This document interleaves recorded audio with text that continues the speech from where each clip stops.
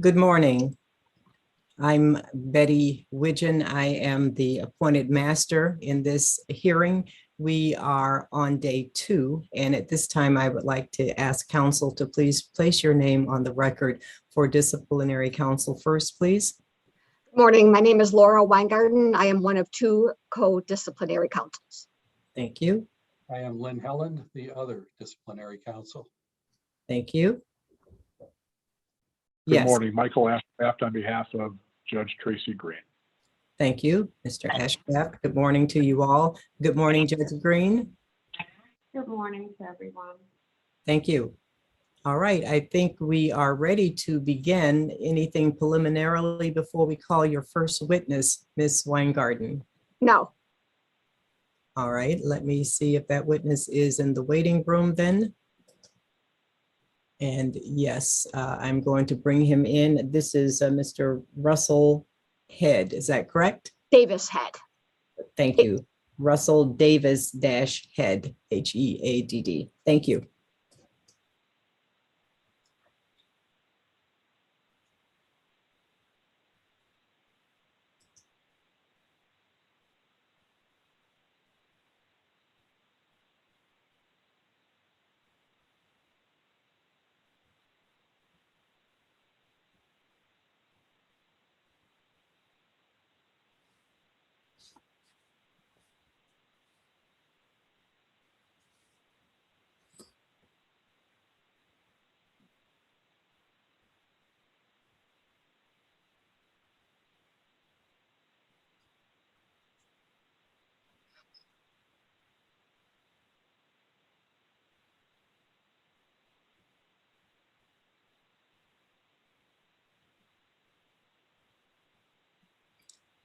We're waiting for his connection.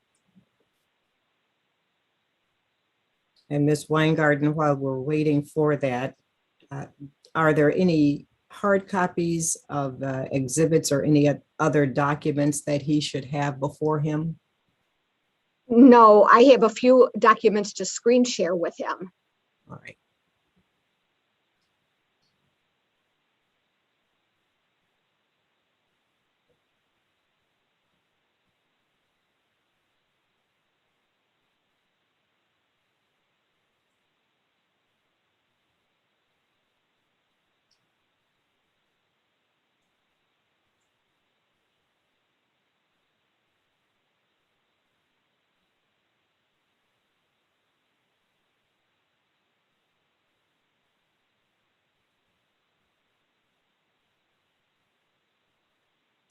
The screen says that Mr. Davis Head is connected to audio right now. If you are connected, I need you to unmute your microphone and also to put on your video.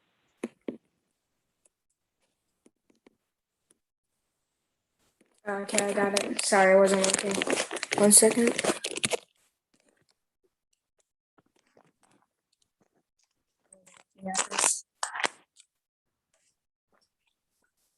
All right, thank you. Good morning. Good morning. I am the judge in this hearing. My name is Betty Widgeon, and we're going to start with me swearing you in. I'm going to be reading some information and ask you if you are going to abide by the rules that I am putting out here for you. And if you have any questions regarding them, ask me if you need me to explain something in different language, all right? Okay. All right, let's start with you raising your right hand to be sworn in. Do you swear or affirm that your testimony will be the truth, the whole truth, and nothing but the truth, so help you? Yes. All right, thank you. You may put your hand down. What is your name, please? Russell. And what is your full name, Russell? Russell Martin Davis Head. All right, thank you. I'm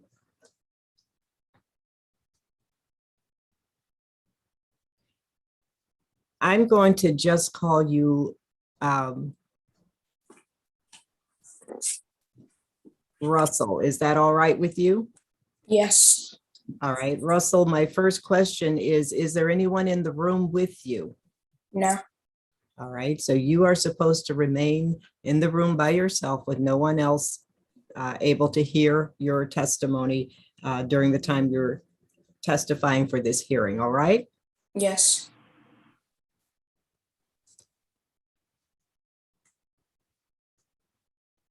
As a witness, you are not to review, not to look at any documents or other materials beyond any trial exhibits that you may be given. My understanding is that you're not going to be given any exhibits, but we will be screen sharing, so you will be looking at some exhibits. But do you understand that you're not to look at or review any other documents? Yes. All right, thank you. And that is during the period of this hearing and until the hearing is over, because you're called as a witness now, you may be called back to testify some more. Do you understand that? Yes.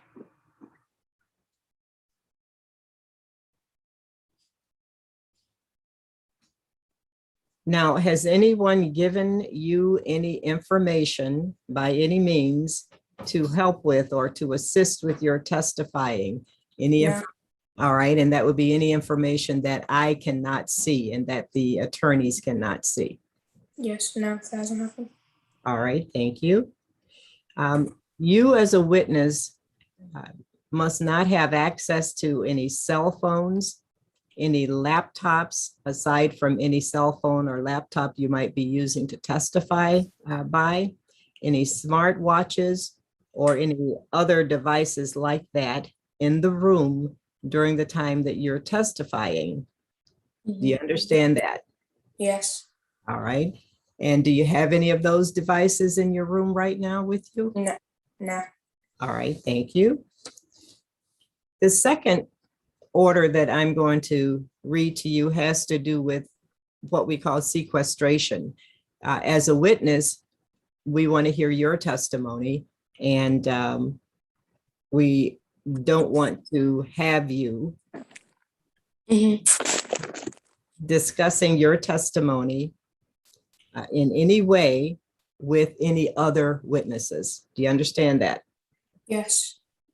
We don't want you to be looking at the proceedings. We are YouTube streaming it right now, but we don't want you to be looking at the proceeding on any device, not listening to it on any device, and not accessing or connecting with or viewing any information about the proceedings via any kind of social media. Yes. All right.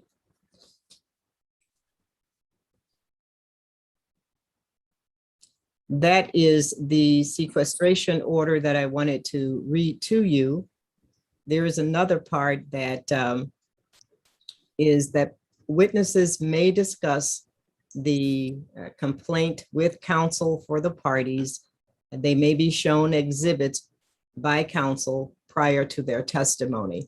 My understanding again is that there are not any exhibits that you have, but that you will be seeing them by screen share. Yeah. Is that correct, sir? Yes. Thank you. How is your equipment? Is it going to stay up there for you? Yeah. All right. And those are the two orders at this time. Then I'll just ask you, do you swear and affirm that you have followed those and that you will continue to follow those orders unless you are and until you are excused from them? Yes. All right, thank you. Ms. Weingarten, anytime you are ready, please. Good morning, Russell. Good morning. Do you remember me? Yeah. Wait. I can't see you. I can just see myself. Is that how it's supposed to be? Okay, well, if you want to see me, we can change things up. Do you see in your upper right corner, it says the word view?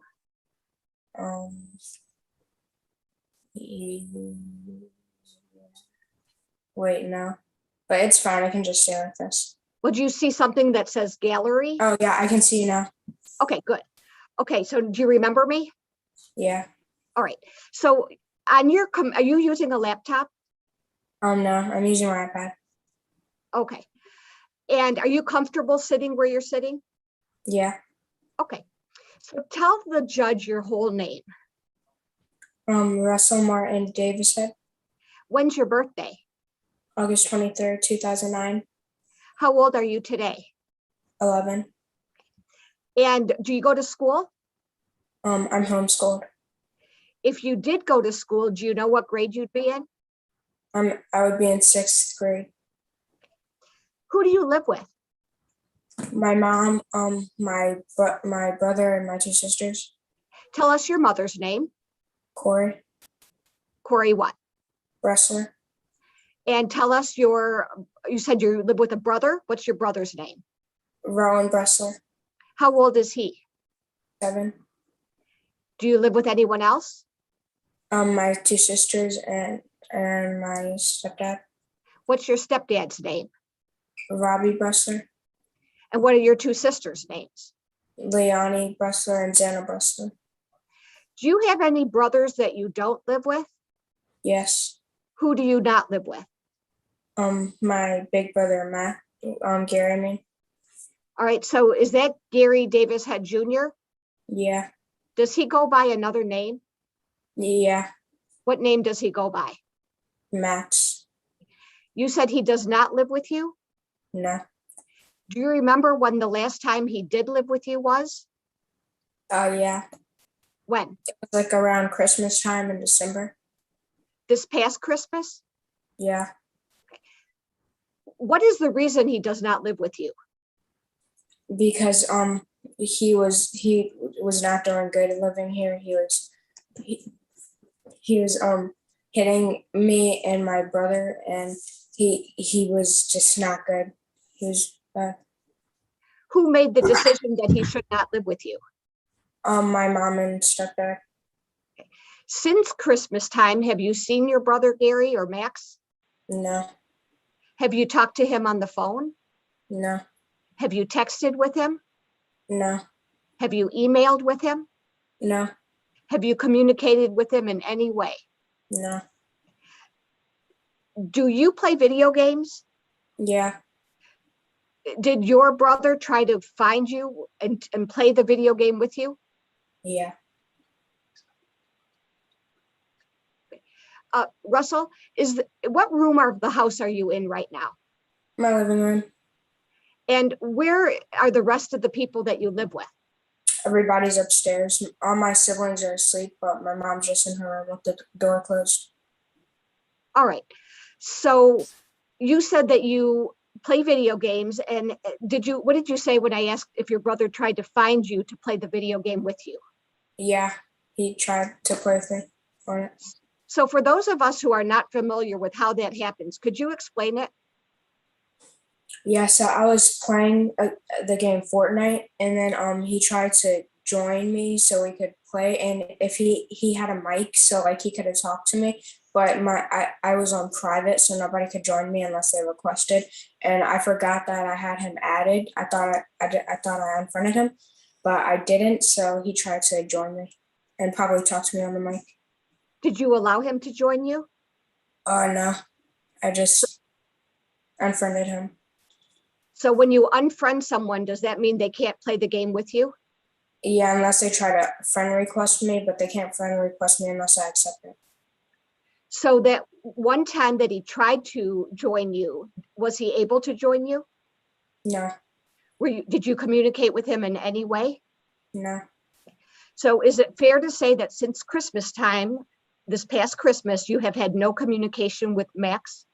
Yeah. Now, did you used to live with your father, Gary Davis Head Sr.? Yes. How old were you when you started living with him? I think like 5 or 6. And how old were you when you stopped living with him? 8. And you said you're 11 now? Yes. All right. During the time that you lived with him, did you, or strike that, let me say that better. Do you know a person by the name of Tracy Green? Yes. Who is she? My grandmother. Whose mother is she? My dad's mom. How long have you known Tracy Green? My whole life. Did she live in Detroit? Yeah. Did you live in Detroit your whole life? No. Where did you live besides Detroit? Um, Wait, I let me interrupt you for a minute. You don't have to say where you live now. Okay, so did you live in Detroit up until you were removed from your father's home? yes. During your whole life, since you were a baby until you were removed from your father's home, did you see Tracy Green regularly? When I lived with my dad, you're saying? Yes. Yeah, I saw her pretty regularly. How far away from your house did she live? Like 10 or 15 minutes, I think, Is that by car or by walking? by car. How often would you see her? I don't know, a few times a month maybe. Did you ever sleep over at her house? Not often, but we slept over at her house a few times. Did she have any children that are your aunts or uncles? Yeah. Who did she have? A daughter, Simone. Do you know how old Simone would be today?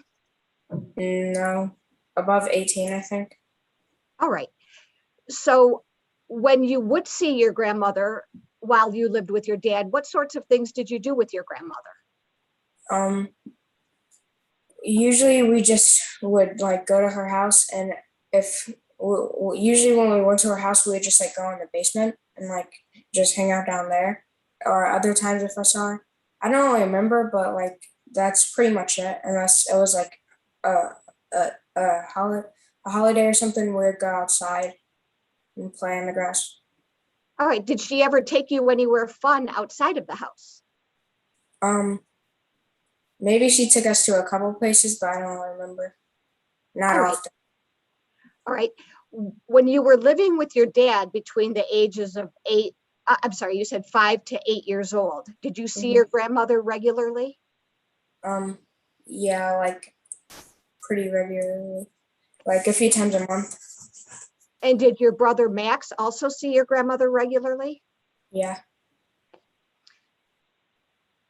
Now, when you lived with your dad, do you know what street you lived on? No, I used to, but I forgot. If I said it, would you recognize the name? Probably. Your Honor, may I have permission to lead and ask the question? What'd you say? Yes, Wait, Russell, don't answer. I'm asking the judge something. So Judge, may I have permission to ask him the question even though it's leading? yes, for preliminary background information. Russell, did you ever live on Manor Street? Yes. Does that sound like the house you lived in with your dad? Yeah. When you lived on Manor Street, tell us all the people who lived in that house. Me, my big brother, my little brother, my two little sisters. One of my little sisters was there. Like sometimes she was with her mom, sometimes she was with us. And then my dad and his wife, What was your dad's wife's name? Katie. Katie what? Katie Davis had. So you said there was Katie Davis Head and your father and your big brother. Are you referring to Max as your big brother? Yeah. And then you, and then 3 younger children? Yes. Okay. And did you have the whole house to yourself or did you share the house with anyone? I like my room. Did I share my room? Well, the entire building, the whole house. Was there anyone else living in it? Yeah. Who? Oh yeah. My little brother, my big brother, my two little sisters, my dad, my his wife and my great grandmother lived downstairs, and so did her husband. Your great grandmother. Whose mother is she? My grandmother's mom. What's the name of the person who she's the grandmother of or the mother of? Tracy. Tracy. So let's make sure we've got this straight. So it's Tracy's mother and her husband who lived in the downstairs part of the house, Yes. and the rest of you all lived upstairs. Yeah. All right. Now, how did you like Katie? your stepmother? I didn't like her at all. Why didn't you like her? Like, she was mean. She was a nice person. Did she ever do anything to you physically? First off, do you know what I mean by the word physically? Yeah. Okay, first off, what does that mean to you? Like something touching you, like that's like making contact, like something, like basically if she hit me. Hear me, but wait, hold on. It looks like everybody just froze except me. Yeah.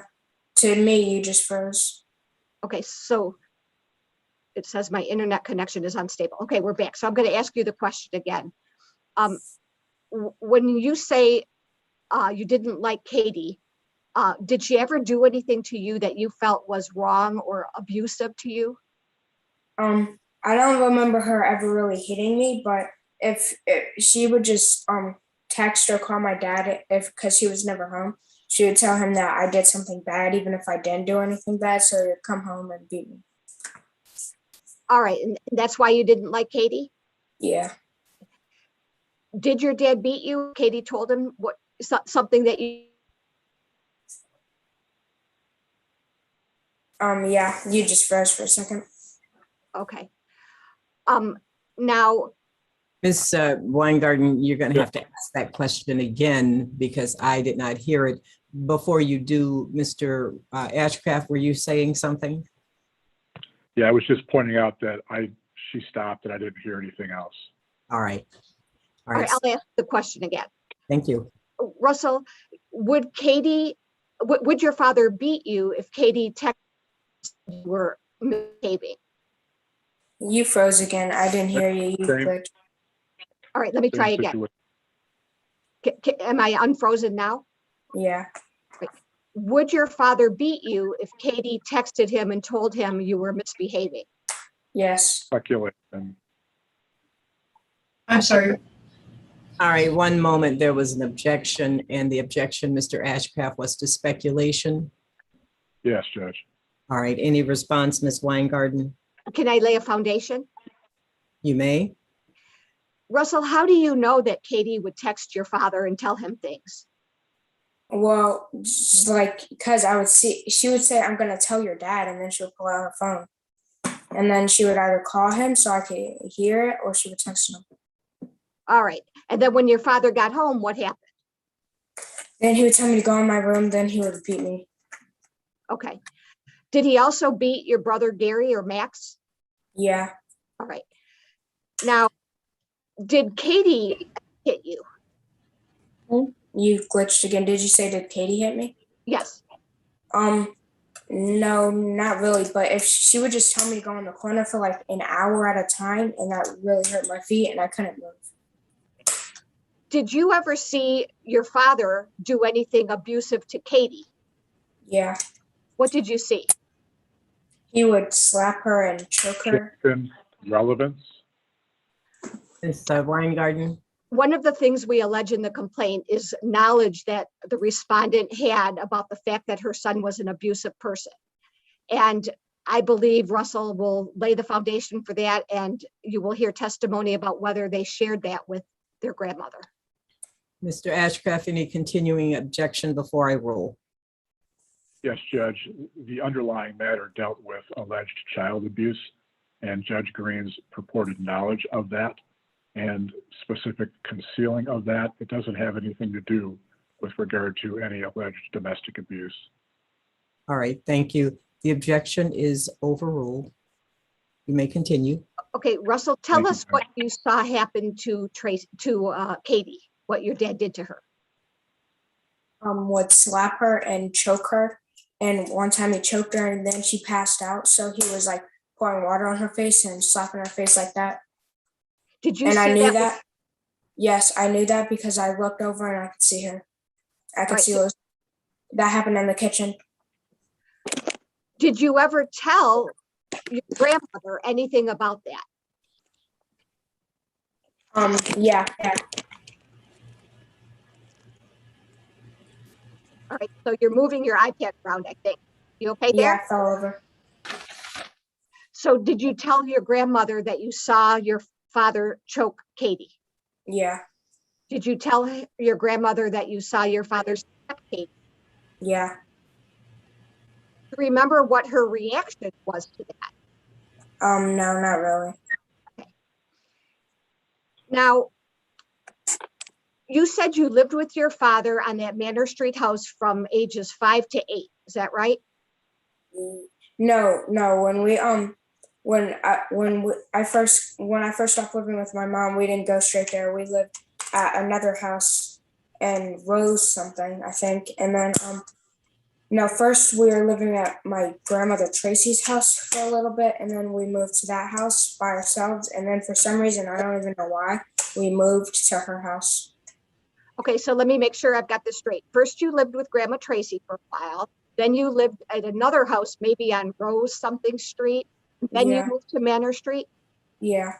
Okay, but all of that happened between ages 5 and 8 for you? Yes. All right, between ages 5 and 8, no matter where you lived, did you have any communication with your mother, Corey Bressler? Yeah. Not much though, but yeah, at the house on Manor. All right, so how many times during ages 5, 6, 7, and 8 did you actually see your mother with your own eyes? I think like once. Do you remember the circumstances? Yeah, it was like Christmas time. We're at my uncle's house. What's your uncle's name? Uncle Lonnie. It's like my great uncle. Do you know what year or how old you were? Which Christmas? No, I don't remember which Christmas. I don't remember which Christmas or what year or how old I was. I think maybe 7. One moment, Ms. Weingarten. Russell, are you doing anything with your hands? You seem to be looking down or something. Are you Yeah, trying? that's because there's a gnat flying around, but I just killed it. Okay, I thought it looked like that movement, but I needed to find out for sure. Thank you, Ms. Weingarten. You may continue. So when you saw your mother at Christmas time, whatever year it was, how long did you visit with her? I saw her for maybe like 10 minutes at the most, or maybe 15 minutes. But then she gave us her number while she was there. I mean, her email address and her phone number. So we emailed her. Okay, so first we're going to talk about seeing her, then we're going to talk about emails, okay? Mhm. So you said you saw her one time at Christmas time. Did you see her any other times during those years that you lived with your dad? No. During the years that you lived with your dad, did you have a cell phone? No, I had an iPad, Okay, but he didn't get it for me. My godmom did. all right, so who's your godmom? Her name is Linda Perkins. So Linda got you an iPad? Yeah. Did she get your brother Max an iPad? Yes. Were you able to text from that iPad? Yeah. Were you able to make phone calls from the iPad? No. So when you lived with your dad from ages 5 to 8, did you ever talk to your mother on the phone? Yeah. How many different times? I don't know. Maybe once. I think probably twice. How did you make that happen? Well, when she gave us her number, I went downstairs of our house, and my great grandmother Tracy's mom, she knew I was calling her, but she didn't tell anybody because I asked her not to. How old were you when you talked with your mom on the phone? Like 8. I mean, like, yeah, probably just turned 8. I think it was like the same year when we left. Okay. Now, at the Christmas visit, did your mom ever tell you what to say if anybody asked you about how things were going at your father's house? No. On the phone, when you talked to her, did your mom ever tell you what to say if asked about how things were going at your father's house? No. Now, you said you had an iPad that your godmother got you. Is that right? Yeah. Did you communicate with your mother on the iPad? Yeah, just email her a couple times. How did you get her email addresses? She gave it to us at that Christmas party. And then would you email her or would she email you? both, but I didn't do much of the emailing. Usually it was my brother, Gary, and I would just tell him what to text her. But a couple times I emailed her. Do you know how to send, did you back then know how to send an email? Yeah, Did somebody set up for you an email address? yeah, Who set it up? my dad. Do you remember what the email address was? RussellDavishead@gmail.com. Okay, and do you remember, did you communicate with your mother by email? Yeah. Do you know what her email address was? Yeah. Cab87newer@gmail.com. How is it that you remember that so well? Cause she changed it, but it used to be that still. So what does CAB stand for? Do you know? Corey and Bressler. And do you know why the number 87? Cause she was born in the year 1987. And do you know what NOIR stands for? Yeah, Noir is black and French, I think. Okay. Now, you said that you didn't really send a lot of emails, but your brother Max did. Yeah. Did you testify already that you told him what to say and he typed it for you? Yes, I think. Okay. Well, I don't want to put words in your mouth, so you tell us. Did you ever tell Max what to write for you? Like, yeah, I would tell him to tell mommy I said hi, and I would like look over him while he was emailing, so I would see what she was saying and things like that. Okay, I'm going to show you some emails, and you've seen these emails before, haven't you? Yeah. Do you remember when you and I met earlier in June and I showed you the emails? Yes. Okay, I'm going to show you the same emails, and I want you to tell us whether or not you remember having sent those emails or having Max send those for you, okay? Okay. So I'm going to do my best to screen share and hope I don't mess this up. Excuse me, Your Honor. Yes, Mr. Ashcraft. Since Ms. Weingarten is getting ready to show a document, I was wondering if we could take a break as we talked about a little earlier. Certainly, and that'll give you a chance to get that set up too, Ms. Weingarten. Let's take about a 8-minute break or so at this point, and then we'll come back around 25 after 10. Thank you. Understood. Thank you, Judge. Mute your microphones, and you can blank your cameras if you'd like to. My mic? You may leave yours on, but we can hear anything that you say. We're just taking a break right now, so it's good for everybody to mute your microphones, and you can take a stretch break, and then we'll be back.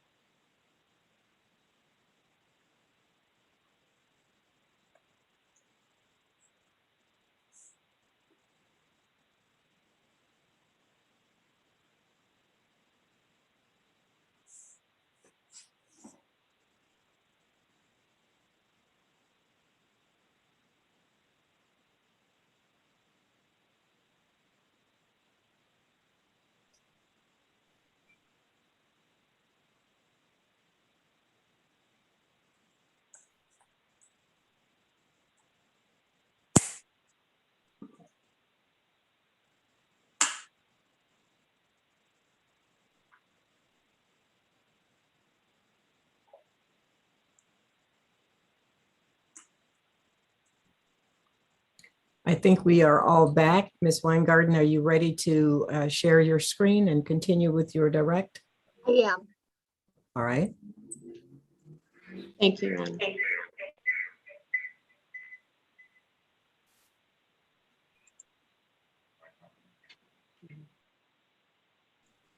Max, Russell, can you see what I put on here? Yeah. Okay.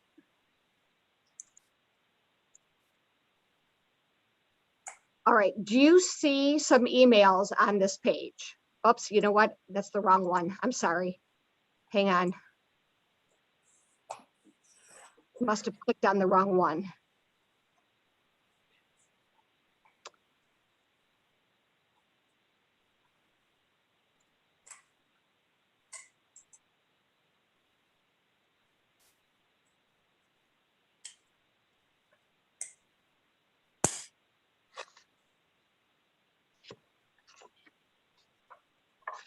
Okay. Can you see this now, Yeah. Russell? Okay. I'm going to start from the bottom up. Okay. Do you see an email that's written on Friday, June 22nd at 2018 at 7:23 p.m. from you, Russell Davis Head, at the email address that you talked about? Did you write, "I'm so sorry"? Yeah. Why did you write, "I'm so sorry"? Because my mom called CPS, but so I could tell her everything that was going on, but I couldn't because CPS wasn't even talking to us.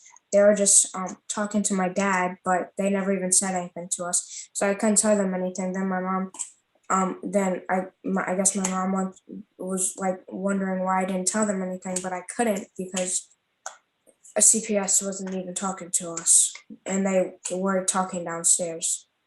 All right, so let me ask you this. Before the day you were removed from your father's home for good, did CPS come to your home on other occasions? Yeah, How many different times? I don't know. More than one other time? Yeah. More than two other times? Yeah, maybe. Yeah. All right. So when you wrote, "You're so sorry," did your mother respond back to you? Yeah. So I'm going to read this and you tell me if this is what she wrote back to you.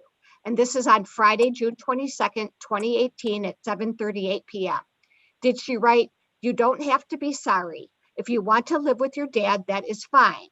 I did everything I could. CPS was going to bring you to me today.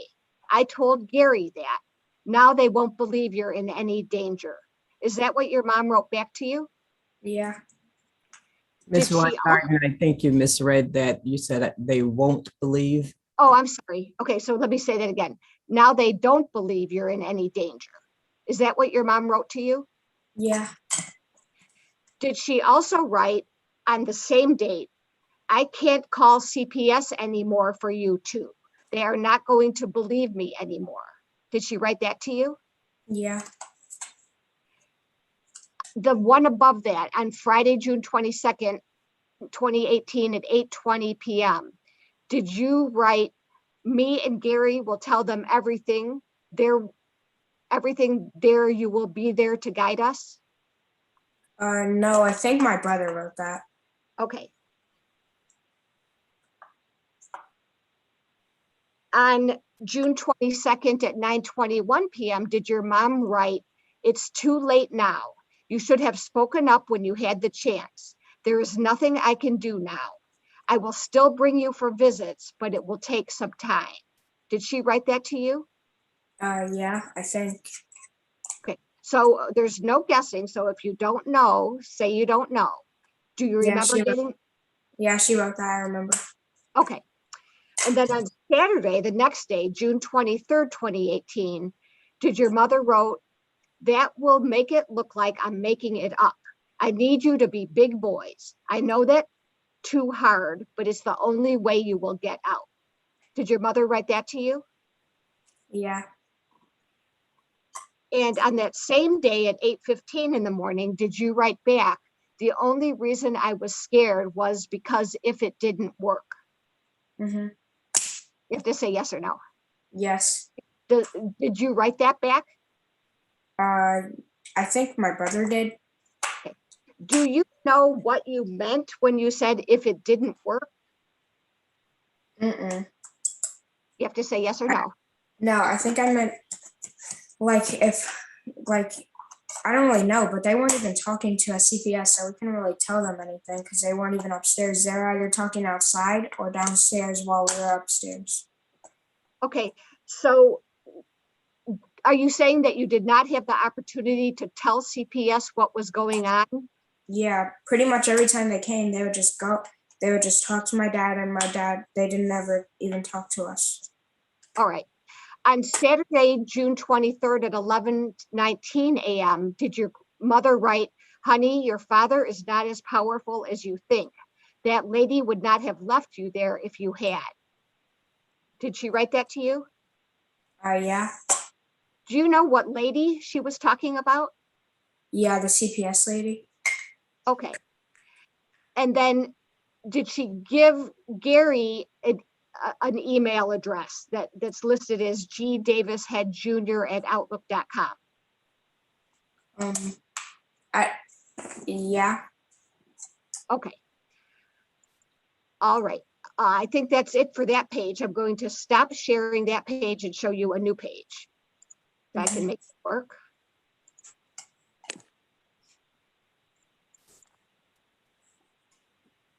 That didn't do it. That's not it. Hang on.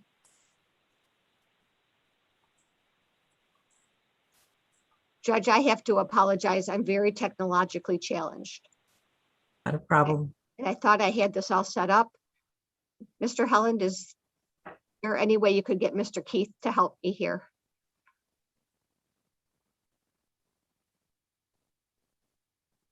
Are on it.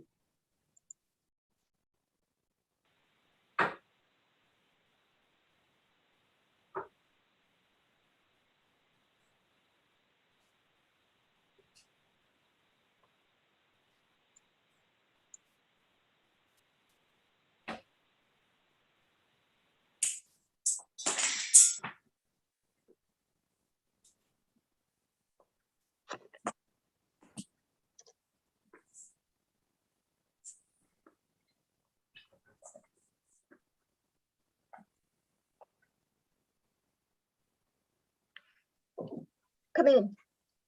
I need this email. I can't Which one find is it. that? So this is Number one. no, 2. 3. We're 3. Okay. So if you Zoom. You on Zoom? Yes. Okay. Went to this. And No, that's not what you're supposed to do. So I got to get back up to your Zoom screen.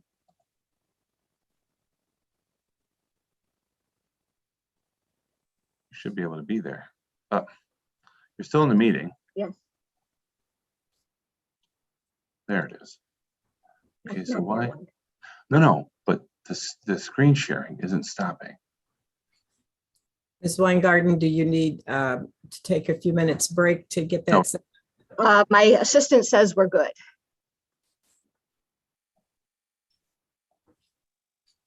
I think you closed it.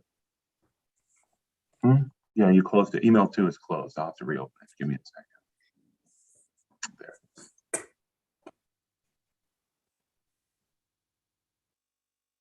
Okay, that's it. I'll ask what they can see it. Okay.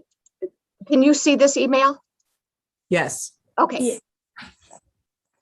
See you, we don't see the email itself. not open. We see the, Okay, here we go.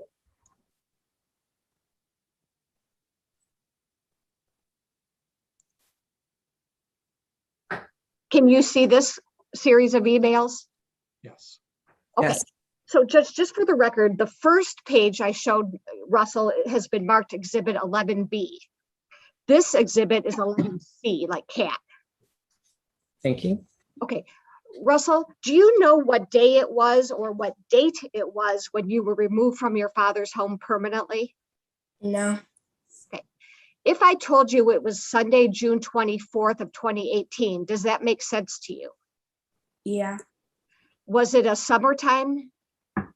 Was Yeah. it summer? Okay. All right, I'm going to show you these emails and ask you if you wrote these things.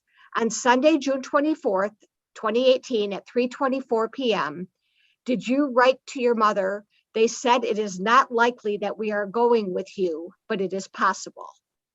Yeah. And did she write back, "I want to go to my mother-in-law's, not with me"? Yeah. Okay, do you have any idea what she meant by that? Yeah. I think she meant like if I Speculation. couldn't go with her, maybe go to her mother-in-law's house. One moment, please. There is an objection to speculation. Ms. Weingarten, response? Can I ask him if he knows, not to guess, but just if he knows for certain?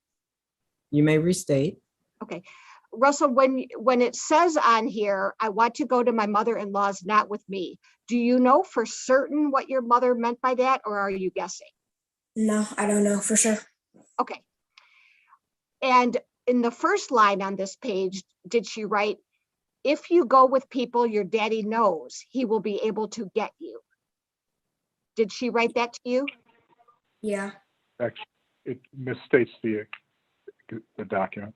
Ms. Weingarten, would you reread that? I think you left a word out. Oh, okay. I'm going to reread it again, Russell. "If you go with people your daddy knows, he will be able to get to you."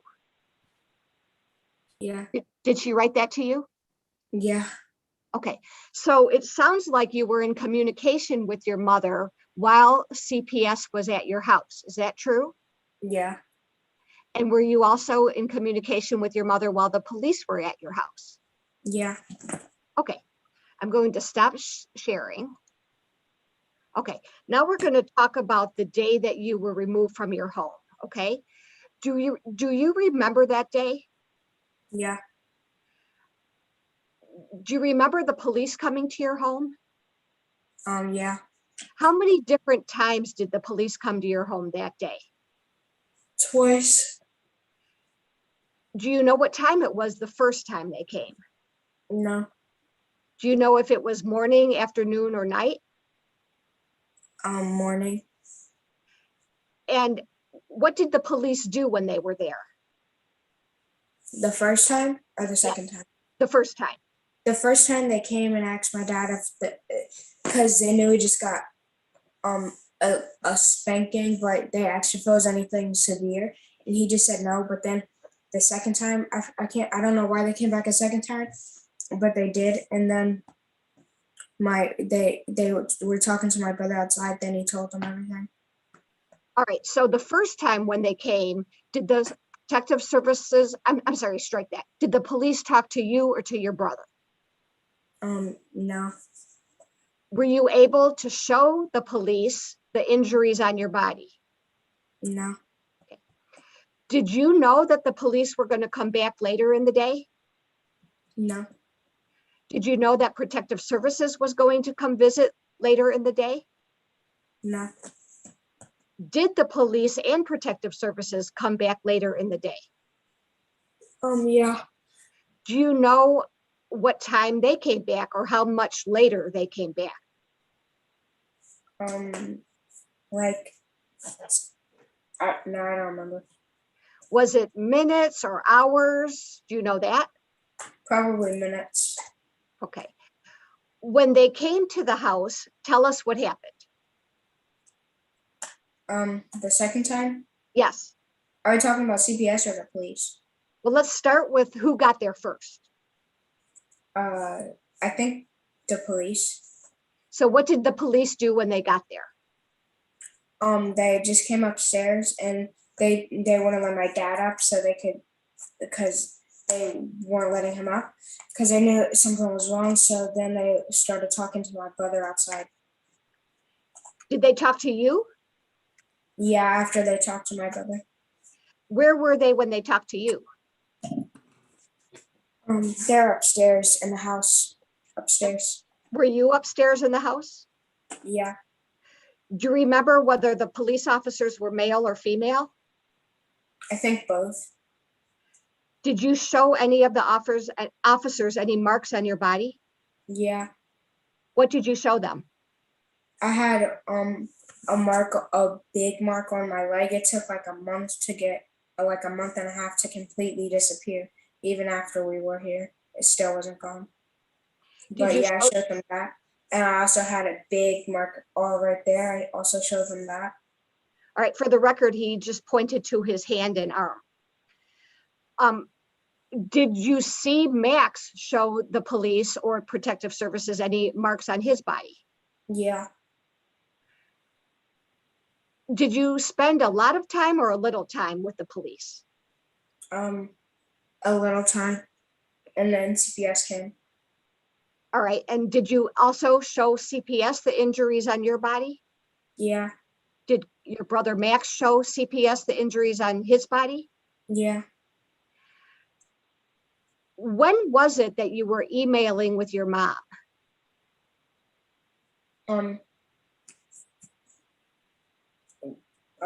We're emailing her when CPS came. Okay. Was there any discussion about whether or not CPS was going to leave you in the home or not? Not with us. Did you ever tell CPS what you wanted to have happen? Yeah. What did you say? If we could go live with my mom. That's what you wanted? Yeah. Did you tell CPS whether or not you wanted to stay living with your dad? Yeah, I told them I did not want to live with him. And they tried to bring me to my grandmother Tracy's house. I also told them I didn't want to go there either. Why did you not want to go live with Grandma Tracy? Because if we were there, they would know, my dad would know where we're at and they could come get us. And also, I didn't want to live with her because I didn't like her. What is the reason you didn't like her? Because she just generally wasn't really nice, and also like it wouldn't really make sense to go there because obviously my dad would know we were there. Had you ever talked to your grandmother about the abuse your dad did to you? Yeah. What did you tell her? I told her that he would slap us and how he would beat us. Did you give her examples of how he would beat you? Yeah. What did you tell her? That sometimes we would show marks on our bodies. You would show your grandma marks on your bodies? Yeah. Did you tell her who put those marks on your body? My iPad's at 5%. Can I go get the a charger from upstairs real quick? Judge, is that okay? Yes, just to get the charger from upstairs, and remember that you are sworn not to talk to anyone about your testimony. So anyone upstairs or whatever, you just get your charger and come back down. All right? Yes. Okay. Waiting for you.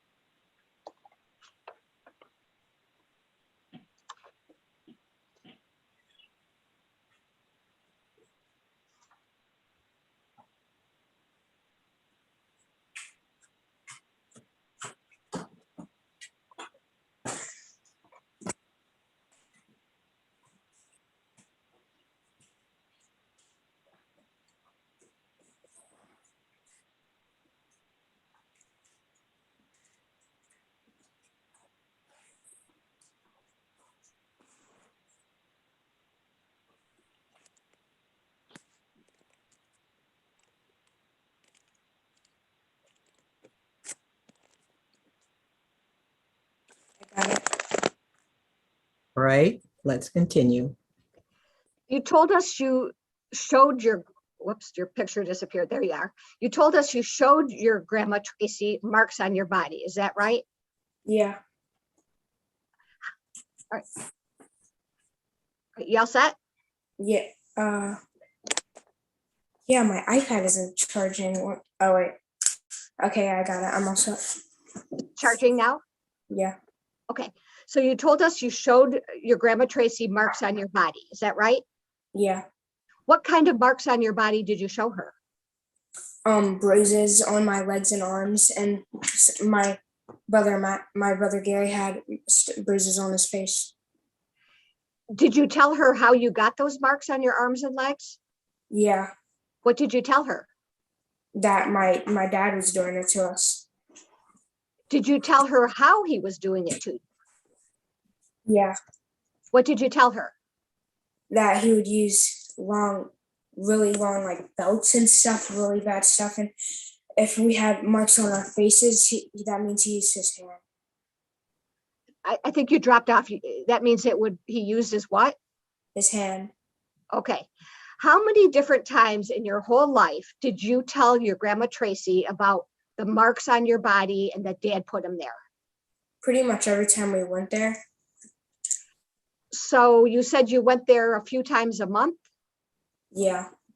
Okay. Did you Or tell her? sometimes, really occasionally, she would come over to our house, but that wasn't often. So did you tell her about how you got the marks and bruises on your body a few times a month?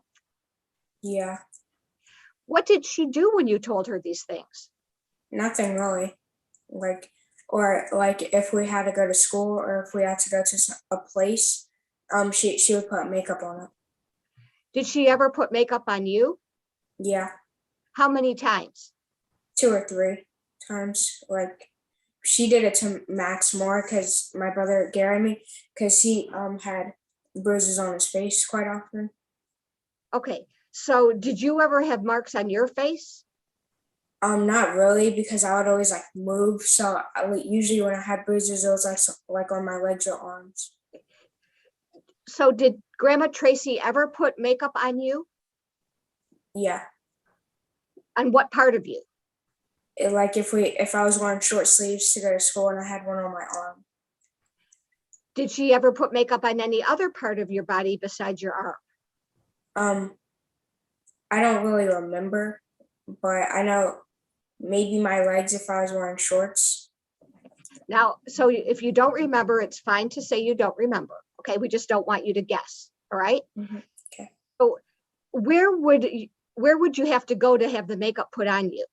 And her house upstairs in her bathroom. What did the makeup look like? I don't know, like it was just a brush. That's what I remember. Did anyone besides you see her put the makeup on you? My brother and sometimes Katie would like be there too, be in there. Besides your grandmother, did anyone else put makeup on your injuries? I think yeah. Katie did one time, but yeah, I think I told you that last time we met earlier in June. Okay, so I want to know what your memory is today. Do you remember whether or not Katie ever put makeup on you? Yeah, Okay, did she? yeah. Okay. Now, did you ever have any marks on your face that Grandma Tracy put makeup on? Yeah, I don't really remember, so no, I can't say for sure. I don't remember. Okay. But I know Now, she put makeup on my brother's face. okay. Did you see that with your own eyes? Yeah. Now, when your brother got makeup put on his face by your grandma, were you teasing your brother about marks on his face? No. Did you ever tease your brother Max that he had a handprint on his face caused by your father? Maybe I joked about it once, but no, I don't think so. Did you ever tell your grandmother that you teased Gary about having a slap mark on his face? No. Did you ever hear Gary tell your grandmother that? No. Now,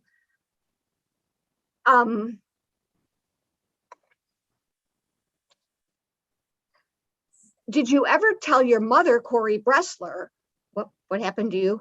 There you are. Did you ever tell your mother, Corey Bressler, either in person or through emails, that your grandma put makeup on you?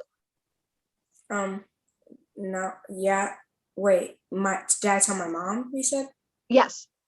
I don't know if I told her on email, but I told her when we went to live with her. Okay. Did she ever tell you to say that your grandma Tracy put makeup on your marks? No, Did anybody tell you to say that? no, Did your brother Gary or Max tell you to say that? no, Did your mother ever tell you what to say about the abuse your father inflicted on you? no. So the day that CPS and the police came and there was a decision, or let me go back, and you said you didn't want to live there anymore. Did you ever talk to the protective services workers yourselves?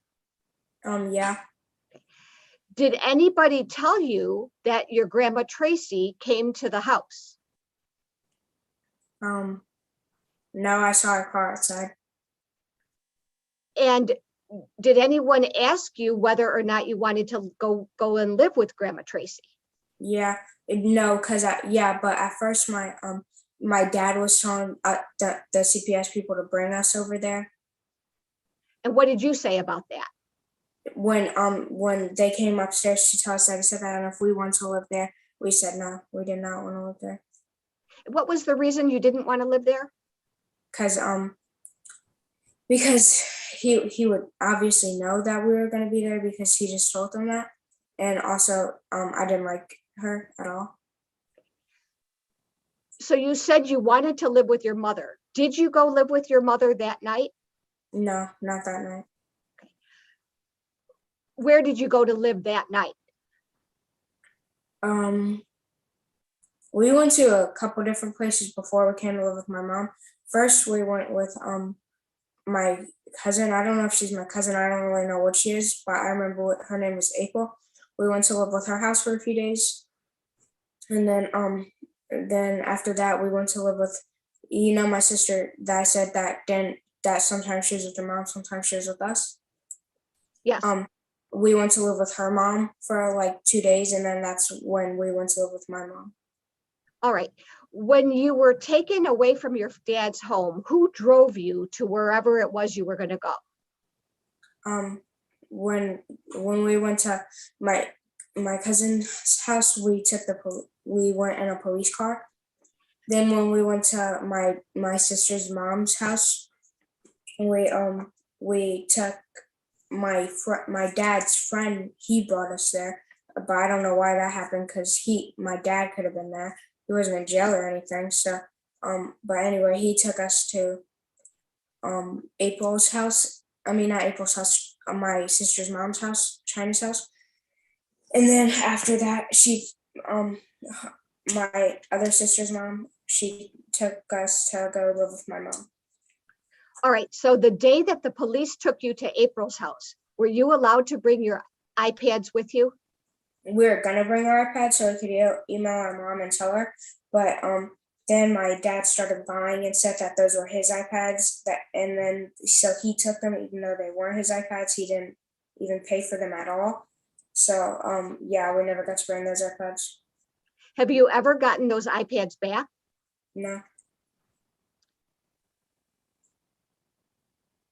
So then you said you spent a couple of nights with other people and then you went to your mother's. Is that right? Yeah. Okay. And have you been living with your mother ever since? Yeah. Did your mother ever tell you what to say about what your father did to you? No. Did your mother ever tell you what to say about what your grandma Tracy did with the makeup? No. Did your mother ever tell you what to say about whether or not Grandma Tracy knew you were being hit by your father? No. One moment, please. Now, when Grandma Tracy put makeup on you, did you want her to put the makeup on you? No. Did you like wearing makeup? No. Did you ever hear your brother Max tell Grandma Tracy about how he got the marks on his body? Yeah. How many different times did you hear Max say that? I don't, like, pretty much every time I did. Did you ever? I'm sorry, I didn't mean to cut you off. Go ahead. Anytime I would tell her, so would he. Okay. Did you ever tell Grandma Tracy whether or not you were afraid of your dad? Yeah. What did you tell her? That I was scared of him and I didn't want to go with him. How many different times did you tell her that? I don't know, like once. Did you ever hear her talk to your father about what he was doing to you kids? I don't know. What was Did your, you- I'm sorry, what was your answer, Russell? No. Thank you. Did you ever tell Grandma Tracy that you were concerned about what would happen if she gave your dad a bad report about how you behaved at her house? Judge, this is leading. All right, one moment. Don't answer yet, Russell. Ms. Weingarten, do you have a response to leading? I think it calls for a yes or no answer. I'm not leading him. He can say yes or no to that. Mr. Ashcraft, any continued objection? Yes, Judge, she's setting out the topic, leading it to the answer of yes or no. I'm going to sustain the objection. If you would reword, please. Thank you.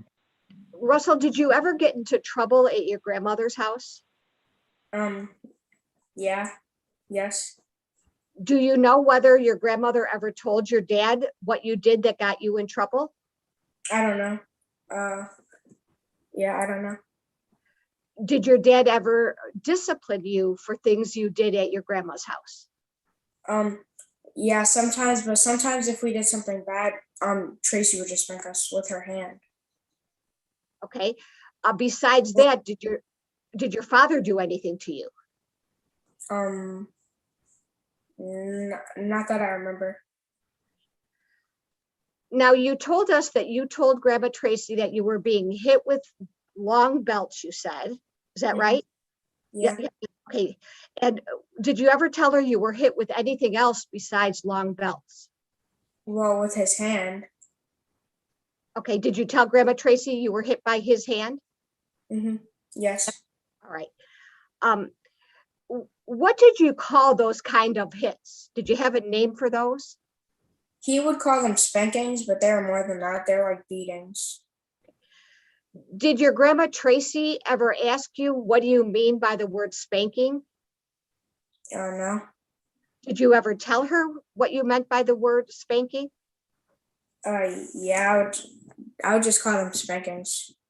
Or I would either call them spankings or I'd say he was beating us with like these long belts. And then I would show her the marks.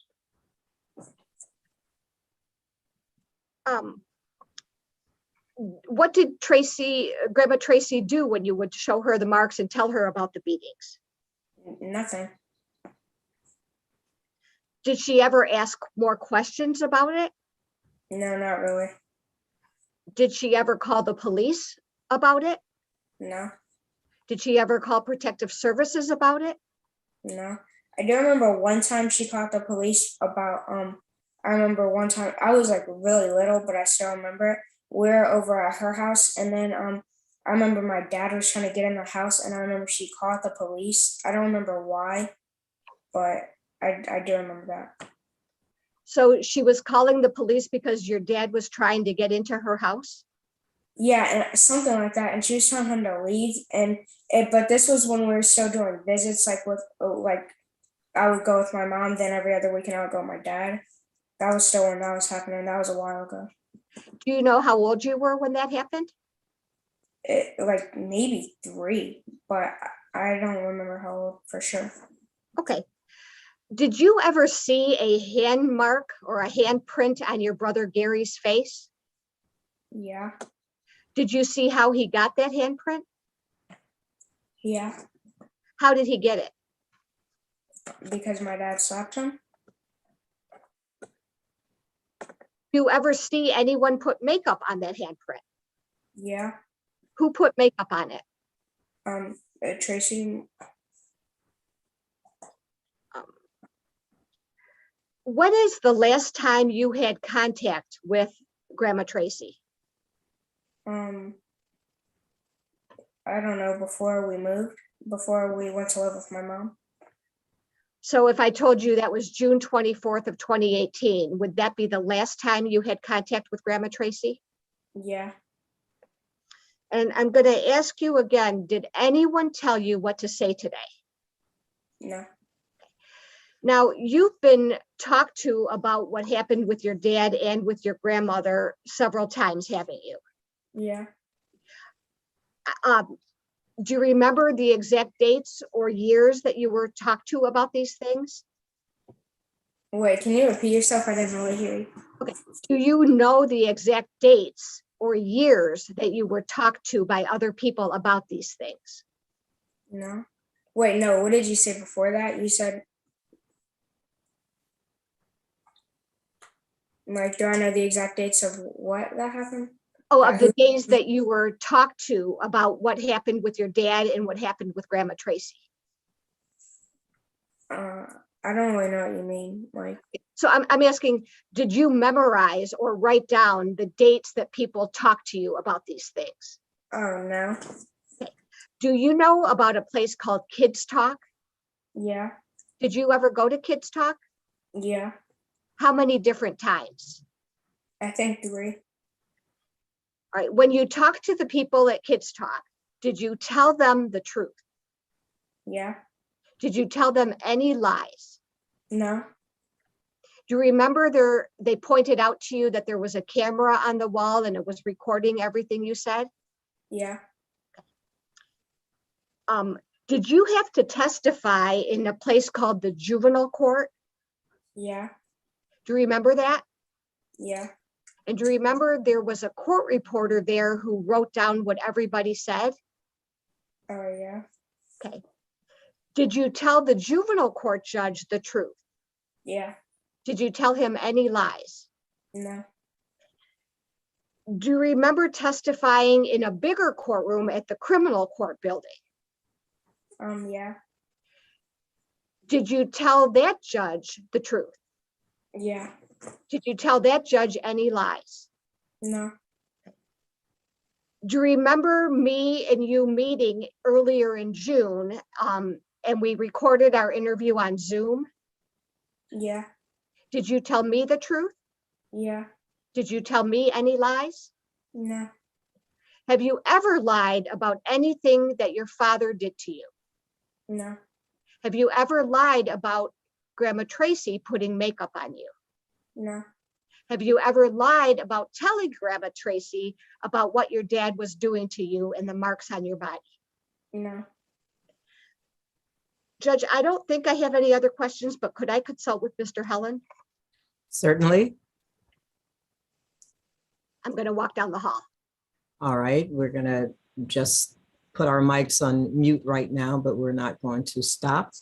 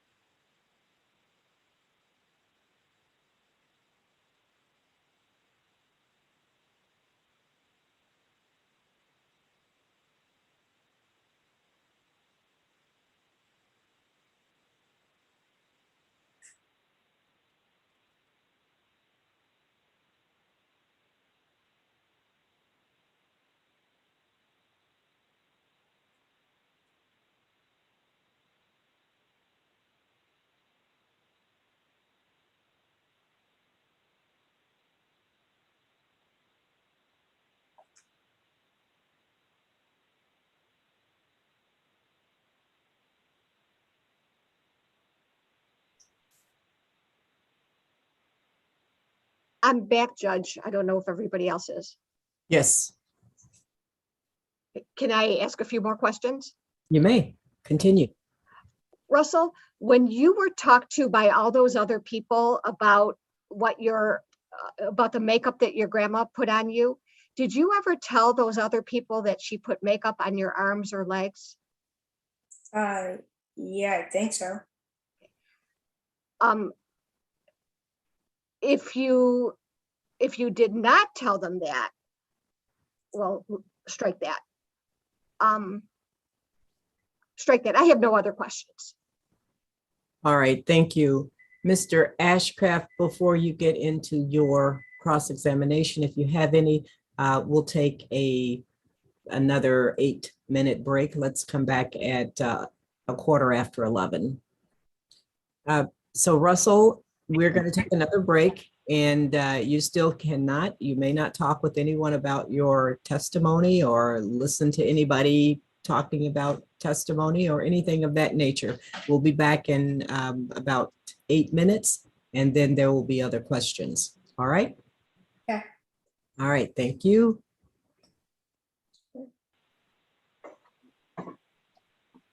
And you may put your microphone on mute now.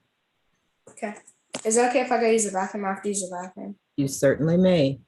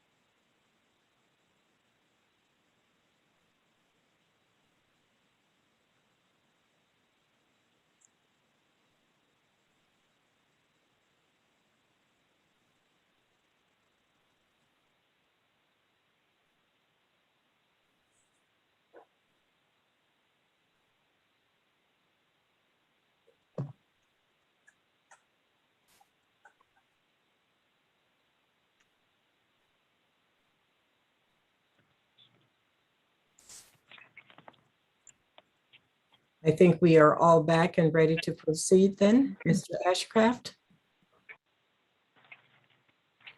Thank you, Your Honor.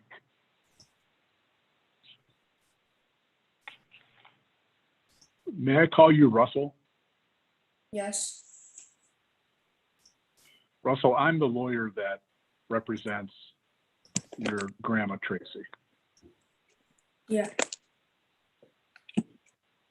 Russell, your grandma Tracy never spanked you, One, did she? all right. I was going to say one moment. If we see that the screen is dark, let's wait until we get everybody's video back and I can see everyone now. Mr. Ashcraft, continue, please. Thank you, Judge. Russell, you said that I may call you Russell. Yeah. Thank you. Your grandma Tracy never spanked you, did she? She spanked me with her hand.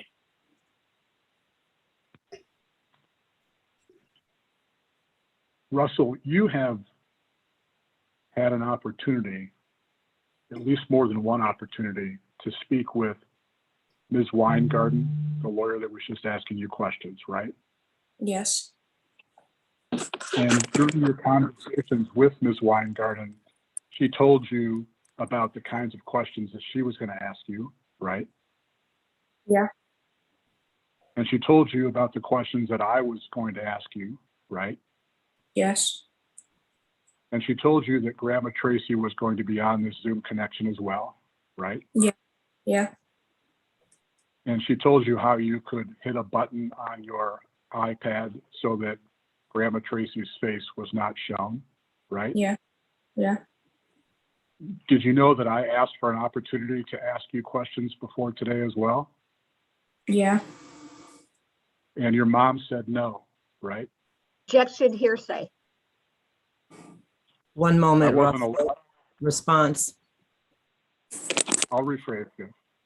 Thank you. Russell, I wasn't allowed to ask you any questions before today, was I? I don't know. You and I have never spoken before, have we? No. Now, you have given statements or testified many, many times, right? Yes. And all of these times have some sort of relationship with the physical abuse at the hand of your father, right? Yes. And had something to do as well with your grandma Tracy, right? Yeah. On June 28th of 2018, you attended a Kids Talk interview, right? Yeah. You were 8 years old at the time, weren't you? Yeah. On August 15th of 2018, you attended another Kids Talk interview, didn't you? Yeah. You were 8 years old then, right? Yeah. On March 12th of 2019, you testified in the juvenile court, right? Yeah. And you were 9 then, correct? Yeah. And then on September 9 of 2019, you had another Kids Talk interview that was conducted by Ms. Weingarten, right? Yeah. And you were 9 then? Yeah. Then on August 30th of 2019, you testified in the criminal court trial, didn't you? Yeah. You were 10 then, right? Yeah. And then on June 10th of 2021, Ms. Weingarten interviewed you on video, right? Yeah. You were 11 then, Mhm. yes? Yes. Thank you. And then also on February 3rd of 2020, when you were 10, Ms. Weingarten interviewed you as well, correct? Yeah. Now, in addition to those times that you gave statements or testified in court, you've also been interviewed by multiple lawyers, right? Yeah. Multiple police officers, correct? Yeah. Multiple CPS workers, right? Yes. Yes. Okay. Russell, what is neosporin? What did you say? What is neosporin? I don't know. You don't know what the medicine neosporin is? Oh wait, no, I think I do. Go ahead and tell me what that is. I don't know for sure. It's a little gel that comes in a little tiny tube, right? Yeah, I don't know. And sometimes your mom will put that on a cut or a scrape, right? I don't know. You have no recollection of ever having neosporin ointment put on a cut or a scrape? No. Okay. On June 24 of 2018, CPS workers came and removed you from your dad and Katie's home. Katie, your stepmother, right? Yeah. And you testified in juvenile court on March 12th of 2019 when you were 9 that you did not tell anyone about what was going on there at the house, about the abuse, until the day you left with CPS, right? Yeah. Since you left on June 24 of 2018, you and your brother Gary Jr. have talked to a lot of people about how you were treated in the home with your dad and Katie, right? Yeah. Police Yes. and CPS workers. Yes. You spoke with a woman named Ms. Apple as well, right? Yes. How many times did you speak with Ms. Apple? I don't know. Where did you speak with Ms. Apple? I think she came to our house a couple times. Anywhere else? At Kids Talk, I think. Who else was with Miss Apple when you spoke with her? I don't know. Your mom was there, wasn't she? Yeah, my mom was there. I'm sorry. My mom was there. And Gary Jr. was there too, right? Yeah. And you also spoke with interviewers at Kids Talk Child Advocacy Center on June 28th of 2018 too, right? Yeah.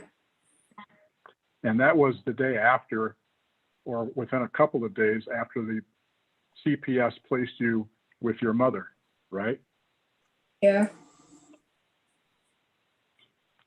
Do you recall being interviewed as well by a reporter, Yes. Mr. Elric? Yes. How many times were you interviewed by Mr. Elric?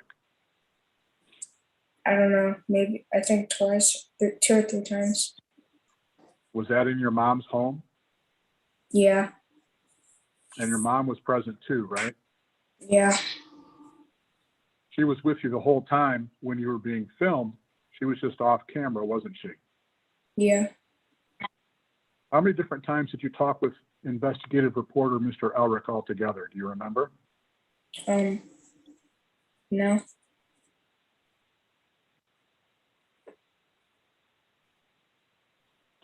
You've spoken about this matter many times with your mom, haven't you? Yeah, what matter? Spoken about what? I'm sorry, I can't hear you. You said I've spoken about this matter with my mom many times. I've spoken about what?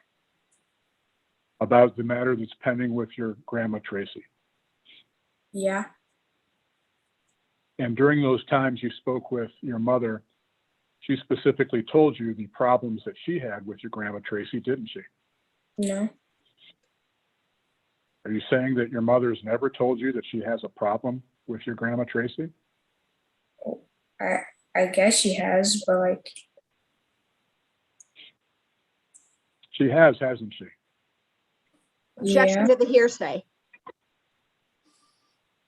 I didn't ask for what she said. I'm going My to question- overrule the objection. You may continue. Thank you, Judge. And she spoke with you multiple times about that, didn't she, Russell? No.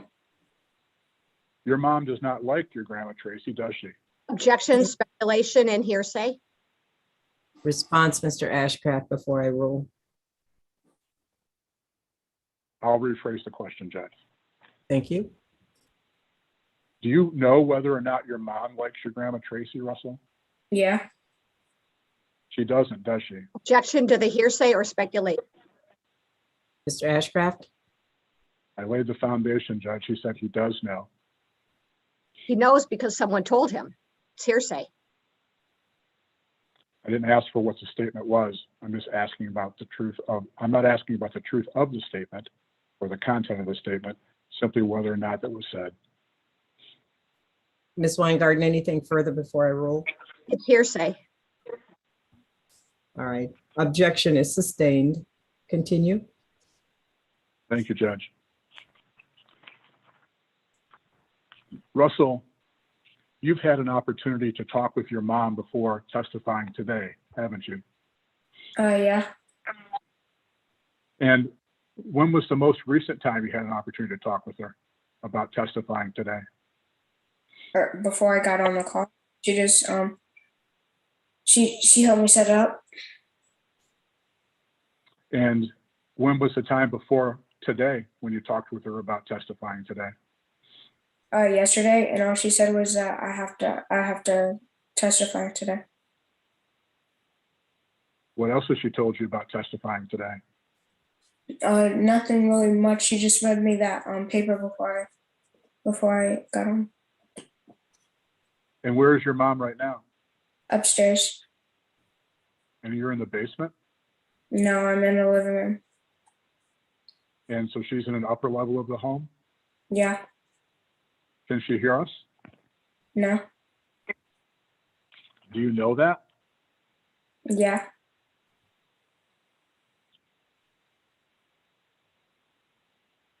You've been talking about what you experienced in your dad and Katie's care for 3 years, right?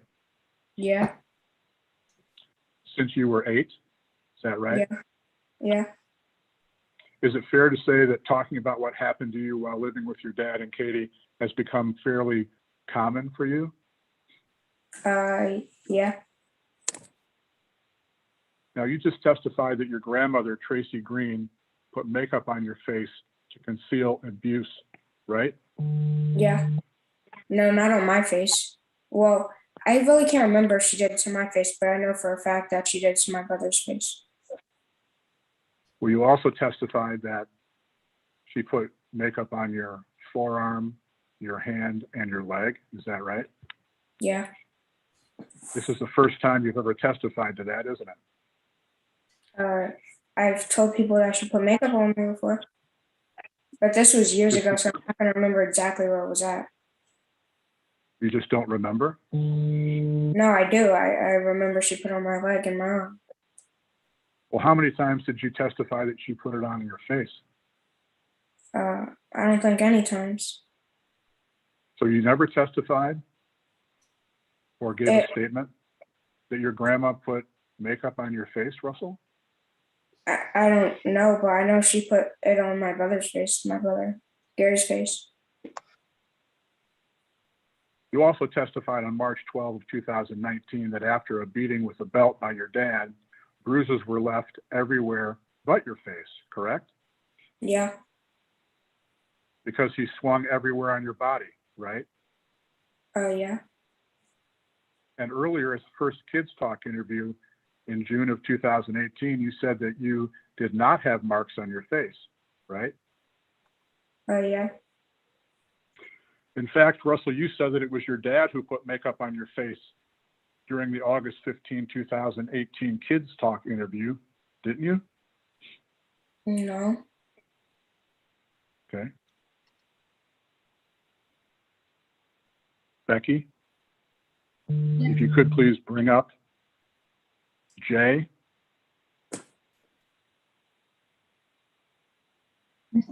I'm sorry, I'll just do it this way.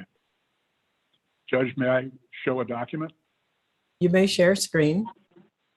Thank you.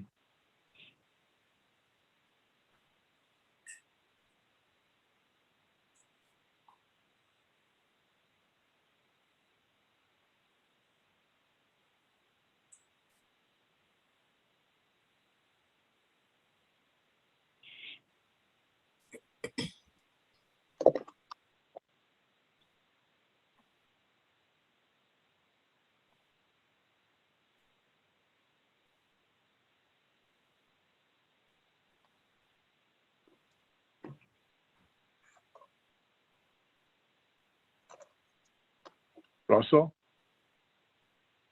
Yeah. can you see what I'm showing you? Yeah. This is your August 15 testimony. I'm going to read these questions and answers, and okay, sorry. The kids talk interview, yes, thank you. I'm going to read the questions and answers, and I want you to follow along with me, okay, and make sure I read them correctly, all right? Yeah. Sylvia, so you got whipped on your feet, on face, you said, or your private? Did you have any bruises or marks from those whipping? You? Yes. Sylvia, and where did you have the marks? You? There were some on my face, on my feet, and on my private. Sylvia, you were whipped on your private? You? And there were some on my stomach and back, and you could feel the ones where the whip landed. Sylvia, did you tell anybody about that? You? Whenever this happened, Katie told us to wear a long shirt and pants, and he put makeup on our face. And when my mom sent, we got back home and said everything was right because our dad didn't let us say anything. Did I read that correctly?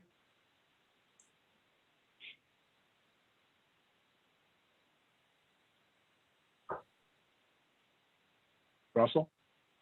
Yeah. Thank you.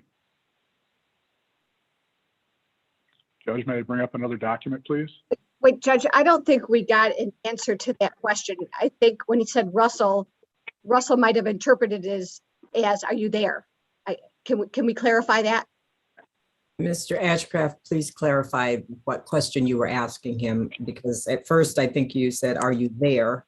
And then we heard a yes, but I don't know what it was for. Yeah, I asked the question, did I read that correctly? And then I didn't hear any response. And then I Yeah. said, are you there? Yeah. I said, Okay. It may have been a technological glitch, but that was the question I asked. All right, so will you please just ask it again? I want to make sure Ms. Jorgensen has it clear in her notes. Thank you, Judge. Russell, what I just read to you from your Kids Talk transcript, did I read that correctly? yeah. Thank you, Mr. Ashcraft. Thank you. Continue. Thank you, Judge. May I show another document, please? You may. Thank you.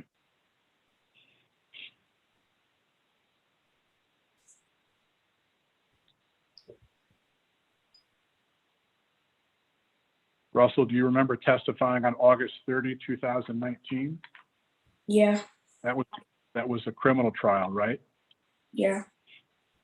Okay.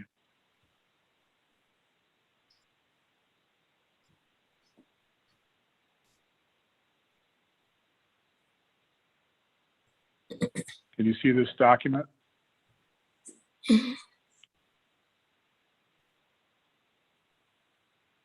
Can you see that, Russell? Yeah. Okay. I'm going to read the questions and answers, and I'd like you to please follow along with me and just make sure that I read them correctly, okay? Okay. Question. Okay. You saw there that you didn't say Katie put any makeup on your face, right? Answer, yes. Question. You didn't say that there. You said it was your dad that did that, right? Answer, yes.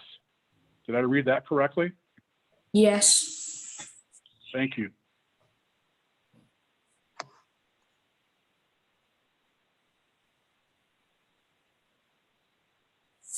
Russell, you never mentioned that your grandma Tracy put makeup on your face to conceal any abuse at the June 28, 2018 or August 15, 2018 Kids Talk interviews, did you?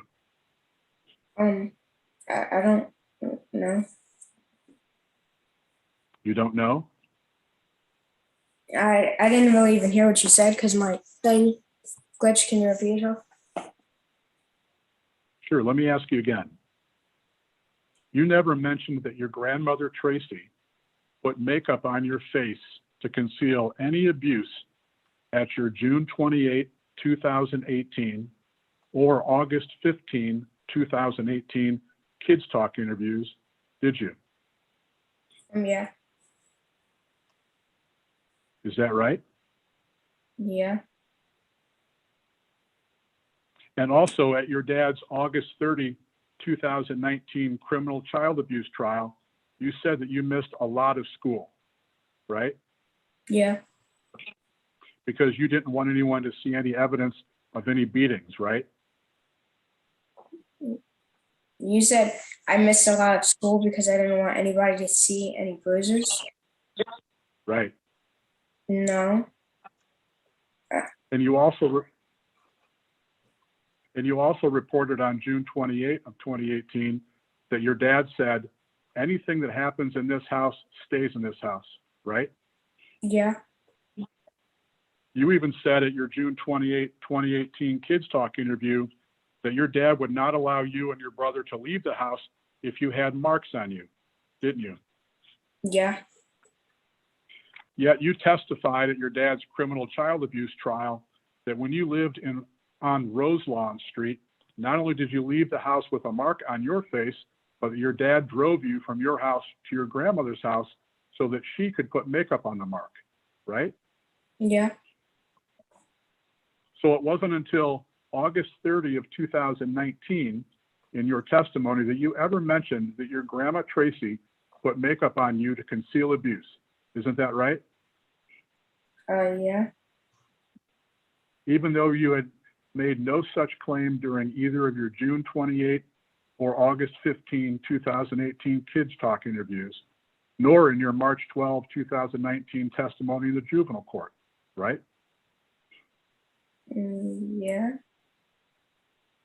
It wasn't until your September 9, 2019 interview with Ms. Weingarten that you described your grandma as entirely mean, right?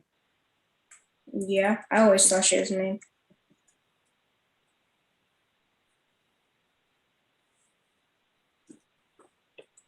What did she do that was so mean, Russell?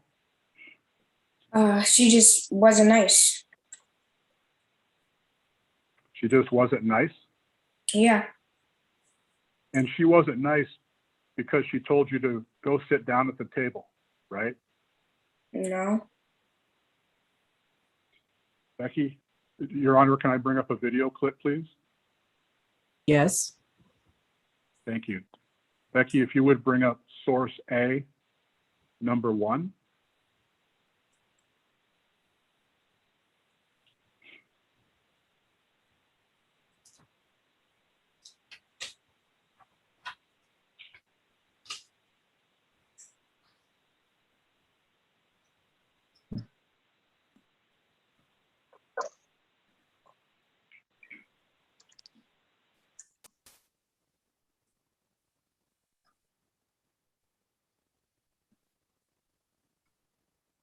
So is she yelling at me? You don't want to get to my world. So what is she yelling at you for?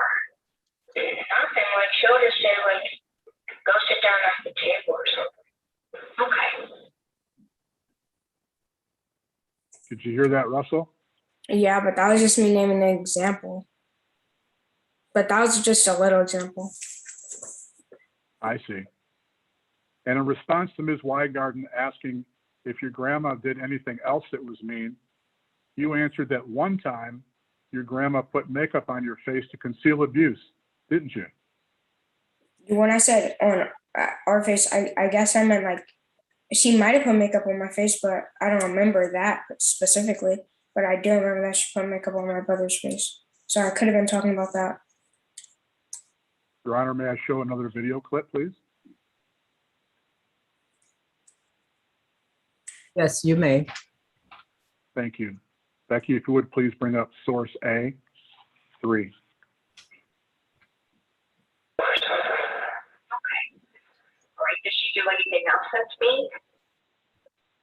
Well, yeah. Well, one time she put makeup on my bruises. Okay.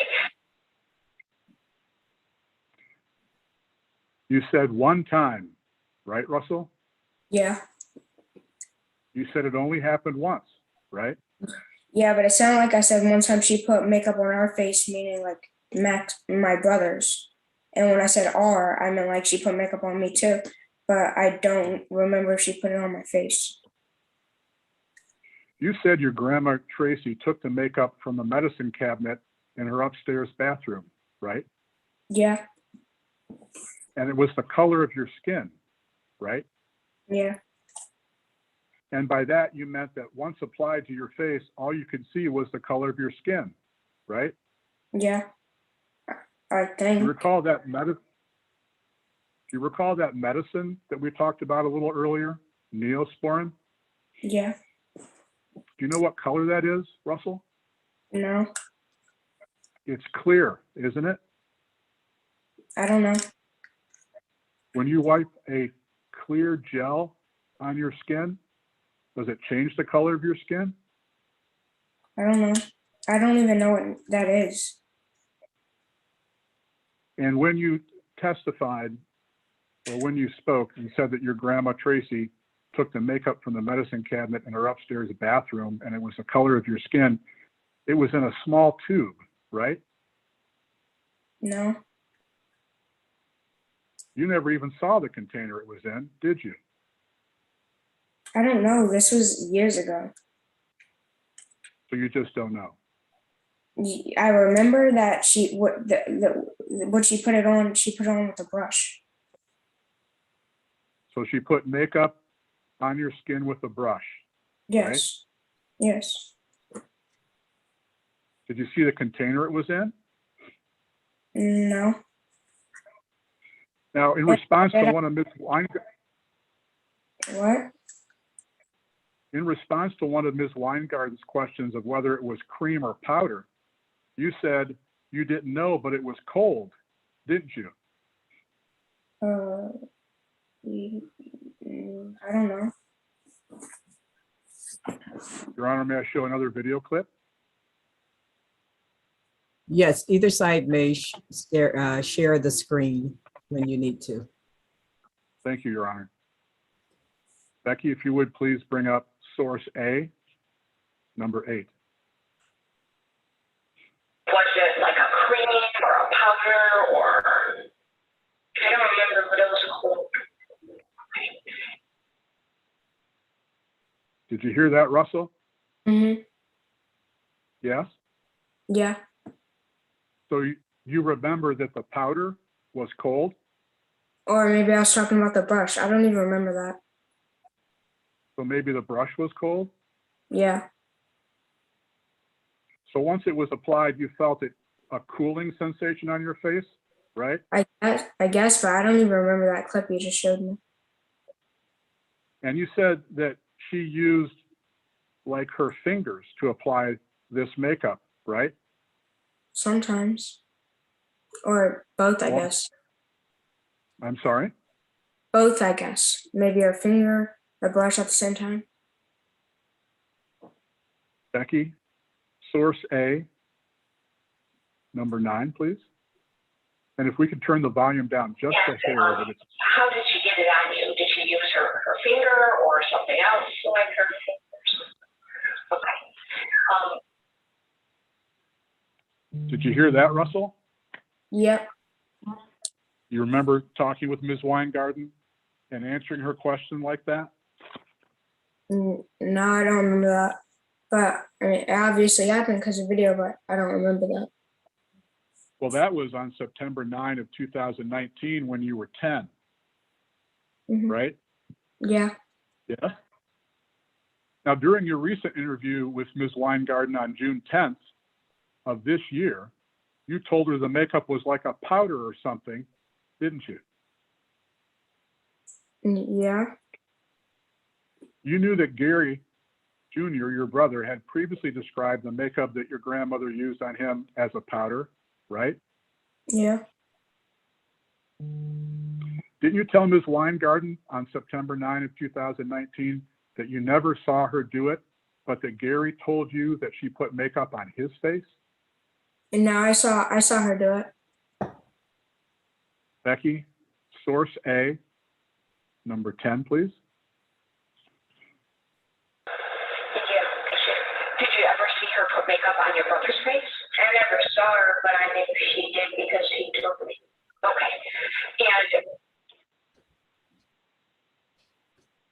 Did you hear that, Russell? Yeah. You said you never saw it, but Gary told you. Which is the truth? Well, I don't know because this was a while ago, but I do feel like I remember her seeing it. But this was like at least 3 years ago. So Well, actually, that was September 9 of 2019. I'm talking about when it happened.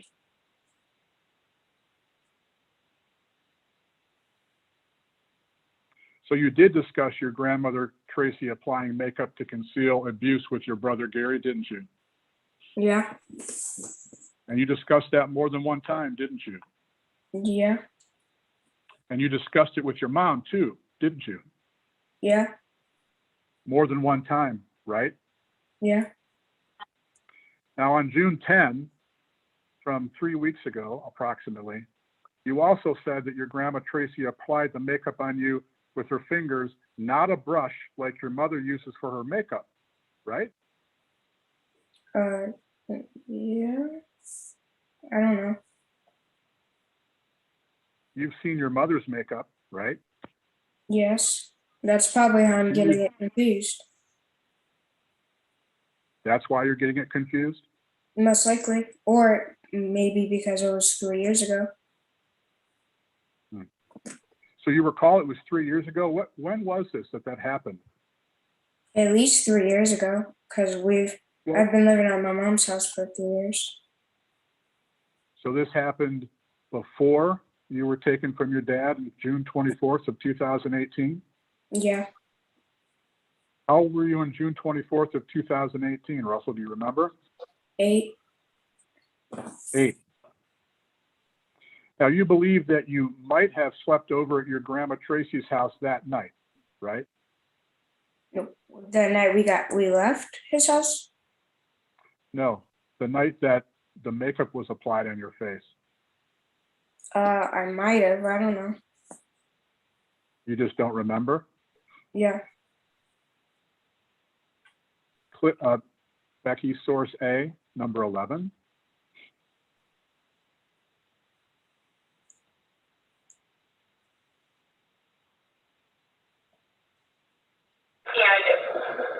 and the day that she put makeup on your face, do you know where you slept that night? I slept there. Okay. Do you know if Now you had a phone call with Ms. Weingarten on February 3rd of 2020. You remember that? Yeah. During that phone call, you weren't even sure if your grandmother put makeup on your face at her house, right? Yeah. You told Ms. Weingarten that you just believed it was at her house, but you didn't know, right? Oh, no, it was at her house. Now you know? Yeah, I'm pretty sure it's at her house. I don't remember it being anywhere else. But on September 9th of 2019, just a few months earlier, you told Ms. Weingarten that your grandmother took you upstairs to her bathroom to apply the makeup, didn't you? Yeah. Isn't it true, Russell, you just don't have a good recollection of what happened about this? Yeah. In fact, Russell, it could have been One moment. medicine. Would you back up, please, and just ask that question? I want to hear what the yeah responded to. Your Honor, just to make it clear, I would appreciate if Ms. Jorgensen could kindly just read the question back. Certainly. Thank you. One moment, please. Isn't it true, Russell, that you just don't have a good recollection about what happened? Yeah. All right, thank you. Thank you, Judge. You answered yes. Is that right, Russell? Yep. Now, to be clear, this very well could have been medicine that was put on your face, as you recall, right? No. and medicine that could have been put on your hand or forearm or leg, right? No, it wasn't medicine. I'm sorry. No, it wasn't medicine And how do you know that? because I know what medicine looks like. Does medicine come in a tube? Some does, and if it was medicine, it was probably to heal it. But no, it wasn't medicine.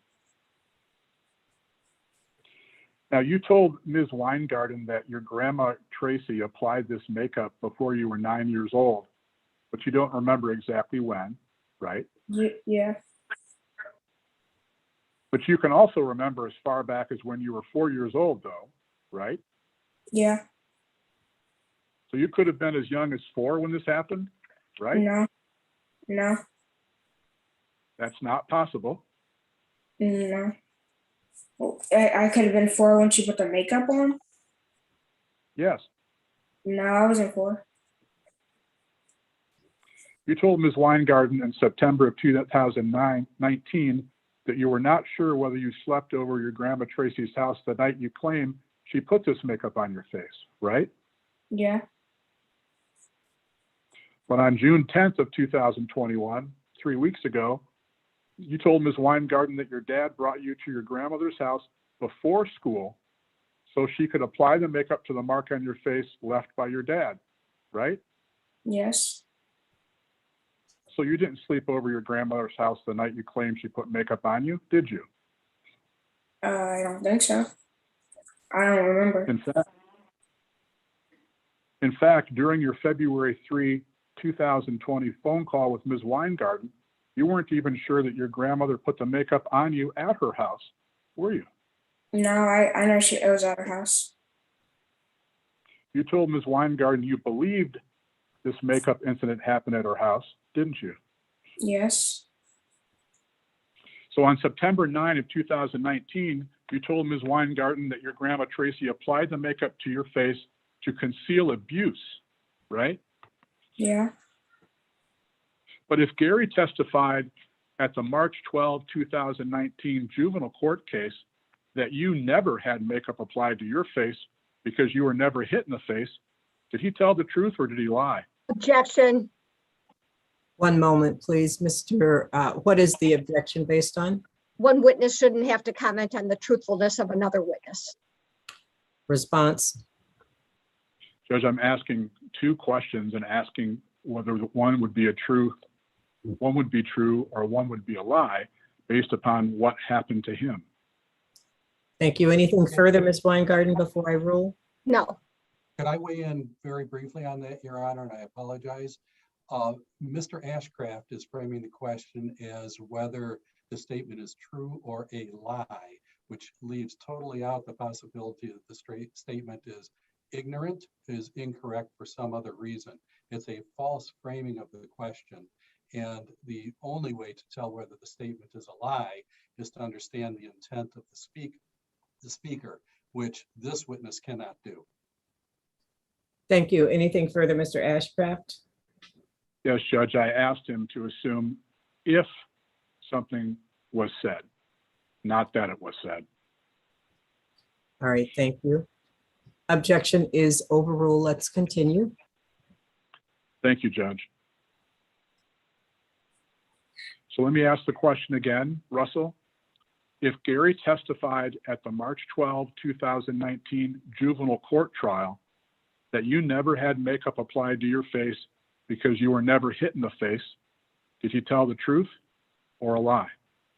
Was who telling the truth? Would he be telling the truth or lying? The truth. I never really got hit in my face.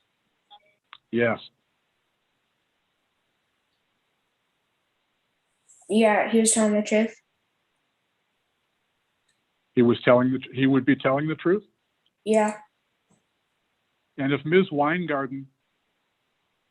if you told Ms. Weingarten in May of 2021 during your interview with her that you were never hit in the face, was that truthful or was that a lie?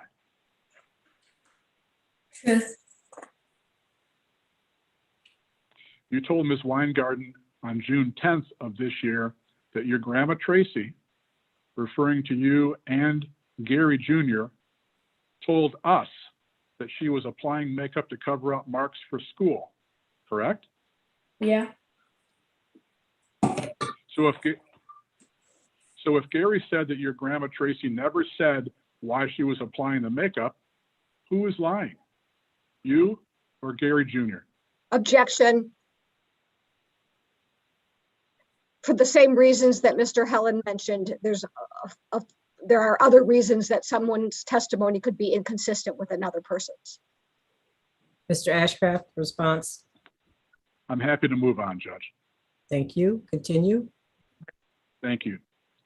But Russell, you stated yourself to Ms. Weingarten on September 9 of 2019 that your grandma Tracy never told you why she put makeup on your face, didn't you?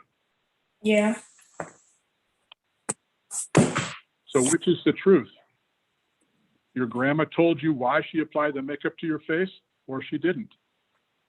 She did. I don't really remember. I don't remember her really saying anything. Okay. In your September 9, 2019 interview with Ms. Weingarten, you said that you never saw your grandma put makeup on Gary, didn't you? Yeah. Let's talk about your Kids Talk interview from June of 2018, just a few days after you were removed from your dad's care and put in your mom's care. At that interview in June of 2018, the Kids Talk interviewer asked if, besides the police on June 24th, the day you were removed, had you ever told anyone about being abused in your home, correct? Mm-hmm. Is you that have yes? to say yes or no. Yes. But you told the interviewer that you never told anyone but your godmother about the beatings, right? Well, besides her, because of course she knew because that was her son. But I mean, anybody like outside of like the family. So did you only tell your godmother, or did you tell Yeah, more people? Besides everybody that already knew.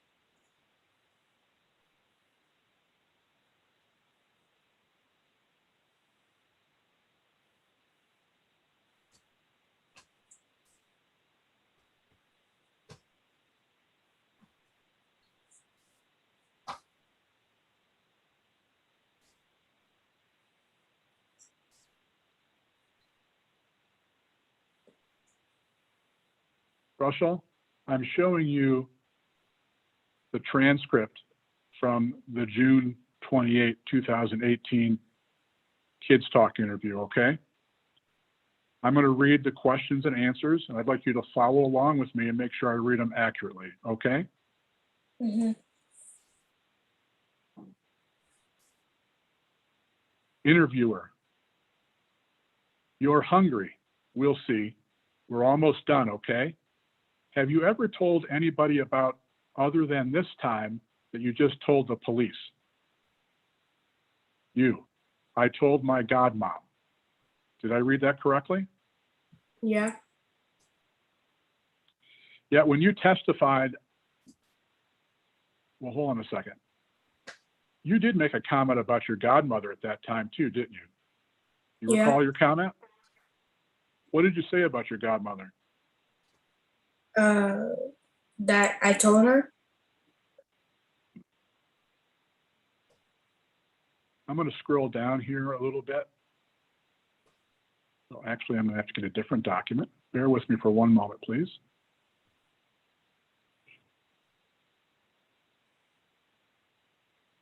Can you still see this document, Russell?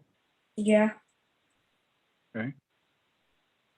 I'm going to read the questions and answers again. Follow along with me, okay? Interviewer, you told your godmom? You, but she doesn't know how to keep a secret, so that's why Daddy found out. Did I read that correctly? Yeah.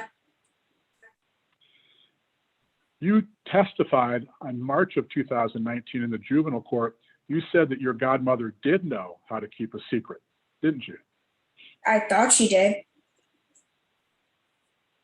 You and Gary Jr. were close to your godmom, weren't you? Yeah. We barely saw her though. After all, she arranged for you to have dinner with your mother during that 3-year period of her abandonment of you and your brother, right? What? Didn't your godmother make an arrangement to have dinner with your mom during that 3-year period that your mom abandoned you and left? Did you say abandoned and left? Yes.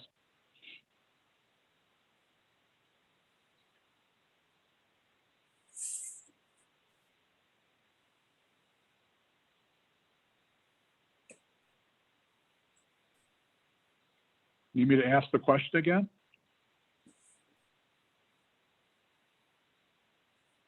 Russell? Yeah. Okay, let me ask the question again for you. Your godmother, during the 3-year period of time that your mom, Corey Bressler, abandoned you and your brother, she arranged for you to have a dinner with your mom, right? Why are you saying abandoned? She left for 3 years, Russell, right? Judge, there's got to be a civil way to phrase that question without insulting his mother and making him cry. Could you ask Mr. Ashcraft just to ask whether he had dinner with his mother one time during the 3 years? All right, we are going to take a 5-minute break to compose ourselves. And when we come back, I am going to ask you to rephrase the question, Mr. Ashcraft. 5 minutes, please. Russell, you may put your microphone on mute right now.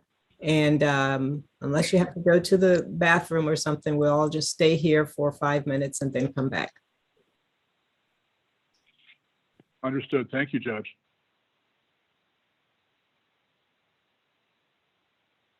Are you off?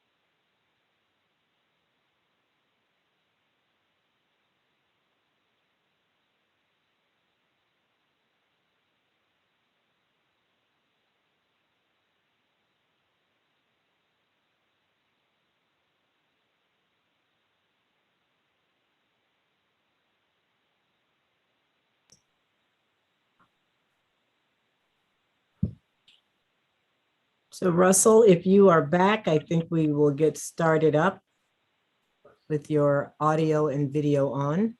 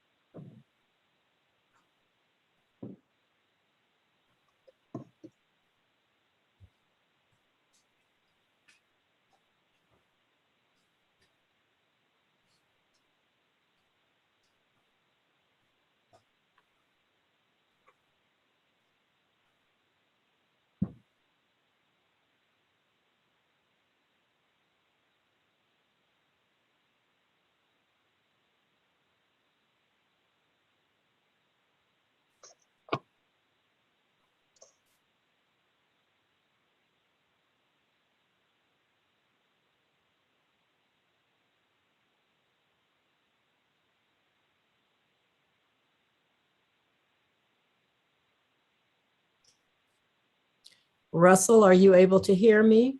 This is Judge Widgeon.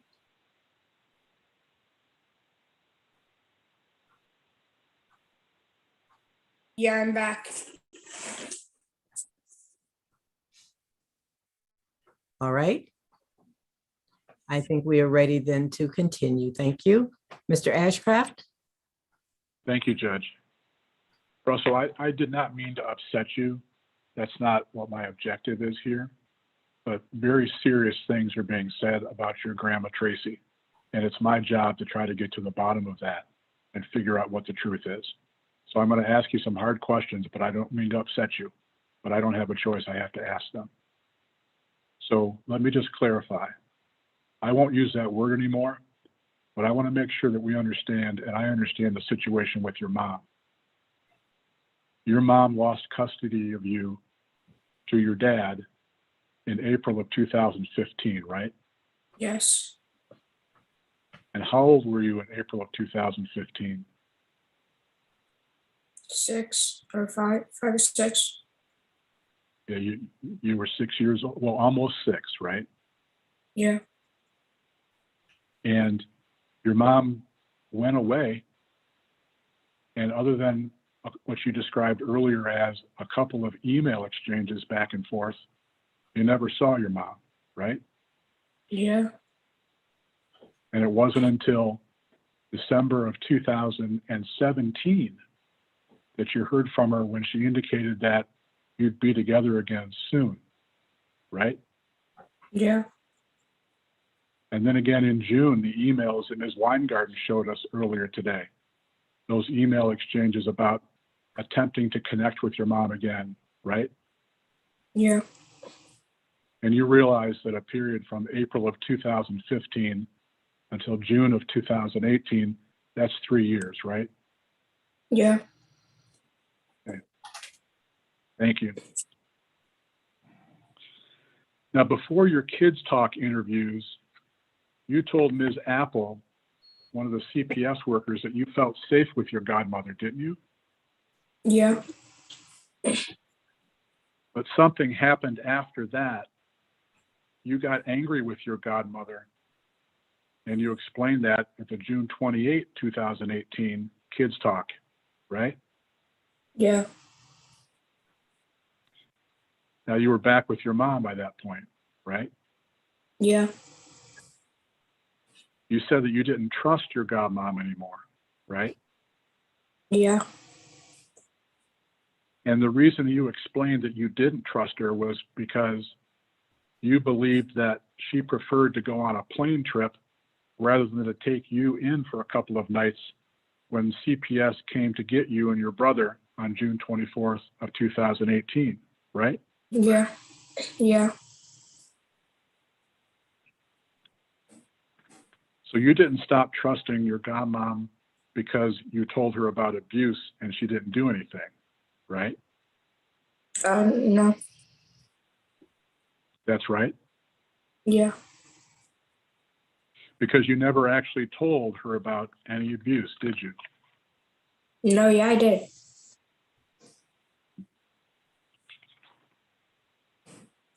You admitted that you never actually told your godmother you were being beaten at home, didn't you? I told her about what the stuff he would do to Katie, and I also told her that, and he would do that stuff to us too. But that's basically all I said to her about that.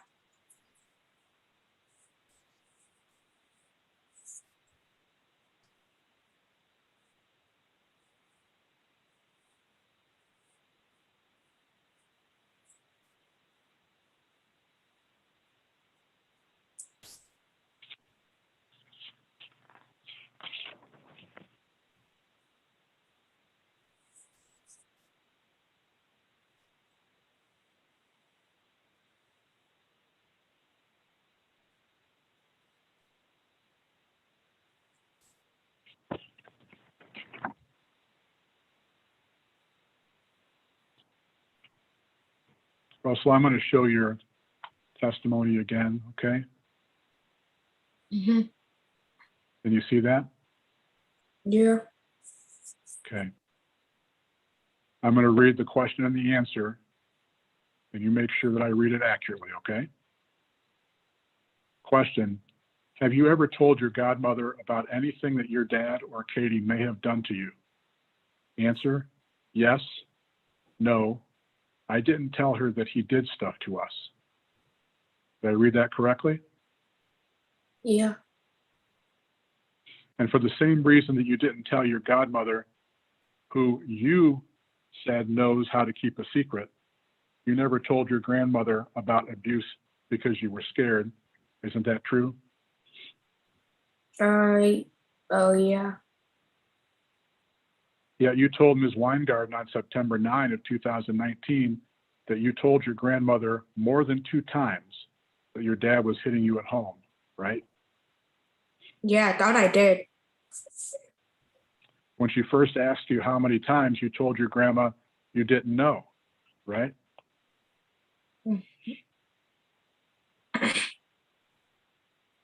Judge, I object. I don't think that question made any sense. I don't know if your statement was stated the way you meant for it to, Mr. Ashcraft. Ms. Jorgensen, would you reread that, please, that last question? One moment, please. When she first asked you how many times you told your grandma, you didn't know, right? Yeah. All right, Ms. Weingarten, do you have an objection at this time? No. All right, let's continue. Thank you. When Ms. Weingarten first asked you how many times you told your grandma, you didn't know, right? Yeah.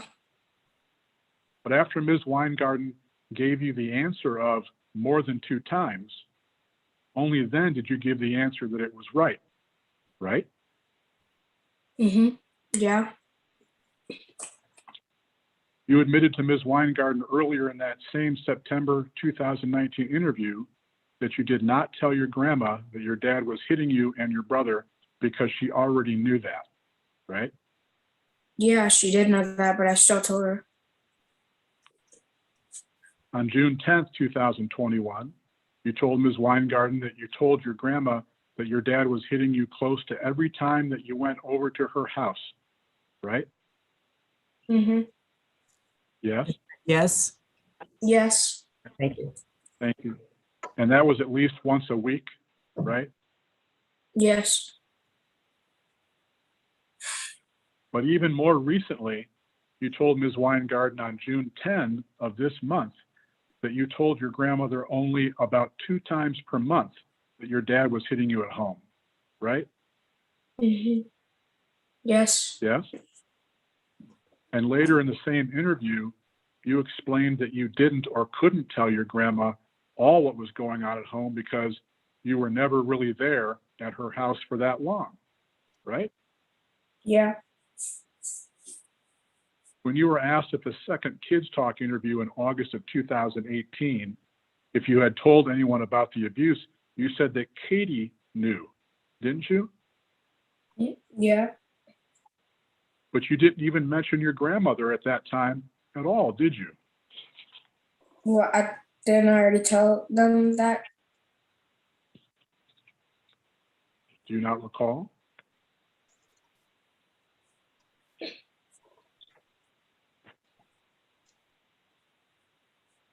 I'm sorry, I didn't hear you. Do you just not recall? Yeah. Later in that same interview, you also said that your grandma Tracy was just standing in the room and also could hear you scream, right? Yes. But you didn't mention anything at all about your grandma Tracy knowing about abuse at the first kids talk on June 28th of 2018, did you? Can you repeat yourself? I didn't hear you. Yes, sir. You didn't mention anything at all during your June 28, 2018 kids talk about your grandma Tracy knowing about abuse, did you? I don't know, but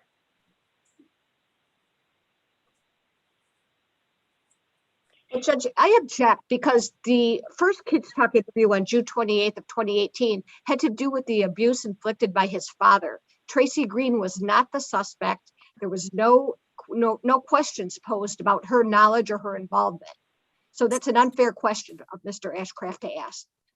Thank you. Any response, Mr. Ashcraft? Yes, Judge. These boys, Russell has already testified that he has been talking about this for years, and he recounts things back to when he was even 4 years old. And the allegations here are this sort of abuse was going on for years, and Judge Green allegedly knew about that. So I'm testing the credibility. Mr. Ashcraft, I'm going to overrule the objection, allow you to ask your question. Let's move on.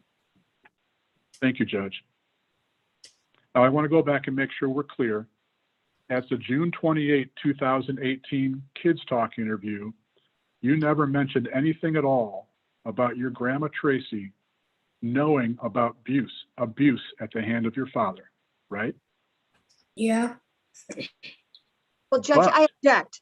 Yeah. I think Mr. One moment. Ashcraft, Ms. Weingarten, what is your objection? I think Mr. Ashcraft is misrepresenting the transcript of the second Kids Talk interview. If he looks at page 19, he will see that what he just said was not true. All right. Anything before I rule, Mr. Ashcraft? Yes, Judge, I didn't ask a question about August 15. Actually, I asked a question about June 28. I'm about to move into August 15. Okay, if that's true, I stand corrected. All right, let's continue, please. And Mr. Ashcraft, do you have any idea at this time how much more you're going to have on cross-examination? I'm just looking at the time.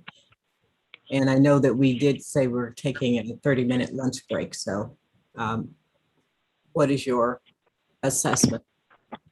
Your Honor, it's not going as swiftly as I had anticipated. And to be candid, I can't predict it, but I can say that most certainly I have at least another hour to go. All right. So counsel, at this time, I think it's probably appropriate for us to take that lunch break and then to come back and continue with the testimony at, say, 1 o'clock today. Does that work for both sides? Yes. It does. All It right. does, Judge. Thank you. Russell, we are going to mute our mics and video at this time and have some lunch, and you certainly may do the same thing. I want you to remember the orders that I read to you and that we discussed initially when I swore you in. So you're not to discuss your testimony with anyone. You understand that, sir? Yeah. All right, thank you very much. We'll see everybody back at 1 o'clock. Okay. Thank you. Thank you, Your Honor.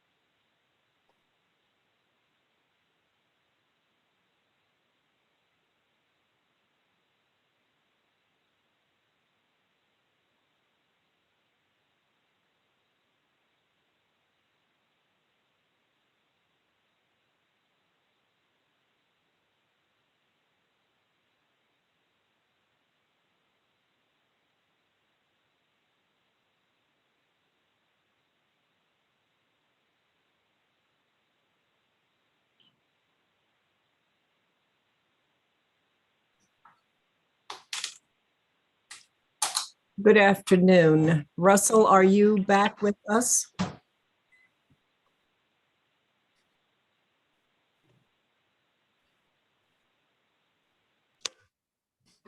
Hi. All right. Good. Thank you. All right. It looks as if everyone else is back. Council, are we ready to continue? Ready to continue, Your Honor. Thank you, Ms. Weingarten Yes, ready. and Mr. Helland. Yes. All right. Thank you. Mr. Ashcraft, you may continue. Thank you, Your Honor.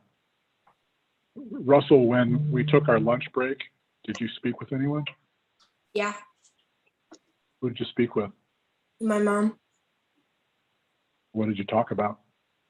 She just made me food and then I ate it and drank some water and then came back. Did you talk about your testimony and what we're doing here today? No. Thank you. I'd like to go back and ask a question that I think that we got an answer on, but I'm not entirely sure. You didn't mention anything at all about your grandma Tracy knowing about physical abuse at the first Kids Talk interview in June of 2018, right? Yeah. But at the August 15, 2018 interview, which was a little bit shy of 2 months after you've been living with your mom, you reported that your grandma would hear you being abused, right? Yeah. But actually, you did not tell your grandmother that your dad was beating you, did you? No, I did. Because you were afraid that your dad would find out you told someone, right? No. She already knew because I told her. And you testified on August 30 of 2019 that when CPS came more than once, you didn't even tell them what was going on because you were scared, right? No, they weren't talking to me. They were just talking to my dad downstairs. The only time I ever got a chance to talk to them was when we left.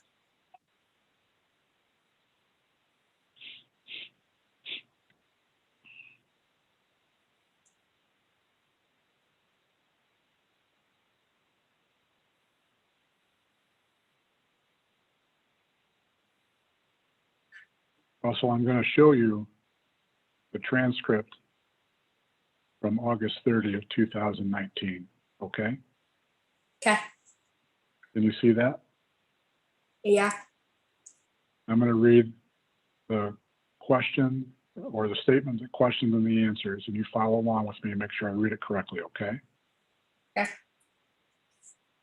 So take your time. Is there any other question that you can go forward with right now?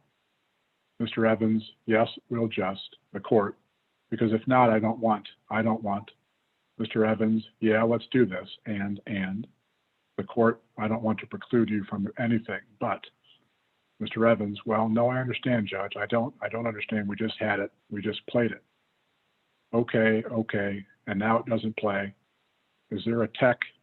It sounds like they were having a problem with regard to the actual video that was being played. Do you recall that? Yeah. You testified on March 12, 2019 that you didn't tell anyone about the beatings because you were scared, right? Yeah. You even told your mother that because you were scared, you didn't tell CPS about what was going on when they came out on Friday, June 22nd, 2018, 2 days before CPS removed you from your dad's house, right? Yeah. And you remember they did come out 2 days before that day, right? Yeah. And you had that communication with your mom by email, right? Yeah. And you'd actually started that email communication on June 22nd of 2018 after CPS had been to your house and left, right? Yeah. And you were apologizing to your mom, correct? Yeah.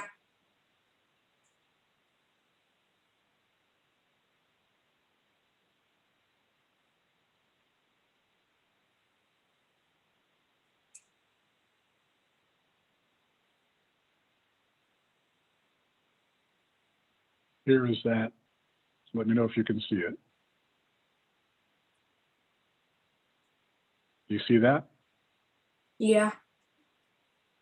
We looked a little bit earlier when Ms. Weingarten was asking you questions, and we started at the bottom. And you start off June 22nd. That's 2 days before they came back and removed you from the house, that you were sorry, right? Yeah. And you were sorry because you weren't able to say the things that were necessary to get the CPS people to send you back to your mom, right? Yeah, that was one of the reasons, and the main reason was that I couldn't talk to them because they weren't talking to me. Okay. And then we scroll up and we see your mom's response. And then you see the emails back and forth there. Let's look at the one right here at 8:20 p.m. You see that? Yeah. You sent an email to your mom that said, "Me and Gary will tell them everything. There you will be there to guide us." Your mom was guiding you in terms of what to say? No, and also I didn't write that, my brother did, but he meant like by guide us, he meant she could like call CPS, but no. I wasn't even the one that sent that. You don't even know why what? I'm sorry, I didn't hear you. I wasn't even the one that sent that. My brother sent that. Also, by guide us, he meant like because my mom would be the one to call CPS. So you know that your brother, Gary Jr., used your email address corresponding with your mom, and he used the word guide, and you know that that meant just calling CPS for you? Yes. And this is June of 2018, right? When you're 8? Yeah. Okay.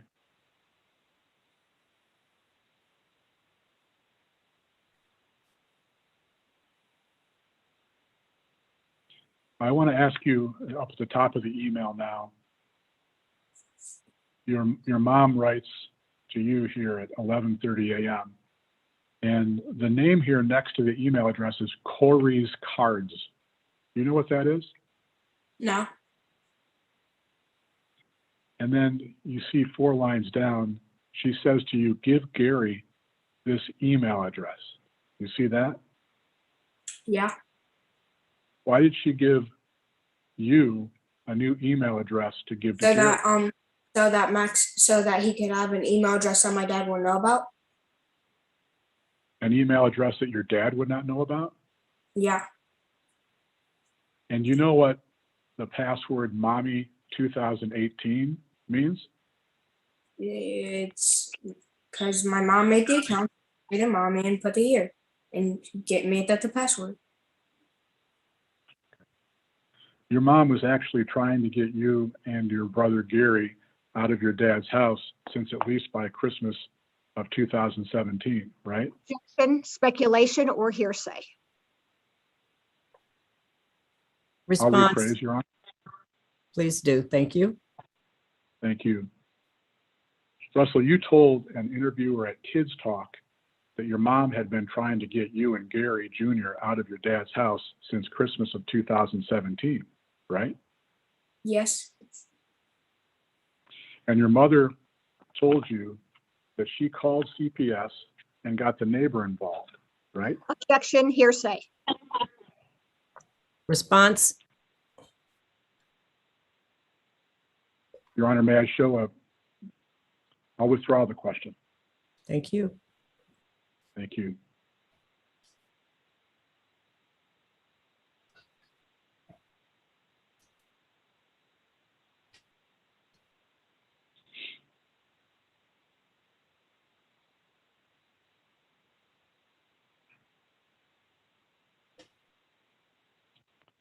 Russell, I'm showing you a section of the transcript from the August 30, 2019 hearing, okay? Okay.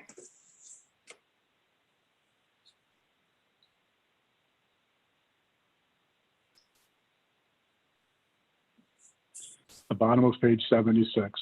Question, okay, And your mom had been calling CPS, right? Answer, yes. Question, okay, and your mom had called the neighbor to call CPS. And there's some objections by the lawyers there. And Judge, I object because it's hearsay, whether it's said today or it's in this transcript. Both ways, it's hearsay. Thank you. Response? Judge, if we scroll through here, the judge did make a ruling on hearsay and allowed it to proceed. Anything further, Ms. Weingarten? I think Your Honor has the right to decide if it's hearsay and you're not bound by the other judge's decision. Thank you. Anything further, Mr. Ashcraft, before I rule? Nothing further, Your Honor.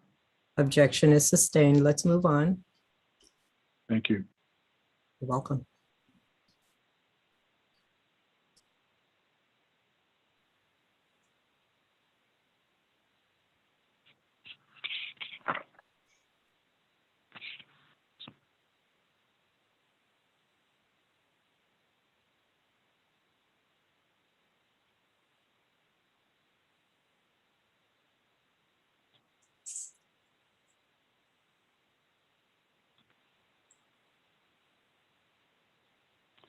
When you told Ms. Weingarten during your June 10, 2021 interview that when you were living with your dad, your brother Gary Jr. always did the secret emailing to your mom, and that you would just tell him what to say to her, that was a lie, wasn't it? What? What'd you say? One moment, When you- Mr. Ashcroft. I think it was stilted a little bit. I don't know if Ms. Jorgensen was able to get the entire question. Were you, Ms. Jorgensen? I believe I did. I can reread if you'd like. All right, please do. Yes. When you told Ms. Weingarten during your June 10, 2021 interview that when you were living with your dad, your brother Gary Jr. always did the secret email to your mom and you would tell him what to say to her, that was a lie, wasn't it? No. Right, thank you. Mr. Ashcraft, was that the question you had intended That to was ask? the question. All right, thank you. Russell, let me look back and show you what we looked at a moment ago, which is your email exchange here. You see that? Yeah. Didn't you send some of these messages? Yeah, But some of Gary sent some. some of You them. sent some of them. Yep. Okay, you sent some, and Gary also sent some in this document, right? Yeah. So you were emailing your mom as well, weren't you? Yeah. So that when you said that you were not, that wasn't true, was it? No, I didn't say I wasn't. I said I only typed some things. You said that sometimes you would text? Yes, I didn't say Max he was doing all the typing. That's not what I said. Becky, if you could please, let me get this down.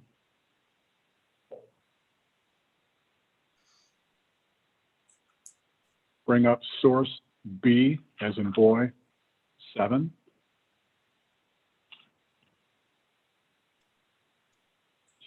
Okay, did you communicate with your mom on your iPad? Only a couple times, because whenever we did it, it would have to be like when no one was around, so nobody would see us. So I want to show you some things and ask you if these were some of the emails you and your mom had, okay? And so tell me if they were or they were not. Okay? My brother always did the emailing, but I would like tell him something I want him to know. Would he do it from his iPad or your iPad? I guess both. I don't really know. Did you hear that, Russell? Yeah. You didn't tell the truth there, did you? No, I did. I didn't say he did all of the emailing. Because that's not even true. Well, I do. Actually, what you said was that Gary Jr. always did the secret emailing to your mom and you would just tell him what to say. Isn't that what you heard? Yeah, but that's not what I meant. I see. Thank you.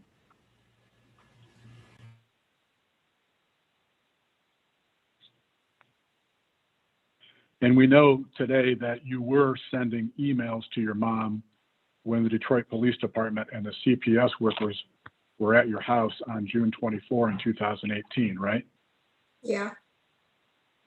And that was part of a plan that you had worked out with your mom, or your mom had worked out with you, to try to get you away from your dad and back with her, right? Yeah. But she didn't have a place for you to go. Instead, she wanted you to go some other place, right? No, she did have a place for us to go, but they said it's not likely we would go there. Well, didn't she say in her email to you that she wanted you to go to a specific place that was not her home? Yeah.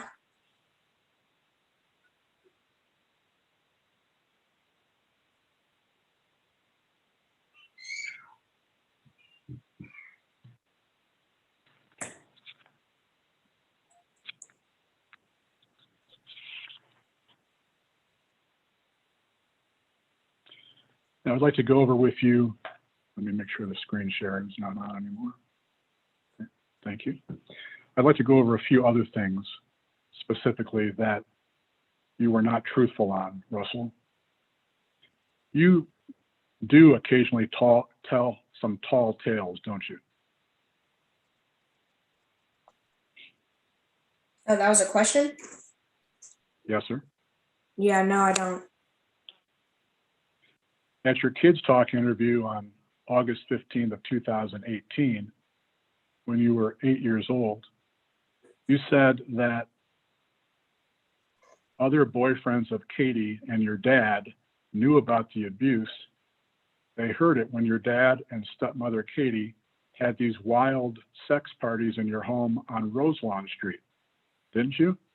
Yeah. While you and your other 4 siblings were there, right? Judge, Yeah. I object to this. It's not relevant to this case. Response, Mr. Ashcraft. It goes to weight and credibility, Your Honor, in terms of inconsistent statements and testimony. Ms. Weingarten, any further response? No. No. All right. All right. I will allow the question, Mr. Ashcraft. Go ahead. Thank you, Your Honor. And this occurred while you and your 4 other siblings were there in the house, right? Yeah. You said you saw naked men going in and out of rooms, right? Yeah. And you said you saw their clothes on the floor and you heard rare noises and moaning, right? Yeah. And you even said that you were sure that your dad had murdered one of the naked men in your home, didn't you? I don't remember saying that.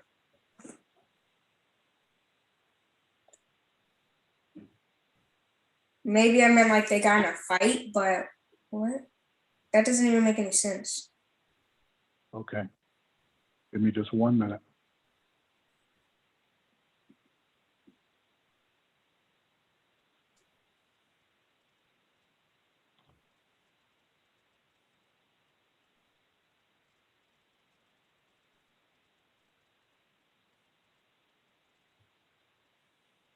Okay, Russell, can you see what I have in front of you there, the screen? Yeah. This is the transcript from your August 30, 2019 testimony. I'm going to read the questions and answers. You just follow along with me, okay? Make sure I read it right. Question by Mr. Evans. You were also, when you were interviewed, you talked about a group of a bunch of men naked in the house. Answer, yes. Question, okay, when was that? Answer, I don't know, but it was at the Roselawn house. Question, it was at the other house? Answer, yeah. Question, okay. And did you tell that you believed that your father had killed somebody? Answer, I think I might have said that. I don't. I remember seeing some people come in and not come out, but. Did I read that correctly? Yeah. You said that because you remembered seeing people go into a party room but never come out, right?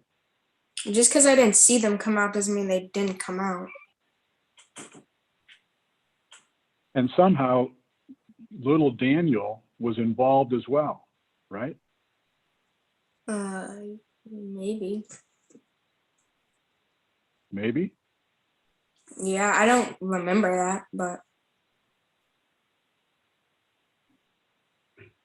Who's Daniel? My other little brother.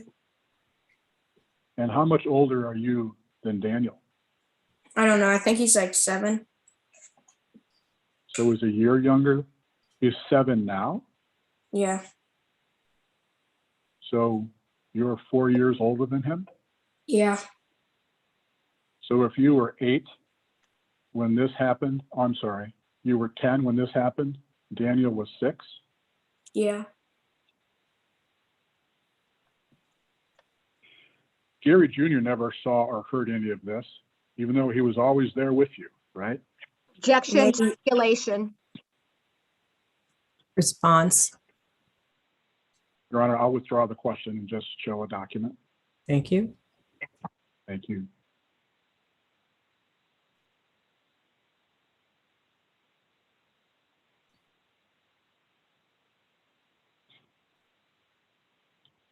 Russell, can you see this? Yeah. Okay, this is another section of your testimony on August 30th, 2019. I'll read the questions and answers and you follow along and make sure I read it correctly, okay? Question, did you talk about what you saw? Answer, with my brother? Question, yeah. Answer, yeah. Question, okay, so you both saw this, right? Answer, we didn't see it because the door was shut, but we saw they're in their clothes, they're in the clothes when they went in, but then we heard it, and then so like the door was clacked, then I cracked, then I peek in, and then I saw, then I went back and told Max. Question, when you peeked in, what did you see? Answer, and then I saw everybody was naked and it was just disgusting, so then I just left. Question, okay, and then you told your brother all about it, right? Answer, yes. Question, okay, but he was there? Answer, yeah, yes. He wasn't with me when I peeked. He was in our room, so then I went back in our room. Did I read that correctly? Yeah. Now, Russell, you were never interviewed by CPS regarding any of this, were you? No. You were never interviewed by the Detroit Police Department regarding any of this, were you? No. You even claimed that your dad had sexually molested you, didn't you? Yeah.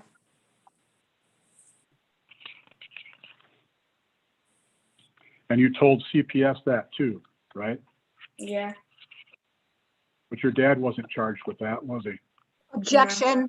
Objection. That would be hearsay, and it's not Russell's obligation to charge him. It's the prosecutor's office. Response. Judge, I just asked him if anything ever came of it, not that it was his responsibility or that it's somehow hearsay in terms of whether or not he was aware. Ms. Weingarten, any further objection? No. Objections overruled. You may continue. Thank you, Your Honor. But these things that you talked about, Russell, they never came up in court, did they? No. They never came up in the juvenile court, right? No. They never came up in the domestic violence adult court involving Katie, right? Yeah. They never came up with the child abuse case in adult court, right? Yeah. Russell, you never made any of these claims about these parties, murder and molestation to anyone until your second Kids Talk interview, right? Yeah, but just when I said I saw people come out and didn't come out, and that doesn't mean anybody got killed. That just means I didn't see them come out. And your second Kids Talk interview occurred on August 15th of 2018, just shy of 2 months after you'd been back with your mom, right? Yeah.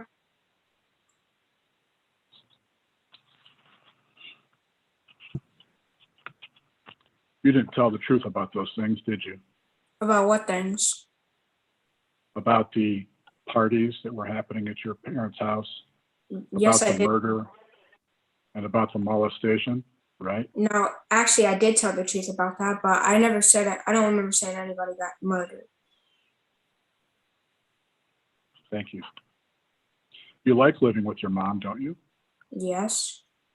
And you want to stay with her, don't you? Yes. You missed her terribly when she was gone for that period of time, right? Yes. Mr. Ashcraft, are you done with sharing the screen for now? Oh, forgive me, Judge. Yes, I am. Thank you.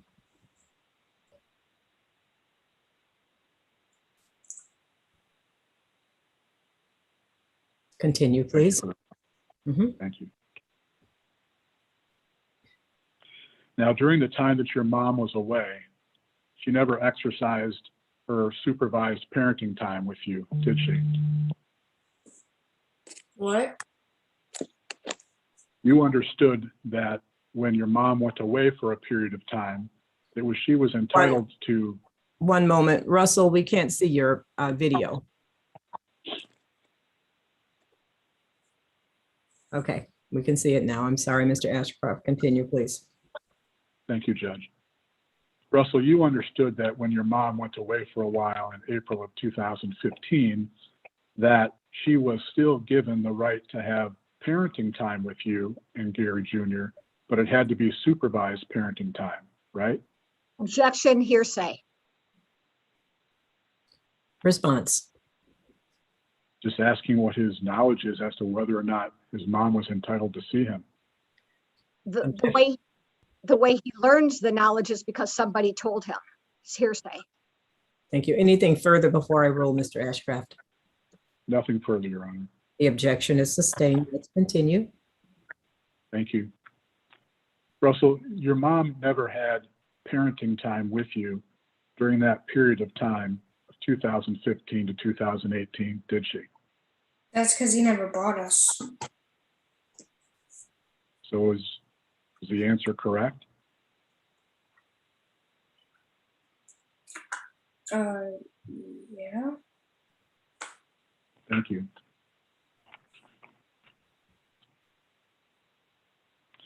You were desperate to see your mom and be with her, though, right? Yeah. There were many Monday nights while your grandmother was transporting you to church for choir rehearsal and youth fellowship. You would bring your mother up, right? Mhm. Is Actually, that you asked if just a second? Russell, you said, is that answer yes? Yeah. Thank you. Continue, Mr. Ashcraft. Thank you, Judge. And Russell, during these trips to choir rehearsal, you would ask your grandma Tracy if your mom still loved you, right? Yeah. Wait, no, I don't remember doing that. I'm sorry? I don't remember that. Your grandma Tracy would always tell you, of course, she still loves you. Who wouldn't love you, right? Objection, hearsay. Response.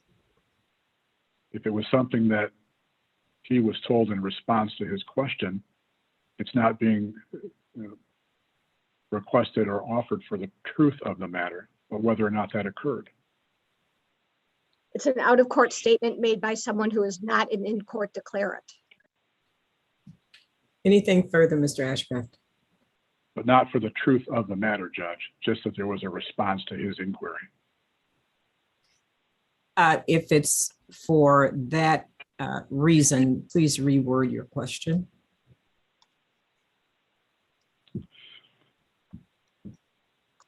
Your grandma Tracy never told you anything other than your mother loved you, right? Objection, hearsay. Response, if any, Mr. Ashcraft. No response, Judge. Objection is sustained. Let's move on.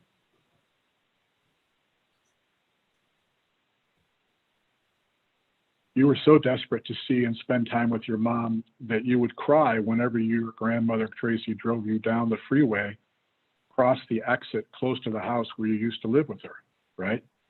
Yeah. In fact, Grandma Tracy changed the route to church so that you felt better, didn't she? I doubt it. You just don't remember? No. I'm sorry, we couldn't hear you. No.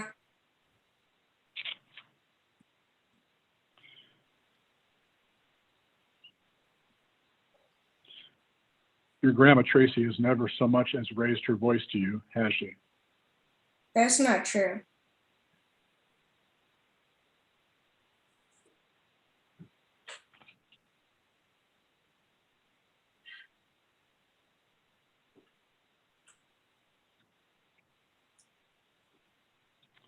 Let's talk about June 24th of 2018, when CPS and the Detroit Police Department officers were at your house and removed you and your brother from your dad's custody. You remember that, right?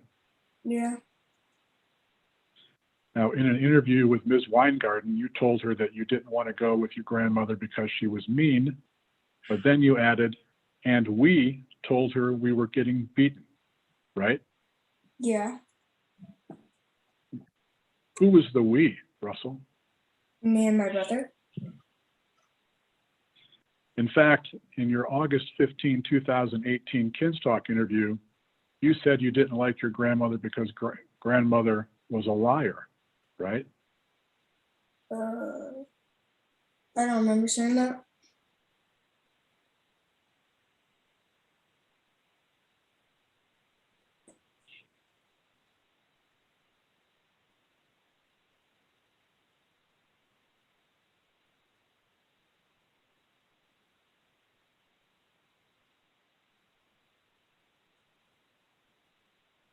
Can you see this paper, Russell?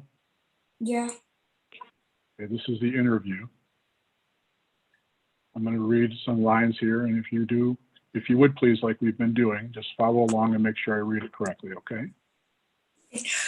Sylvia, and what about your grandma Tracy? Is there anything you like about her? You, no. Sylvia, is there anything you don't like about her? You, yes. Sylvia, what's that?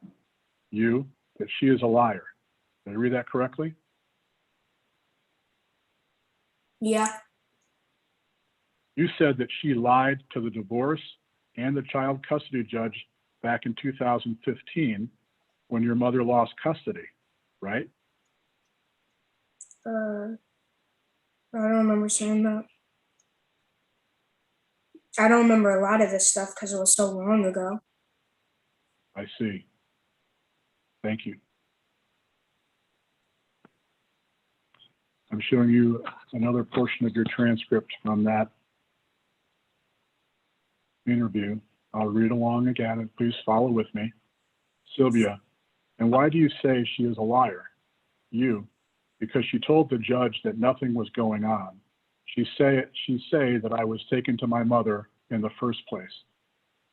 Did I read that correctly? No, you missed a word. I'm sorry, what word did I miss, Russell?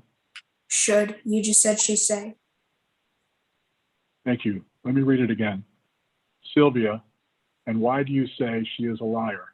You, because she told the judge that nothing was going on. She should say that I was taken to my mother in the first place. Did I read that correctly? Yeah.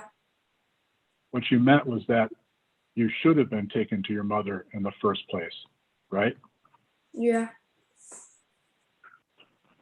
But you weren't even there when your grandmother testified, were you?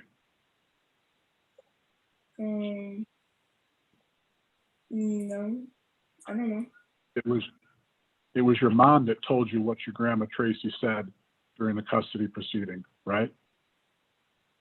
I don't know. You've relied upon your mother a lot to tell you what to say in court and to investigators, right? No.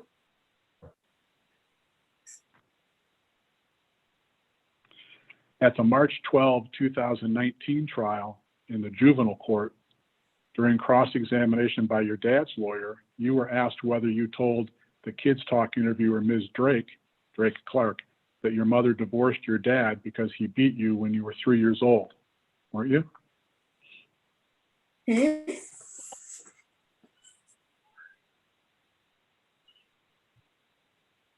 I didn't hear what you just said.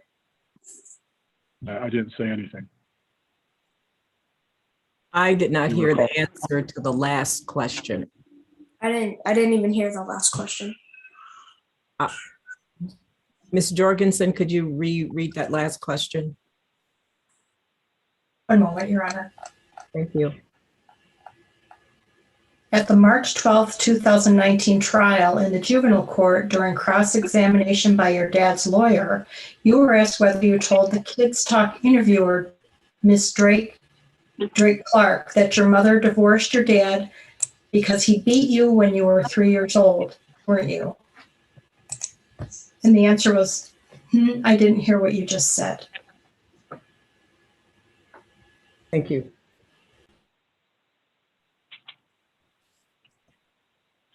Do you recall testifying to that, Russell? No.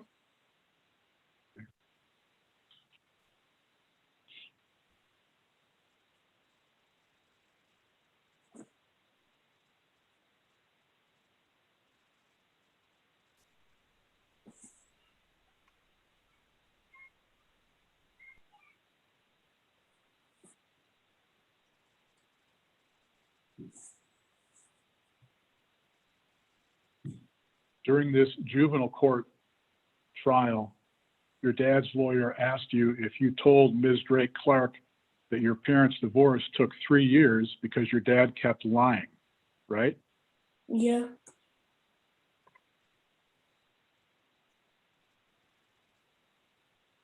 That was a lie, wasn't it? No. Because you knew that it was you, not your brother or someone else, who told Ms. Clark that the divorce took 3 years because your dad kept lying, right? No. I'm sorry, you cut out. Say again, please. No. You did not say that? I don't remember saying that. Okay.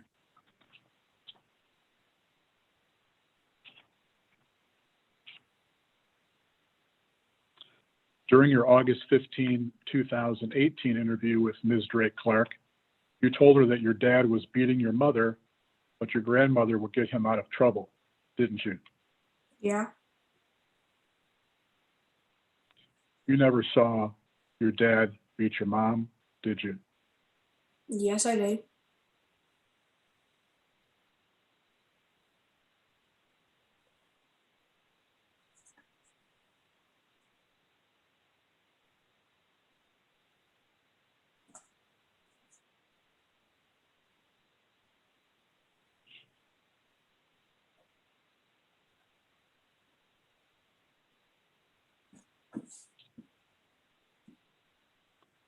I'm showing you another section of your testimony. If you would follow along with me, you can see it okay?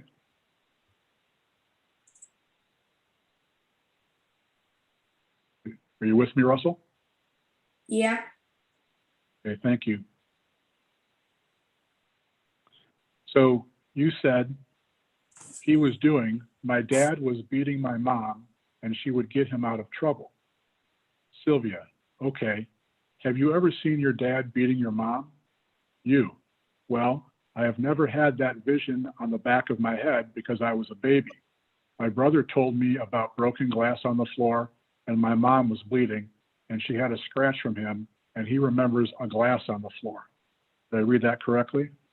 Yeah. And during that same interview, you also told Ms. Drake Clark that someone named Joe did inappropriate stuff to your brother, but that your grandmother Tracy made sure he didn't go to jail, right? Joe. I think you mean Desmond.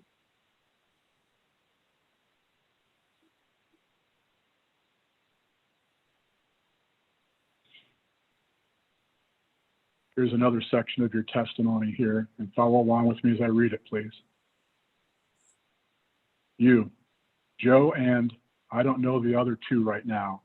There was this guy named unclear. He was doing inappropriate stuff to my brother once he was in court, and he was supposed to be in jail, but our grandmother Tracy, unclear, so that he didn't go to jail. Did I read that correctly? Yeah. But that name where it says unclear is supposed to say Desmond, but I did not remember saying Joe at all. Okay, thank you.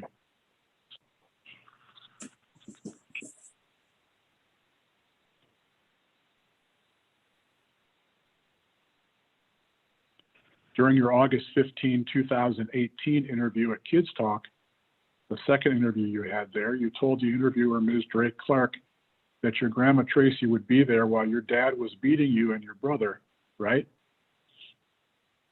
Yeah.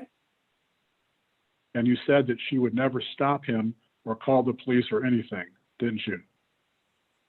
I guess, but I don't remember saying that. I don't remember saying any of that, but yeah. But on September 19, 2019, you told Ms. Weingarten that your grandmother asked your dad if she could speak to him after you claimed she saw your dad hit you, right? Yeah. But that wasn't after she had witnessed either you or your brother being hit, was it? I don't know. Mr. Ashcraft, do you still need the screen share? I'm sorry, Judge. At some point, I'll figure this out. Sorry about that. You can remind me. Yes, please do.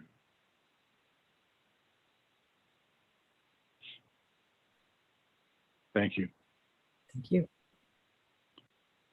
Actually, Russell, you heard your grandma Tracy ask to speak to your dad after your dad had scolded you and Gary, right? Yeah. And during that same August 15, 2018 Kids Talk interview, you said the reason you didn't like your grandmother was because she was a liar. Remember that? Yeah.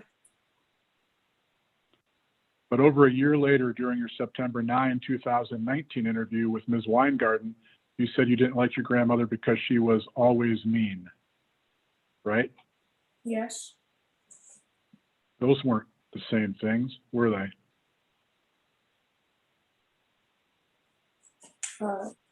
I guess not.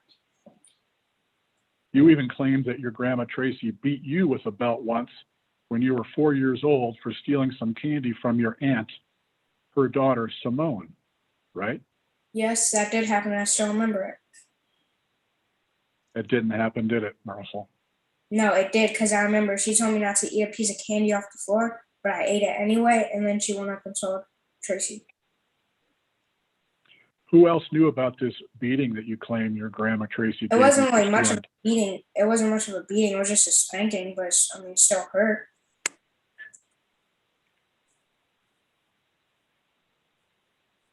By the time of this August 15, 2018 Kids Talk interview, you'd been living with your mom for over a year, actually about 15 months by then, right? Yeah. You've acknowledged, Russell, that your grandma Tracy has probably done something nice for you, right? Yeah. She gave you Christmas gifts.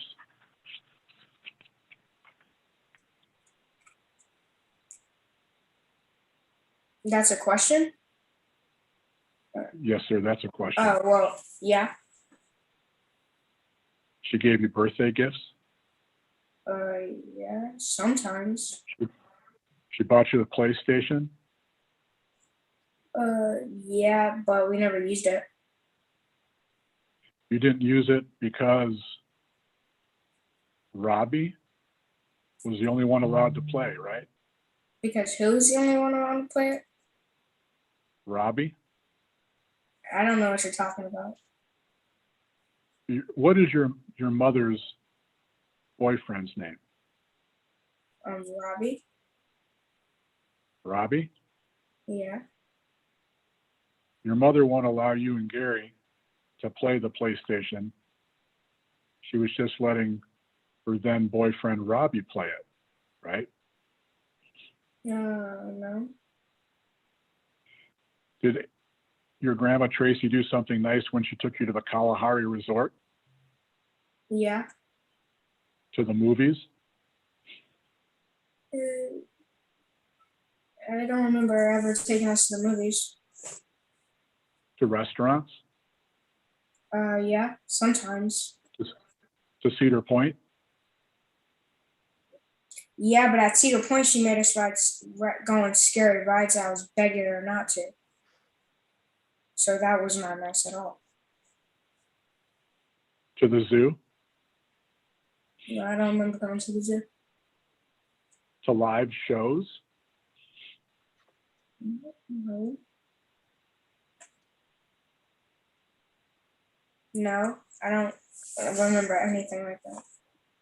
you don't remember going to I remember music or to her daughter's born place. how about I'm the Thanksgiving Day Your Honor. parade? I did not hear the question. I'm sorry, Mr. Ashcraft. Well, don't be sorry. What did you not hear my last question? The last question. Thank you. I said, how about the Thanksgiving Day parade?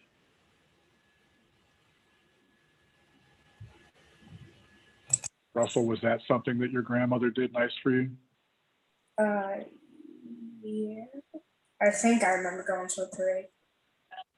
One moment, please, Mr. Ashcraft. I just wanted to go see how the judges were. I don't know if you need to make it. Okay.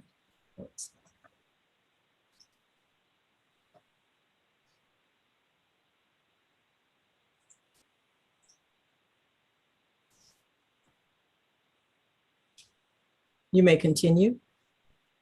Thank you, Judge. How about to the beach, Russell? Was that something nice that Grandma Tracy was doing when she took you to the beach? The beach? We never went to the beach with her.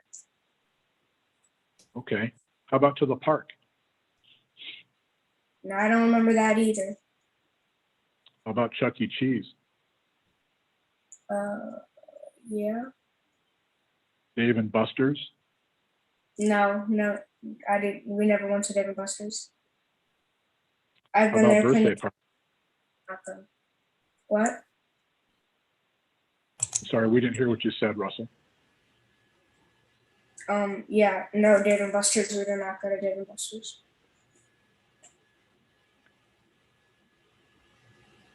How about to birthday parties? No. Matter of fact, Grandma Tracy even either attended or hosted birthday parties for you in the past, didn't she? No. And none of my birthdays were even fun because I didn't even get to see my mom. So I didn't hear what you said, sir. I'm sorry. none of my birthdays were even fun because I couldn't even see my mom. I see. And when you went to visit your grandparents' home, you always wanted to stay longer, didn't you? No, I remember when my dad was telling me he was taking us to a surprise, and then we pulled up at her house. I was so disappointed. You did a lot of fun things with Grandma Tracy and Papa, didn't you? Sometimes. She hugged on you and she kissed you, yes? Not really, no. She did that a lot, didn't she? Sometimes she would give us hugs. She told you that she loved you all the time, didn't she? Objection, hearsay. Response? I'll withdraw it. Thank you. Let's continue. Thank you, Judge. So when asked what you don't like about your grandmother in your August 15, 2018 Kids Talk interview, or in September 9, 2019 Kids Talk interview with Ms. Weingarten, you never said that you didn't like your grandmother because she knew about abuse and didn't try to help you, did you? Well, that wasn't really anything out of the ordinary, so like I didn't know I really had to say anything about that because they already knew that. You testified at your dad's August 30, 2019 criminal trial in adult court, right? Yeah, but I have to go use the bathroom. I'm sorry, Russell, what was that? I have to use the bathroom. I've been holding it for a while. All right, I thought I heard something about the bathroom. Let's take a 10-minute break. That's about our usual time at breaking after about 50 minutes. So, Mr. Ashcraft, How long of a break? we're going to take a 10-minute break. Okay. All right, we'll be back. If you can get back inside of 10 minutes, I think we're doing 8 minutes, but I'll be back on the screen at 8 minutes. Thank you. Thank you, Your Honor. Thank you.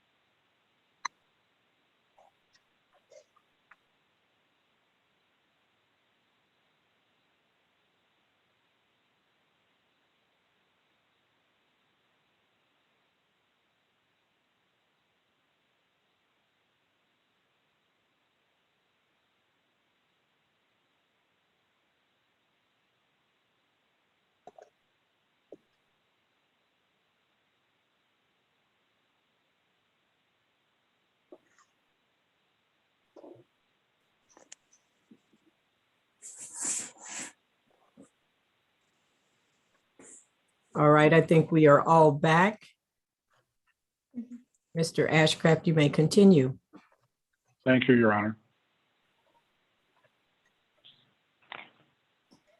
Russell, you testified at your dad's August 30, 2019 criminal trial in adult court that you blamed your dad and your grandma Tracy for you not having contact with your mom during that 3-year period of absence, right?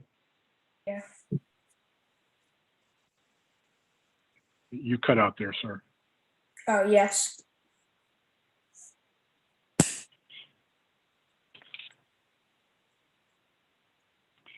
And now you indicated that you hate your grandma Tracy because you think she kept you from your mother for almost 3 years. Is that right? Yeah.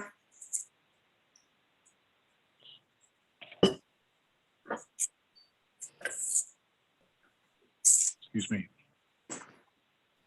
You even said that you didn't want to see her again as long as you live, right? Yeah. You hate your grandma Tracy enough to lie about her, don't you?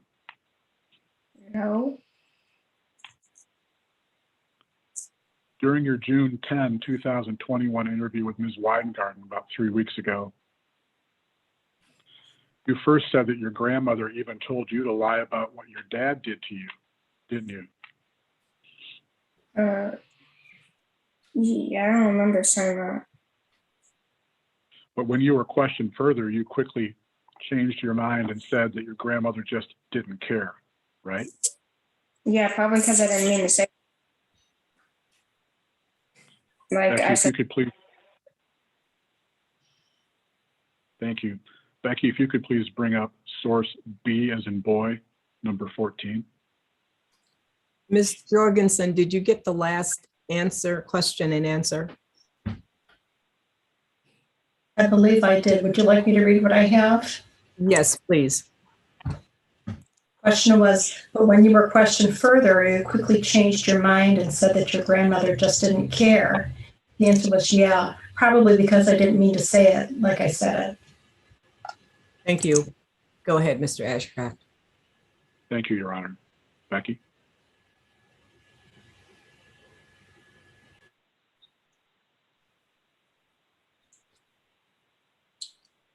Has anyone besides your mom ever told you that you should lie about what your dad did?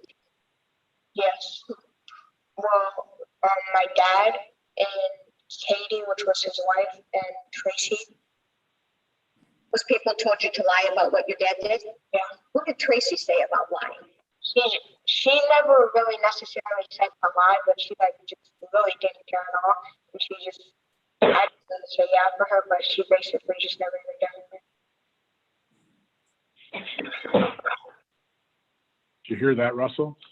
yeah. That's not the same thing that you just testified to, is it?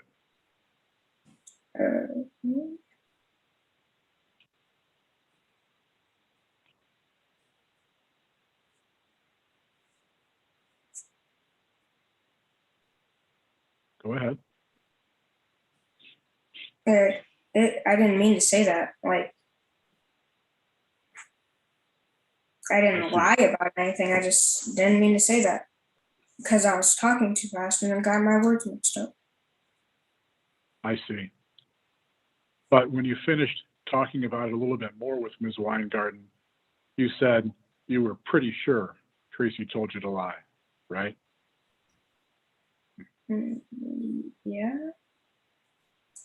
The last time I even talked to Tracy, like I barely even remember it.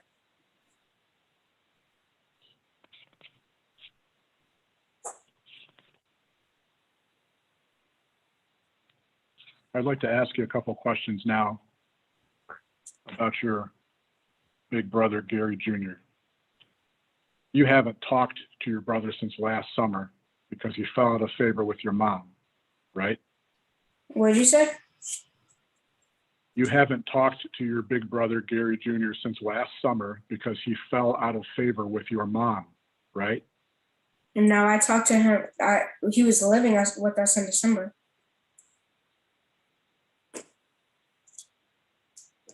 If you would please, Becky, bring up source B as in boy, number 11, the June 10, 2021 video excerpt. Right? So you have a brother who doesn't live with you right now, right? Yes. What's his name? Gary. Do you know why he doesn't live with you? Yeah, because it was not good when he was living there. It was violent. He was yelling. He was hitting his siblings, including me and stuff like that. All right.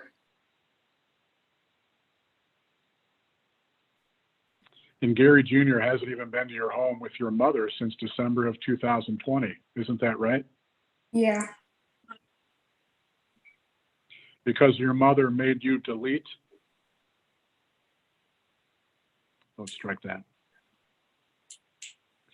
On May 1st, 2021, you told Ms. Weingarten during a phone call with her that you do not even communicate with Gary Jr. and that you had blocked him from your phone, right? Yeah. Because your mother made you delete or block Gary from your phone, right? She didn't make me. I didn't want to talk to him. Becky, source B as in boy, number 13, please. And besides on Fortnite, does he try to communicate with you in any other way? Well, I had Instagram, but my mom made me delete it because he kept trying to contact me. Right. So did you delete it? Yeah. What about text messages? No, he did actually try to message me one time. I don't know how he keeps finding me on all this stuff, but he did. So I just blocked him on that. Right. Did you hear that, Russell? Yeah, my mom told me to delete it, but like it's not like I didn't want to. Like I didn't want to talk to him. I see. And since you blocked him from your phone, Gary Jr. has tried to engage you online to play Fortnite, right? No, not since I deleted. Not since then. You've rejected or ignored his attempts to reach you, right? Yeah. Because your mom told you not to have any contact with your big brother, right? I didn't want to have any contact with him. That's because your mom banned your 13-year-old brother from her home, right? Yeah. And that was after your stepfather, Robbie, physically attacked him, right? Irrelevant. No. Response. First of all, let me hear what Ms. Weingarten's objection is. Relevance. Thank you. Response.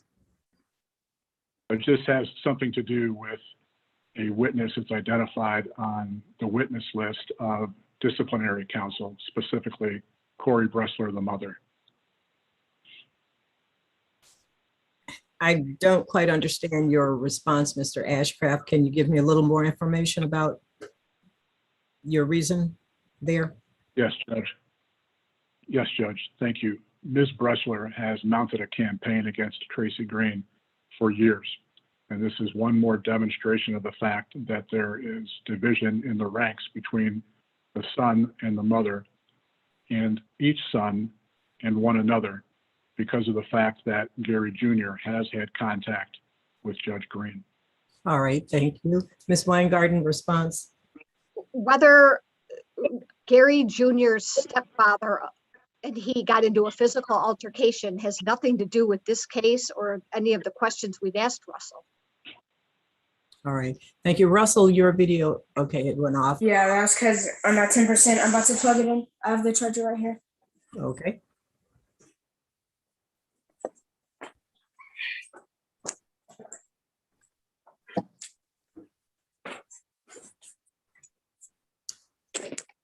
Thank you. I'm going to sustain the objection. Let's move on. Understood. Thank you, Your Honor. Russell, you're concerned that your mom will not allow you to come back to your home as well, right? What? You have a concern that your mom, Corey, will not let you come back to the house if you do something and like fall out of favor with her, just like Gary Jr., right? I don't even know what you're talking about. Like what? Okay. And you would say or do anything to remain in contact with your mom, right? No, You'd even lie about your grandma Tracy, wouldn't you? no, no, Because you are determined not to lose contact with your mother again, aren't you, Russell? nope. Thank you, Your Honor. I have no further questions. Thank you. Ms. Weingarten, any redirect? Yes, Your Honor, before I ask further questions, the people are moving to admit the transcript of Russell Davis Head's testimony at the juvenile court on March 12th of 2019, the criminal court on August 30th of 2020, and 3 Kids Talk discs, one on June 28th of 18, one of August 15th of 18, and one of 9/9 of 19. I'll have those marked as exhibits in the order in which I said it, 28, 24, 25, 26, and 27. We believe under Michigan Rule of Evidence 106, since Mr. Ashcraft brought out certain portions of those interviews, that the disciplinary counsel is entitled to have the whole thing admitted for contact and other reasons. Thank you. Any response, Mr. Ashcraft? No objection, Your Honor. They are But I admitted. must say that I'm sorry, I wasn't able to tick off the list fast enough, but I'm sure that when we break today, Ms. Weingarten will be kind and let me know exactly what they were. Yes, Thank you. My Thank you. understanding is that those are the exhibits that were screen shared by Mr. Ashcraft, but I know council will get together with that and you will let me know if there is any concern later on. At this time, they are admitted. Ms. Weingarten, are you ready to continue with your redirect? yes. All right, proceed. Russell, Judge, One moment. Yes. there may have been a miscommunication between disciplinary counsel and myself with regard to when we were going to be admitting certain things. So if I may just take a moment and move to admit both of the email threads that Russell testified about today. yes, no objection. Disciplinary counsel, we're also going to admit that. All right, thank you. Those are admitted. And then at the end of the day, if there is something that either side meant to admit to have admitted, then you certainly will bring it up and we'll take care of that at the end of the day. Thank you. Thank you, Judge. All right. Continue, Ms. Weingarten. Russell, when is the first time you actually spoke to a child protective service worker without your father or your mother being present? When we left my dad's house. Okay, so the day you left your dad's house, did you talk privately with a CPS worker when you were inside the house? Yeah, I wasn't really that private because the rest of my siblings were there, but like not any parents. Okay, so your siblings were there, but not your parents. Is that right? Yeah. Yeah. And then after you were removed, did you have further conversations with a CPS worker? Like by myself? Yes. No, but like, no, not really. Do you know Miss Leslie Apple? Yeah. Did you see her at the house the day you were removed? Oh, yeah. Did you see her on any other days after you were removed? Yeah. Did you talk with her about what had happened at your dad's house after you were removed? Yeah. Objection, Your Honor. This is outside the scope of cross-examination. Judge, I don't think it is. Counsel asked whether his mother was present when he spoke with CPS and the police. And I think I'm entitled to establish whether she was present or not. Mr. Ashcraft? I Anything? didn't ask a question. I'm sorry, Judge. I didn't ask a question about whether Corey Bressler was present. I asked who was present. And this is going down a line dealing with Ms. Apple, a CPS investigator or worker. And I didn't inquire about that at all, other than whether or not he was aware of the name Ms. Apple. Thank you. Ms. Weingarten, anything further? Even if he did ask, was anyone present? I think I'm allowed to ask, was his mother present? Or anybody, and I wanted to go further than that and ask about others present. Any continuing objection, Mr. Ashcraft? Yes, continuing objection, Judge, is Ms. Weingarten went directly to questions related to Ms. Apple. the topic of the mother had already ended, and now we were specifically going into an area with Ms. Apple.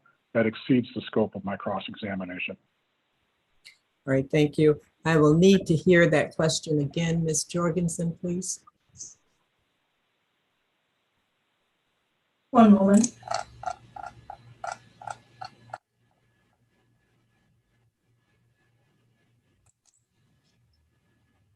The last question was, did you talk with her about what had happened at your dad's house after you were removed? And read the question before that so it clarifies for us who the her is.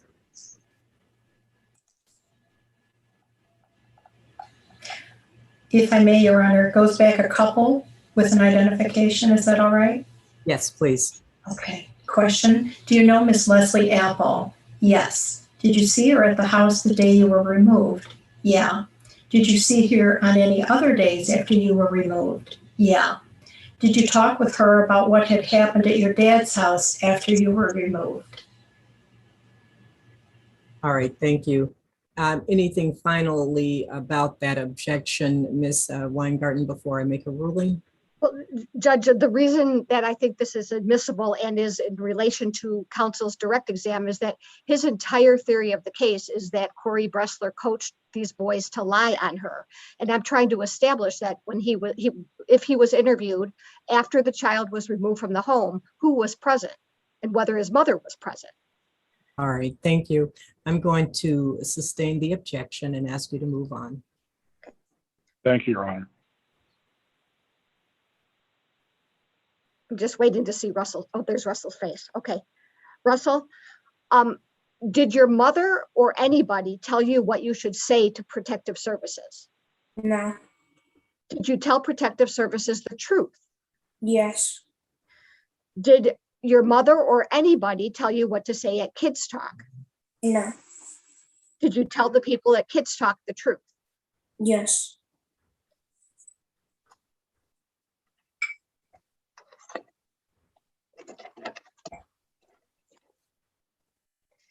At the criminal trial, did you tell the judge that your dad, Katie, and Grandma Tracy put makeup on your face? What did you say? At the criminal trial for your dad's case, did you say that your dad, Katie, and Grandma Tracy put makeup on your face? No. Okay, I'm going to screen share something.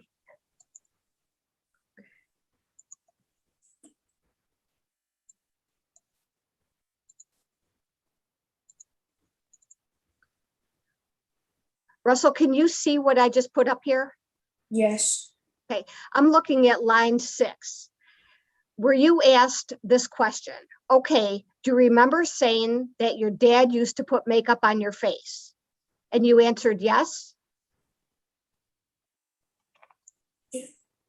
Do you remember being asked those questions? Yeah. I'm moving down now to line 14. And you said, no, I only got makeup put on my face like once or twice. And then you're asked, and Katie did that, didn't she? And you answered, yeah. Do you remember giving that answer? Yeah, kind of. Okay, so again, if you don't know if you said that, say you don't know, and that's fine. We just don't want I you don't to. know. Okay, then I'm moving down to page 61. And did you say, I think one time, no, I know one time it was my grandmother and one time it was Katie. Do you remember that? Yeah, I remember that. And were you asked by Mr. Evans, okay, and when did you tell the CPS that it was your grandmother? And did you answer no, it was both, because I think it happened twice. And one was Katie, one was my grandmother. And then you're asked, when was your grandmother? And you said, huh? And you were asked, when was your grandmother? And you said the second time. Do you remember giving those answers? No. Okay, it's fine. If you don't remember, that's fine. Okay, then do you remember being asked, So he, meaning your father, drove you to your grandmother's house for what? I'm looking at line 16. And the answer you gave was so she could put makeup on our faces because we had school the next day. Do you remember giving that answer? Yeah. Okay, I'm going to stop screen sharing. Okay.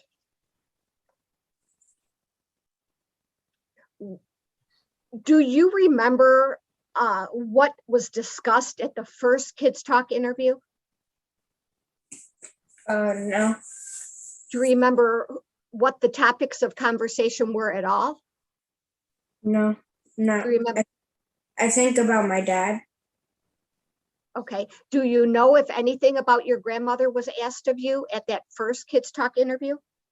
No. What about the second Kids Talk interview? Do you know what the topics of conversation were? I think my grandmother. Are you guessing or do you know? I'm guessing, but I'm pretty sure. Okay.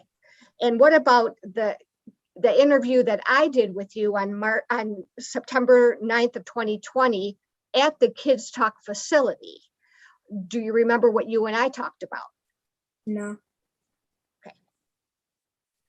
Before you moved to your mom's home permanently, did you tell your mom that Tracy Green had put makeup on you? I think so. I don't know. If not, I told her like once we first came. Did she tell you to say that Tracy Green put makeup on you, or did you tell her that it happened? No, I told her that it happened.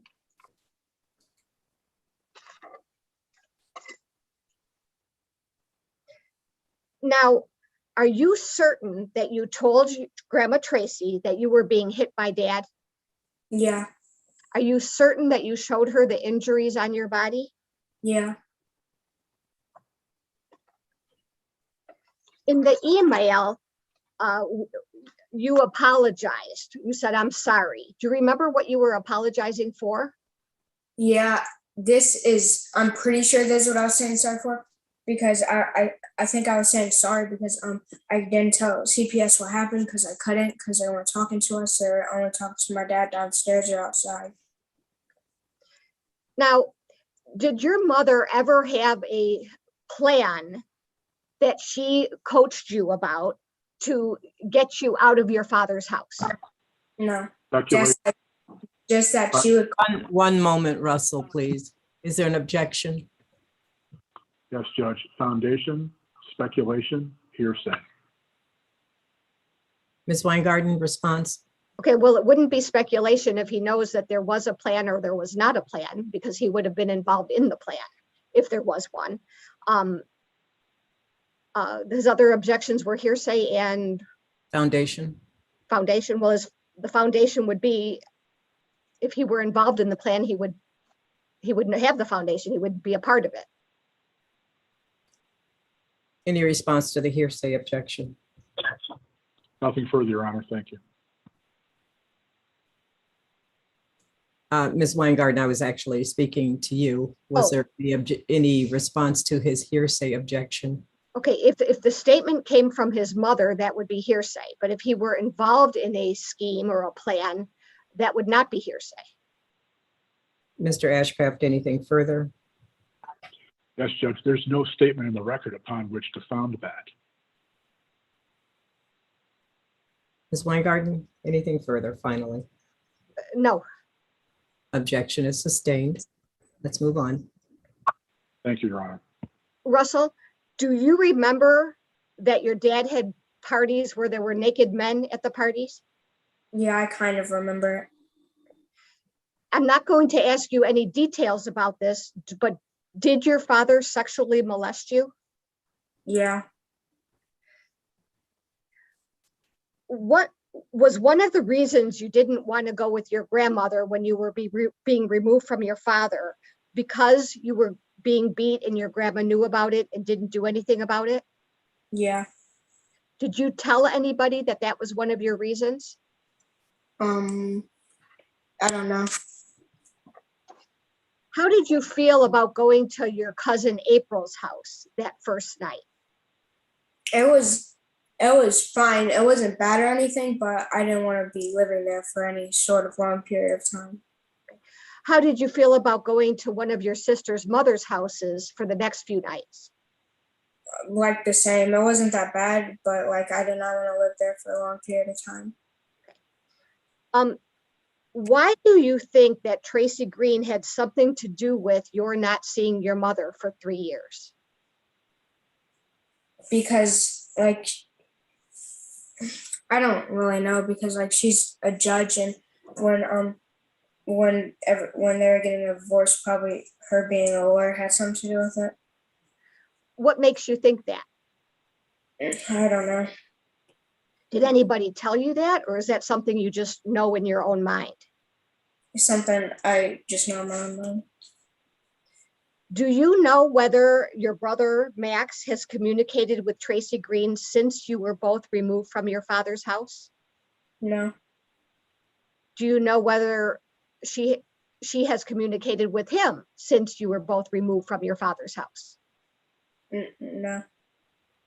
Okay, thank you. Is everything that you've testified to today the truth, no matter who asked the questions? Yes, but I just forgot something. Once while we were here for like a year or two, where me and my brother contacted Katie because I wanted to try to see if I could see my little brother and sister. And when we did that, I looked over and I saw Max trying to text Tracy, but I don't know if she responded. And also he also tried to do the same thing with Tracy's daughter, but she blocked him.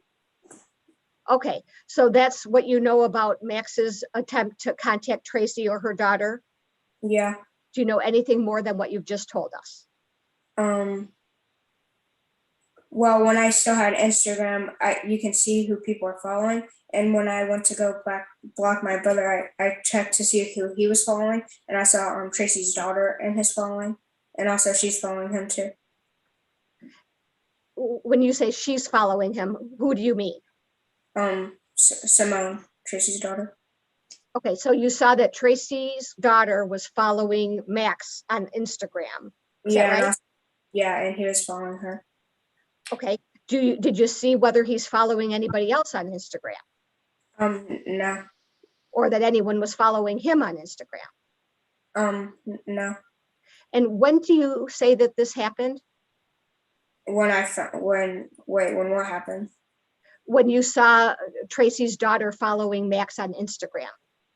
When I had Instagram, so probably like a month ago. All right, and is that when you ended your Instagram with Max? Yeah.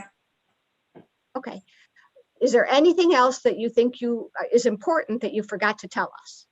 No. Are there any questions that we should have asked you that we didn't ask that you think we should? No. Okay, is everything you've told us today the truth? Yeah. I don't have any other questions, Judge. Thank you. Mr. Ashcraft, Eddie Recross. I do. Thank you, Judge. Russell, you testified today completely different than how you testified numerous times in the past. Judge, right? I object to the commentary. Mr. Ashcraft, you said you have a few questions to ask him. Yes, I asked the question. All right. Did So it not get taken down? I said right at the end of it. I didn't hear all of it, so Oh, okay. let me hear you ask it again. Russell, don't answer yet. I'll see if there's an objection and then we'll proceed. Thank you, Judge.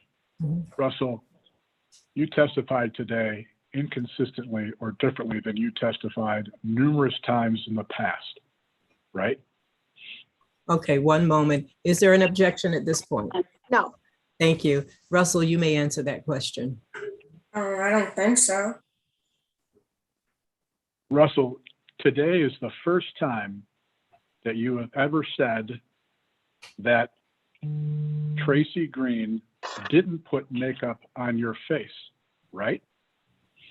Well, I forgot. Like either she did or she didn't. I know she put makeup other places, but I don't remember for sure if it she ever did on my face.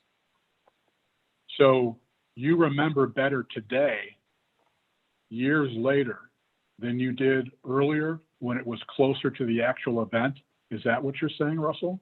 Well, when I do therapy and stuff like that, I have to talk about it. So like I remember stuff.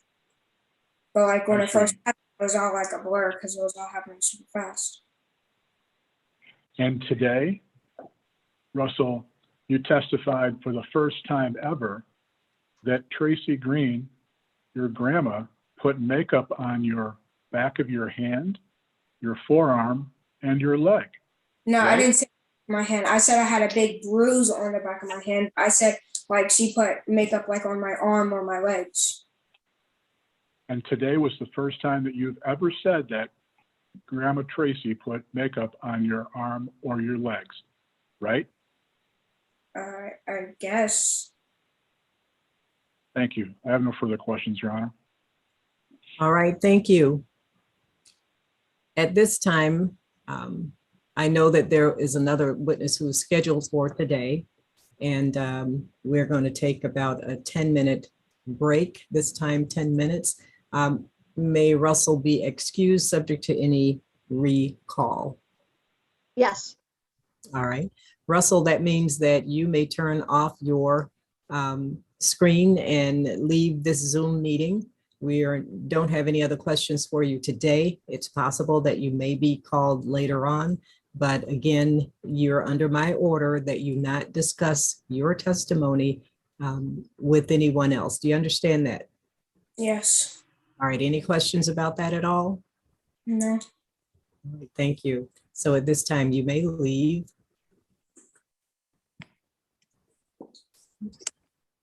And counsel, I would like to have a sidebar with you before we continue on today. I have a room that's open, so I'm going to send us all into there along with Ms. Jorgensen.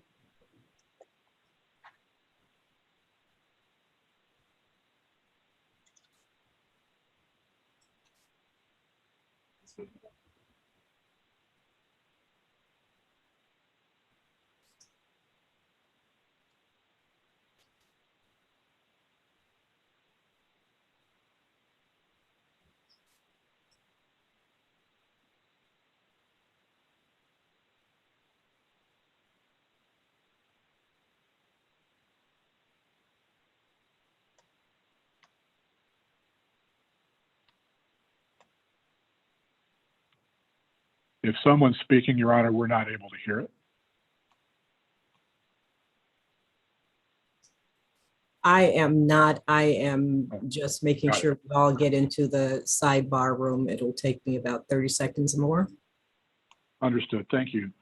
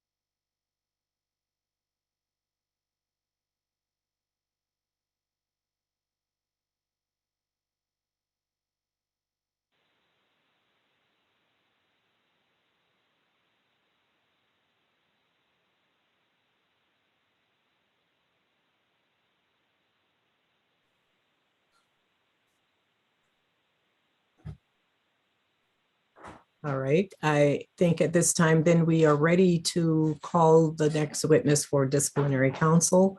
And that is going to be Mr. Gary Davis Head. Is that correct, Ms. Weingarten? All right, thank you. Ms. Weingarten, you are muted at this point. Sorry about that. I just wanted to tell Your Honor, he's a junior. Yes, I'm sorry, I didn't say that, did I? Thank you. We'll have him come in.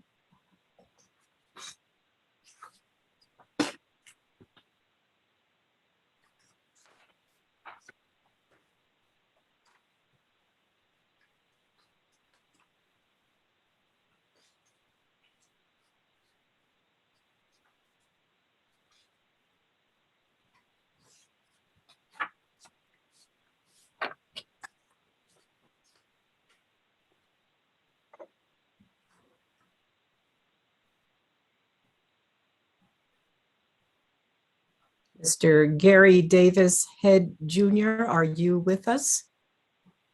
Yeah. Yep. Right here. All right, thank you.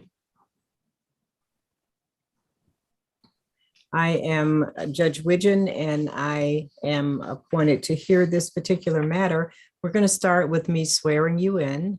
I'm going to also ask you about some information that witnesses were supposed to have received before they testified today, and find out if you have gotten that information, if you have any questions about it. And also I'll be asking if you have abided by that order, those two orders. So let's start with me swearing you in. Raise your right hand, please. Do you swear or affirm that your testimony today will be the truth, the whole truth, and nothing but the truth, so help you?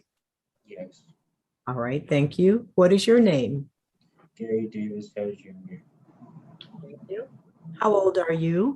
I'm 13. All right. Do you mind if I refer to you by your first name and call you Gary? Yeah. All right, thank you. Now, Gary, I'm going to read some information from this first order having to do with witness protocol, things that witnesses are supposed to do, supposed to abide by. The first one is that you certify that you are alone in the room where you're testifying. If there's someone else there, to identify all the individuals who are present during your examination. Are you alone there? Yeah, I'm by myself. All right, thank you. Also, you are not to access or to review any documents or other materials relevant trial exhibits, pleadings, transcripts, or anything of that nature until the trial is over. And you will not be able to have any documents within your reach or within your sight that we don't already know about, that I have not already approved or counsel have not already discussed with you. Do you have any documents with you there now? I don't have nothing. All right, that's fine. There might be some documents that you'll be asked to look at, but that would be by screen sharing, okay? Yeah. All right, a couple more things here.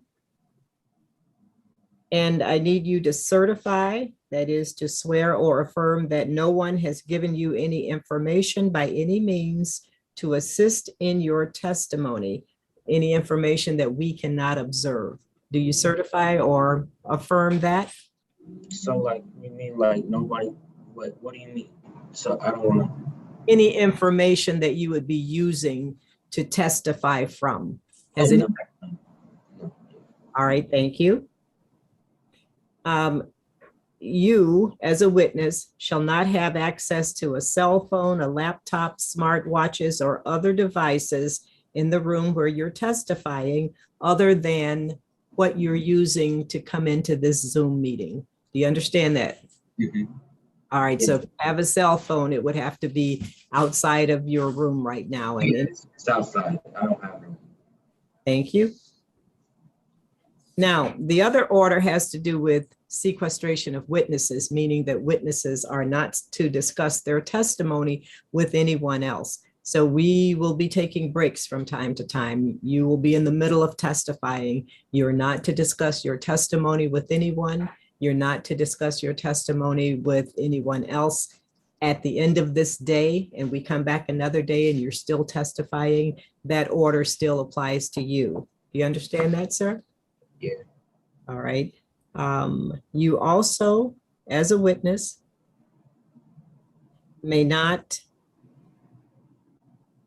view the proceedings on any device or listen to the proceedings on any device or access or connect or view any information about the proceedings, about this hearing by any social media or news outlet. Do you understand that? Mhm. All right. And number 4 applies somewhat. Potential witnesses may discuss the pending formal complaint with counsel for the parties and may be shown exhibits by counsel before their testimony. So it's possible that you've had conversations before today with respect to this matter, but we're talking about now that you are a witness and what the rules are with respect to that.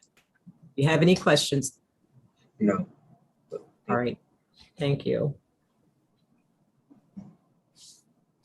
All right, I think that is it. Ms. Weingarten, are you ready to proceed with this witness? Yeah.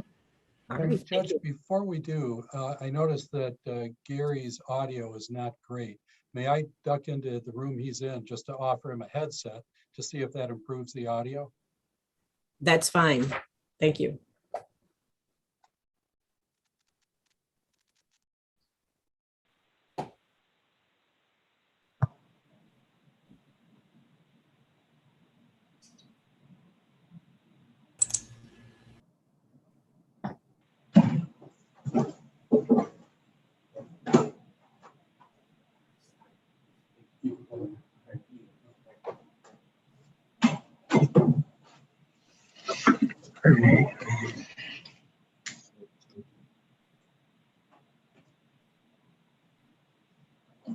Okay.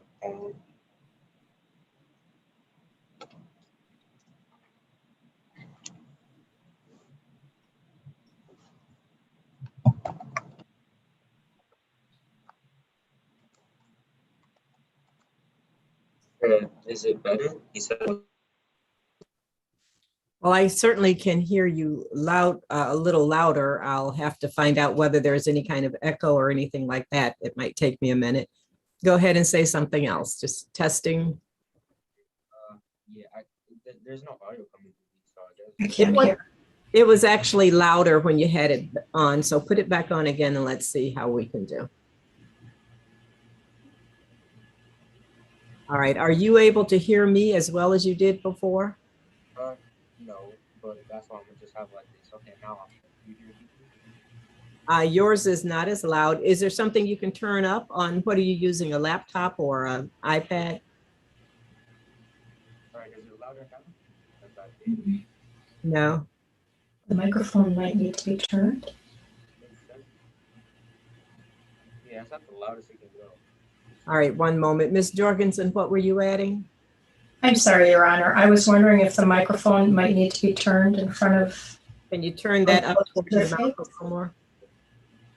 Does it bend? It doesn't spin. I don't know. I never used one of these. I used the closest to this is the one that All right, it is plugged in all the way tightly. Because when I do this, it shows up. When I press this, it shows up. When you press that, it goes mute. Oh. No, is that what you said? Oh, no, it shows up on the screen is what I'm saying when I do that. So I know it's plugged in. And Your Honor, I'm sorry, I'm not able to hear the witness speaking. Excuse me. Not plugged in. There's only one. Oh, you know what? Because you have to plug in the back. Okay, ask them, can they hear you now? Can you hear me now? Yes. Yes, we can. Thank you. Is it clear? Are you able to hear me right now, Gary? Yes. Okay. I'm going to ask you, let me just ask you to state your name and spell it because it's still not as clear as I thought it was going to be. What is your name, please? Gary, Gary.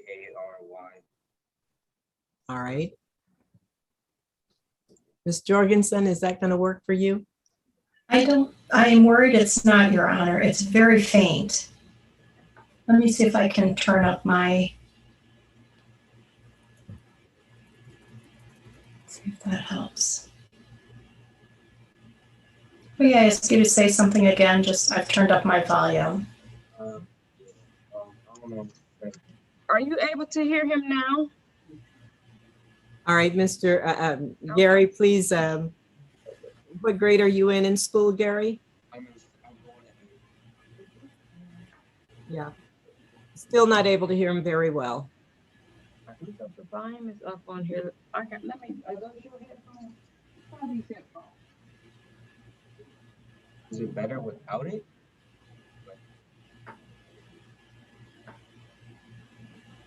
Well, take it off again and let's see. Take it off, unplug it, and pull yourself up. Is it better without the headset? Can they hear you I now? think it is better. It's louder. The only question is if it goes in and out. Are you pulled up as close to the laptop as possible? Okay, Your Honor, he has the headphones. Now let's see. Okay. Yeah. Is that better? And Right, then is this the better? volume. Is this any better? Or- I think it is. Yeah, but you me- probably still have to keep your voice up. So you just have to talk loud so we can hear I'm you. trying to talk as loud as I can without yelling. All right. All right. Ms. Jorgensen is nodding her head. So we're going to go with this and see if this is okay. If we have to stop and make some adjustment, we'll do that.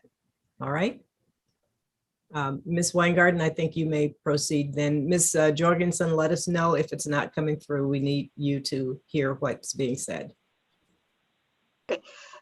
Good afternoon. Can you tell us, do you go by the name of Gary or do you have a nickname that you prefer? I just prefer Max. Your Honor, would it be okay if today we call him Max? Max as in M-A-X. All right, that is fine. And Max, you have to answer every question yes or no, not uh-huh or uh-uh. And you have to talk real loud so we can all hear you, okay? See, Yes. I'm sorry. I'm not hearing as loudly as it seems everyone else can. I wasn't either. Okay. all right. So So Max, can you speak up real loud right now, Max? All right, yeah, is this better? Like if Let- I keep talking like this, is this gonna be good? Well, Let's, it's better. let's try one other fix. Let me take my laptop in there and see if that works. Because I think it works for me. So let's see if it works for him. all right, thank you. Once we get it going, we'll be ready to move on.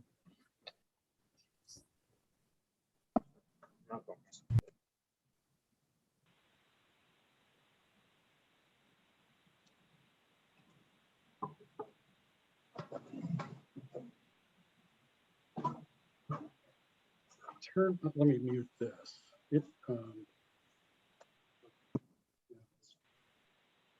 We'll just see if it works.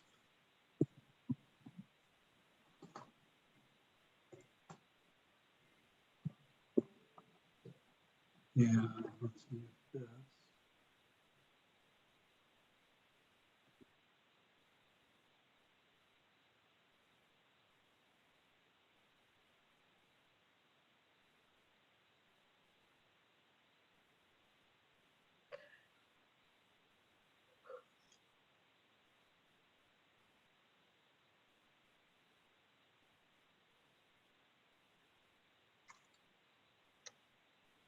All right, is this better at all? Like, I don't think they can. I can't tell. I might have to take this out of here and find out.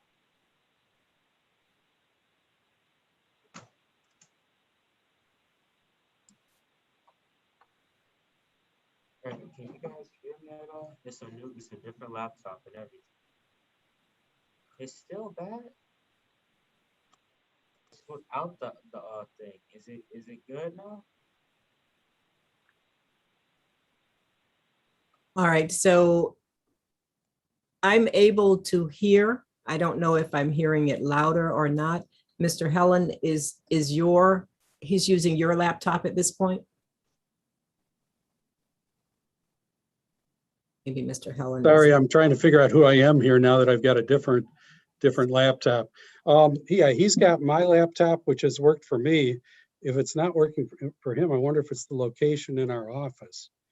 Possibly, because you're coming through loudly and clearly in this, using the laptop that he was using. Okay, let me bring him into this office. I'll bail out of this office if this works from in here. All right.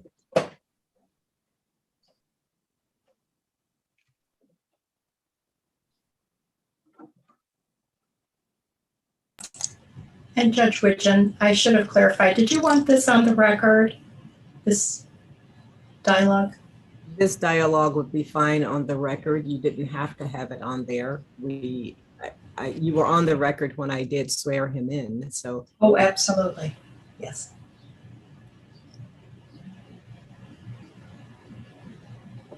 Put it up there.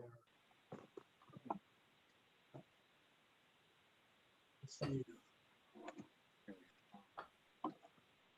You guys hear me better at all? I'm in a whole different room. Is it good? It's better. Give us your video. All right. Yeah. We could. All right, so now I'm seeing you, and Close. Okay. Try to talk into it. All right. Is it? I don't know, cause I'm talking on normal thing. I'm talking after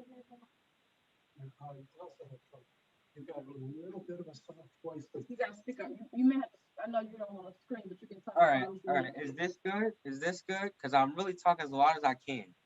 Is this better, Judge and Elsa? I think that this is going to work better. Ms. Jorgensen? This is better, yes. And I Okay, just perfect. remind you to keep Okay, your sorry, voice up. Elsa. So now I'm gonna step out. Okay. All right, I'm going to change the name so that we know exactly who you are.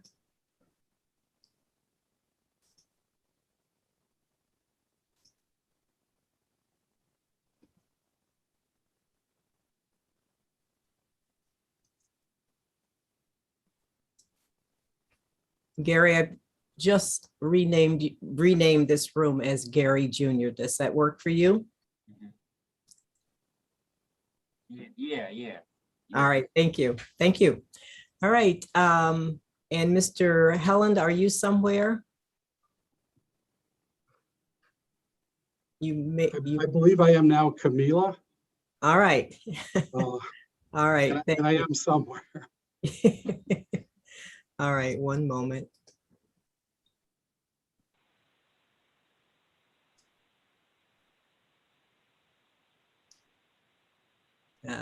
Almost.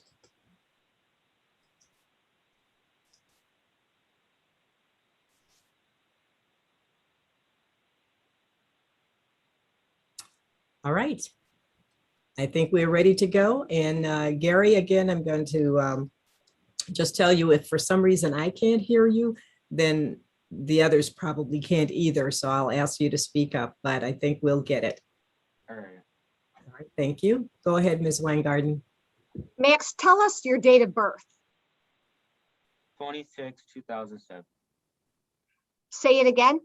December 26, 2007. And how old are you now? I'm 13. Do you go to school? Yeah. What grade are you in? I'm going to 8th grade. And do you have a job outside of school? Yeah. What kind of work do you do? It's at a car wash.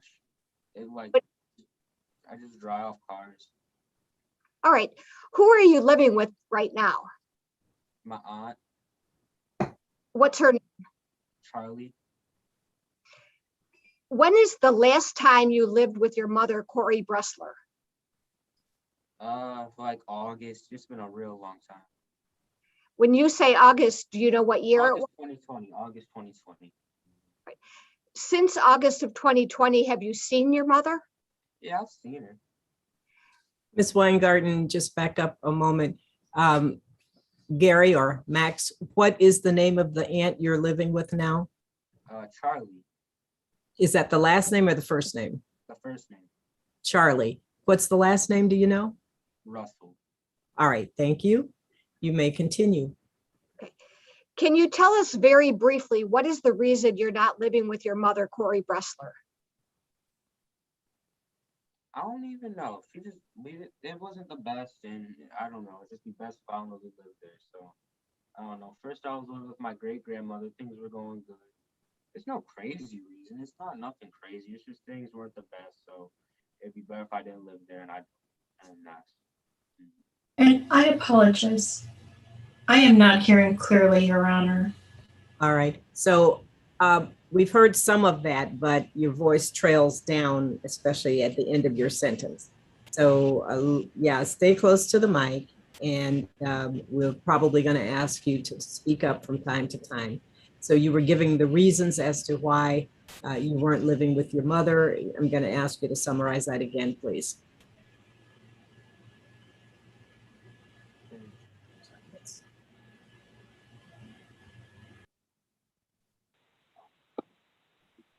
Oh. All right. So what did you say? What am I supposed to be saying? Ms. Weingarten, ask your question again, please. Could you explain to us very briefly why you're not living with your mother? Things weren't going good. I was getting in trouble a lot, and it would just be best if I didn't live there. All right. So do you have any communication with your mother? No. When is the last time you talked with your mother? Probably like it was her birthday. It was her birthday. What month is her birthday in? April. My bad. I'm sorry. It's April. Yeah, April 22nd. So did you see her on or around April 22nd of 2021? I saw her the day after for like 5 minutes. Okay. Since then, have you had any communication with her? I don't think so, but I could be wrong. Like I might have emailed her or something, but I don't think I did. All right. What about before her birthday? And let's say between Christmas and her birthday, did you have any communication with her?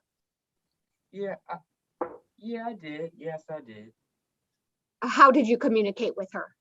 Well, she actually came to my great grandmother's house. That's how I saw her. So how many times between December and her birthday in April have you seen her? Not a lot of times. It may have been like 4 at the absolute most. It wasn't that long. It wasn't that many times. Do you communicate with her by telephone No. or by text messages No. or email? Email, yeah. Yes. Any other kind of social media? No. No. Has your mother told you what you should say today? She has not even brought this up. She has not brought it up at all. Like she didn't even tell me that I was doing this. Somebody else did. All right. So do you have a brother by the name of Russell? Yeah. When is the last time you communicated with Russell? Like October, something like that. Last year. October last year, sometime around that. So you haven't had any communication at all with him since then? Yeah, no, none really. If I did, it might have been like I sent him a message or something. He didn't respond. No real communication that I remember. It was like the last time we actually talked was like October something of last year. All right. Now, you told us that you're 13 years old. Who did you live with when you were younger? How younger? Well, let's say, do you remember when you lived with both your mother and your father together? Barely. I don't even know if that was that. No, not really. All right. I'm Was there sorry, a time? I didn't hear the answer clearly. No, not really. Was there a time when you lived with your father and not your mother? Yeah. How old were you when you started living with your father but not your mother? 6 or 7, definitely one of those. And how old were you when you no longer lived with your father? 10.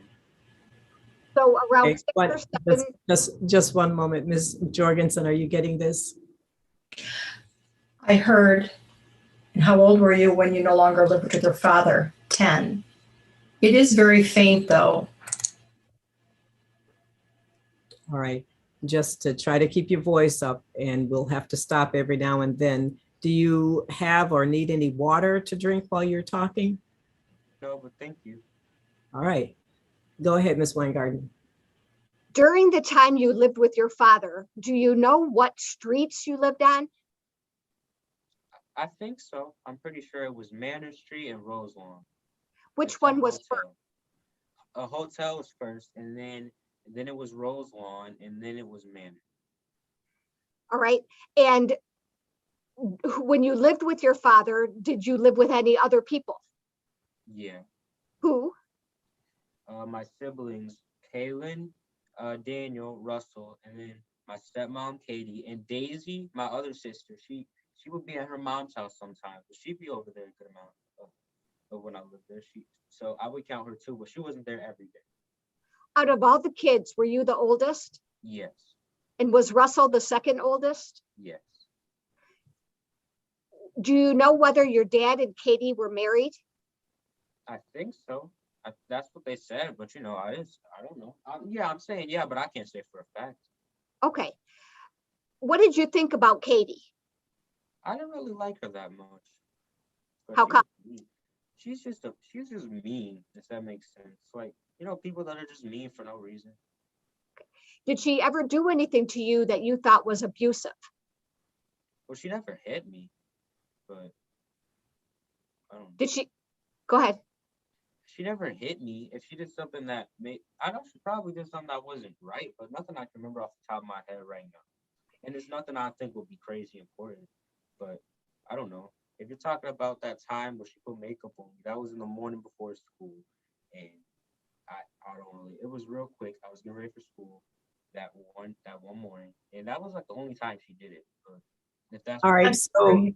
I'm going to stop you, Gary, and ask you to back up and give that description again, because your voice again is going down. Some of it I could hear, but the rest of it I could not. So Ms. Weingarten, you might have to repeat your question. Okay. Tell us what you said about why you didn't like Katie. a lot of reasons. She was just mean. I could list a lot of things. I don't know. I can't think of nothing off the top of my head because it was a long time ago. But she was real mean. All right, Ms. Jorgensen is still struggling to hear you. So council, we need to figure out how we can make this work. Right now, it doesn't seem to be working very well. Would you like to have a sidebar discussion, or is there something else we can take a break? And Mr. Helen, you can try to make something else work there. What do you want to do?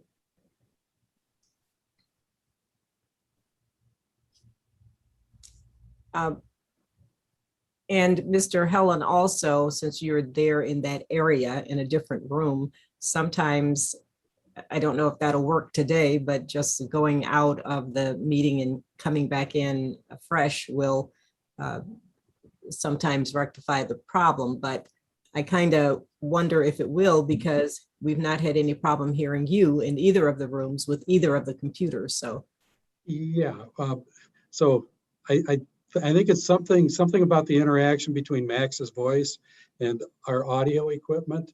And I really hate to waste everybody's time to try to sort that out. So we could perhaps take a break for a few minutes and we can see if we can do better.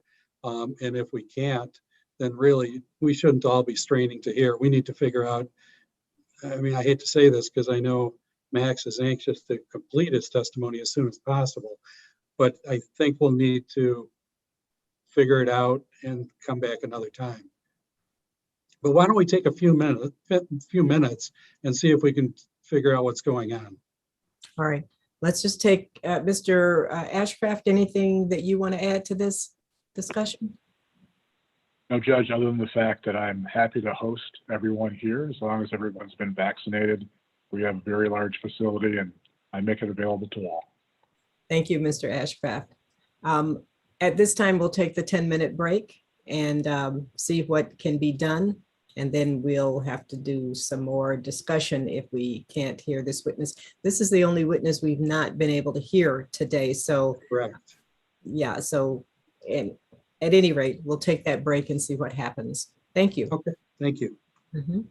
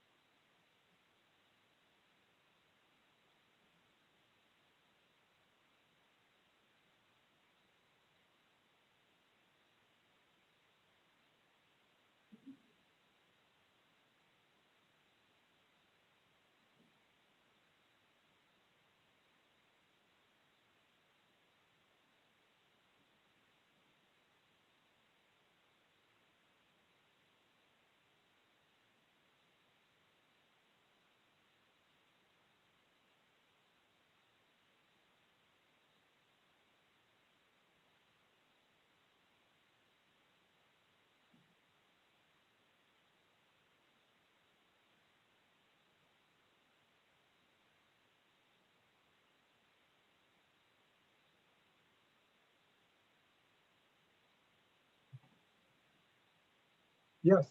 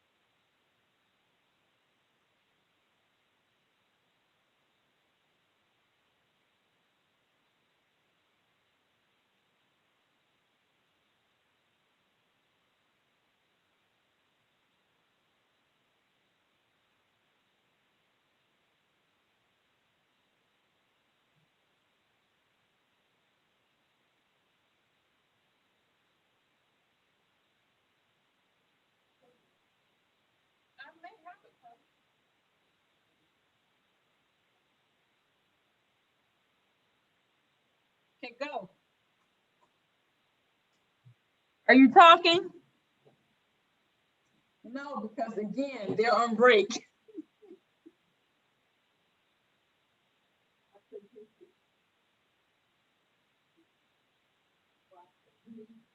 I couldn't hear you. Were you talking?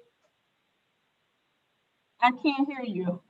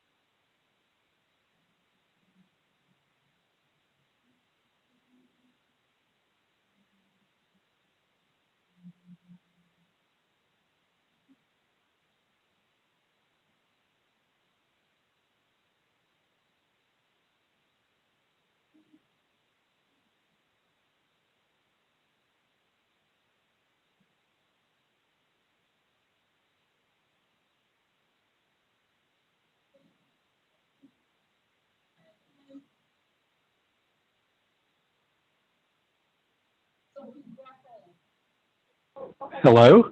No, she's texting from there. Hello? Get the numbers off the chat box. Yeah, I've entered, and I was told I'm a part of the meeting. Judge, can you hear me at all? Yeah, I can hear it through that computer. Well, what's wrong with this one? Well, I've got, yeah, you're right. It should be coming out of here too. Oh, take this mic off. Oh, here's what. Oh, but now we have an echo. Okay, but unmute that. We don't want to unmute it. Well, she needs to see if she can hear you. You can hear her. Yeah. But we, No. see, now there's an echo because there's the audio in the phone and through there. So we have to mute that. Okay, well, Can you hear me? Can anybody hear me? I can hear you. I can hear you, Mr. Howland. no, Okay. Elsa hear you. And Elsa, can you hear me also? Yes, I can. Okay. Okay. Let me try one more thing. So will he, how is that gonna work? Absolutely. Okay. Are we getting an echo at all? I don't hear an echo. Elsa. Here. So you're gonna use this the on. headset, but you're gonna talk into the phone. All right. Oh yeah, I can hear myself. Right. Well, talk to them. All right. Ask them, can they Yeah. hear All right. you? Can you guys hear me? Yes, very well. Ask All right. them to Yeah. hear. Yeah. They said very well. Okay, baby. It's echoing for me though, but all right. You gotta work there, honey. Yeah. All right.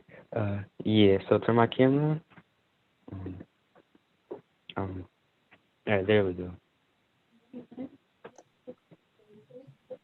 Yeah. So.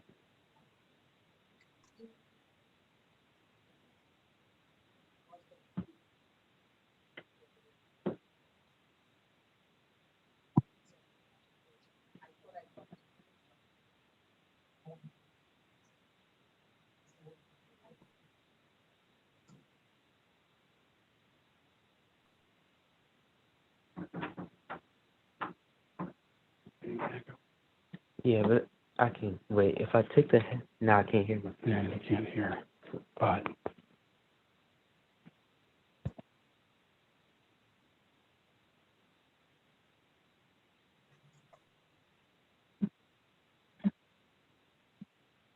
Wait, wait. Can you guys hear me still? Wait, can you guys hear me now? Yes. Right, yeah, there we go. All right, so I don't know. It works now, so.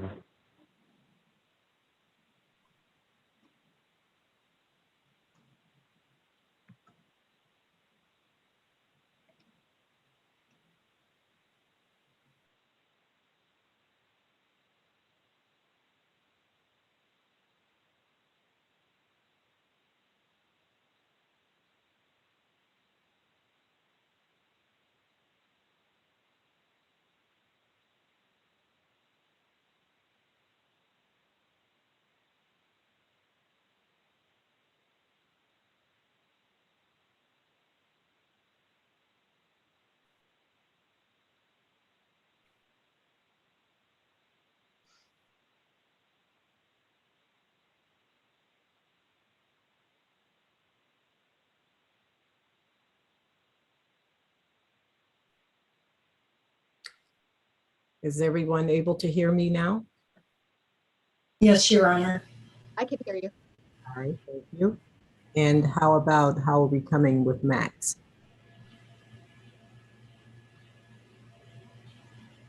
I know that Mr. Helen was going to call in, I think, using the phone numbers. Looks like that's what he's trying to do now.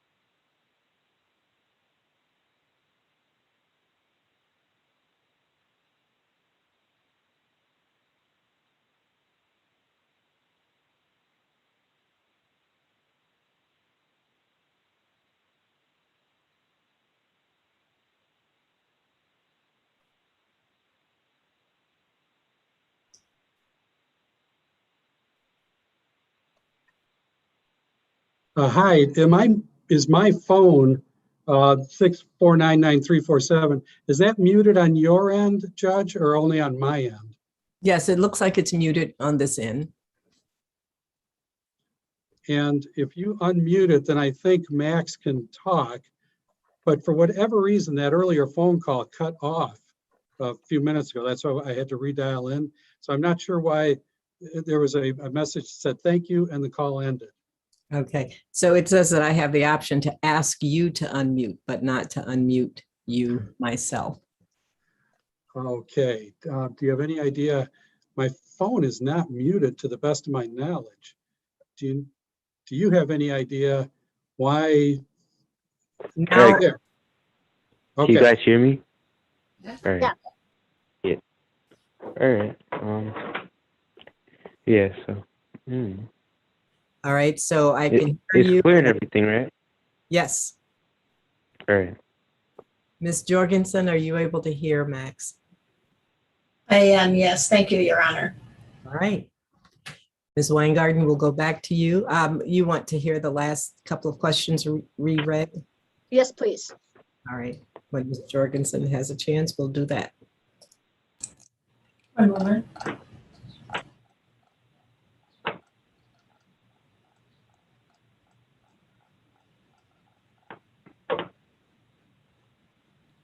The last question was, tell us what you said about why you didn't like Katie. Oh, she was just mean. What did she do that was mean? It was years ago. I can't, like, just little things. She was just a mean person. Like, let me think of something. Like, I don't know. Let me think something small. I'm not saying she was a super criminal. I'm just saying she was mean. Nope. None of my siblings liked her. Before we took a break, you said that she put makeup on you. Is that right? Yeah, I thought that's what you guys were referring to. She only did that like once. Okay, tell us about that. All right. Well, I said this a million times, but like not today. But okay, so that one night that Grammy put makeup on me, I don't remember it, photographic memory type stuff, because this was years ago. But in my memory, I think, I'm just saying, I'm not saying for sure, that Grammy gave her something, some palette or something like that. That's how I remember it, but I don't remember it in super deep detail, so I don't really know. But the next morning, Katie put a little bit of makeup on my face in the bathroom, and that was it. I thought that's what you guys were referring to, but I don't know. Okay, so are you telling us that Katie put makeup on your face one time? Yeah. All right. Did you want her to put makeup on you? No. All right. All right. And while you were living with your dad from ages 6 or 7 until 10, how often did you see your grandma Tracy? Here and there, maybe once every, I don't know. She didn't live too far, so I don't know. Like, you still hear me? Yes.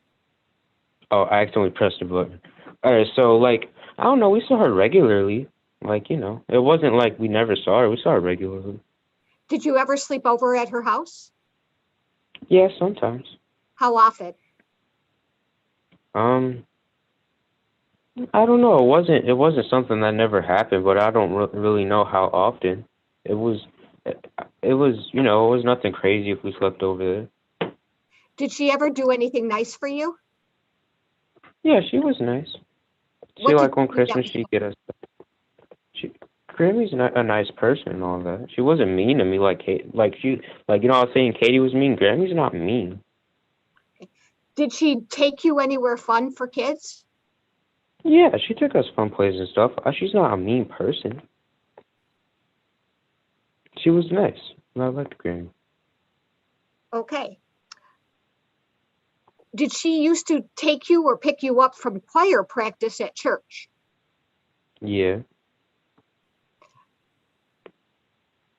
Now, besides her and Katie and your dad, was there anyone else that you saw regularly or were close to? Not that I can think of. The 3 people I just named, your granny, Katie, and your father, were you close to the 3 of them? I guess you could say that. I guess. I saw my aunt, my Auntie Simone, saw Papa, Grammy's husband. I saw other people sometimes, but I don't know. Yeah, I was close to them. I guess you could say that. All right. Now, during the time that you lived with your father from ages 6 or 7 to 10, were you being physically abused by him? Yeah. I'm not going to ask you too many details about that abuse, but did you ever have marks on your body because of it? Yeah.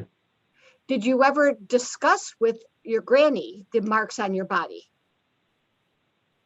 Yes, I'm not saying like every day, but yes, it happened before. When you say it happened before, what do you mean by that? Like, I remember this one time, Russell had did something. I don't remember what he did, but he had done something, and he was about to get beat, but he didn't get beat that same day. It was coming up, and I think Grammy, because we lived at Nana's house. That's her mom. She had came to visit Nana or something like that. She was there. I think she was visiting Nana, but I can't say for sure. And we saw her that day.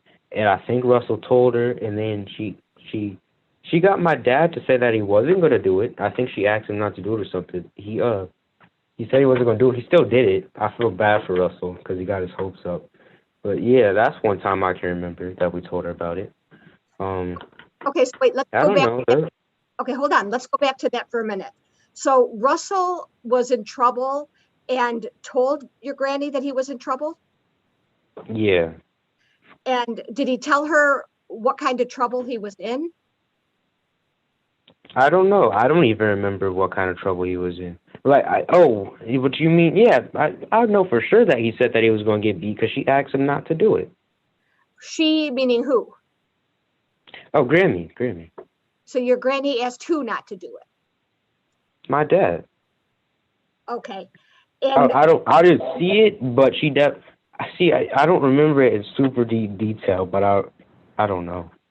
I can't, it's not, I don't have photographic memory, but I do remember that she got him to say that he wasn't going to do it. did your It was a father long beat, time. did your father beat Russell anyways? Yes. Where was Grandma Tracy when that happened?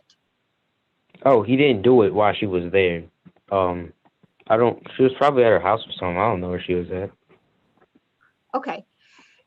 Did she ever see marks on your body? I don't know for sure. I wouldn't be, no, I remember that mark on my face that she saw, but, All right, let's talk about that. What kind of mark on your face did you have? well, I got slapped, so it looked like a handprint. Who slapped you? My dad. Did you tell your granny that your dad slapped you? I don't even think I told her. I think he told her. Were you present when he told her? No, but I could put two and two together because she put makeup on it. So I know I didn't tell her. So Okay, have you been asked those questions before about whether you told your granny that your dad smacked you in your face? I think so. I might have told her. See, this was a real long time ago, but I don't think so, but I cannot say 100%. I don't think I did, but this was years ago. All right. Did you hear your Grammy talk to her son about having hit you in the face? I don't know. Max, are you reluctant to talk about what your Grammy did? What do you mean by what's reluctantly? Okay, are you feeling badly that you're telling people about things that your granny knew and what she did? Yeah. Yes. Okay. Is this hard for you to have to testify against your Grammy? I wish I didn't have to do it because I've already said all this stuff 1,000 times. Okay. Have you been communicating with your Grammy lately? Not recently, but I was before, like a couple of months ago. So when you were communicating with her, who would start the communication? Me. It was always me, every single time. And what made you decide you wanted to communicate with her? Well, she said she couldn't call or contact me, or I had to do it. I don't remember the exact reason why, but yeah, she said I had to contact her. Like I had to call her or something. And what was the reason that you did contact her? Well, one day I was in the car with my Uncle Lonnie, and we passed my sister's house. I recognized it. So Daisy, I asked him if I could knock on the door and say hi, and he said, all right. So, and then China, Daisy's mom, gave me her phone number, and a couple of days later, over the phone, China asked me if I wanted to talk to her. And at first I said no, but then I changed my mind. I don't know why. I just did. And then, yeah, I called her. And yeah. All right. And how many different times did you communicate with her? I don't know. It wasn't super rare. Like every other day, I would say. Not, it wasn't too consistent, but it was regularly up until a certain point when I just stopped because I was told I had to. Okay. So I know you feel badly about testifying about what your Grammy knew. Do you understand that the judge had you raise your right hand and promise to tell the truth? Yeah, I'm telling the truth. I'm telling the truth. Okay. So have you told people in the past that your father slapped your face and your Grammy knew that your father slapped you in the face? Well, she definitely knew, but I don't know if I was the one that said it. Like, I know she for sure knew, but I don't know if like, it could have, I can't say for sure, because I'm telling you, this was a long time ago. I don't remember all these types of details. I just Right. know that she knew, because, yeah. Did she do Because I anything? don't, Well, I don't want to cut you off. Go ahead. I just don't want to say something that's not true. Like, I Right. don't want to say something that, And we don't want you to say anything that's not true either. We only want the truth, okay?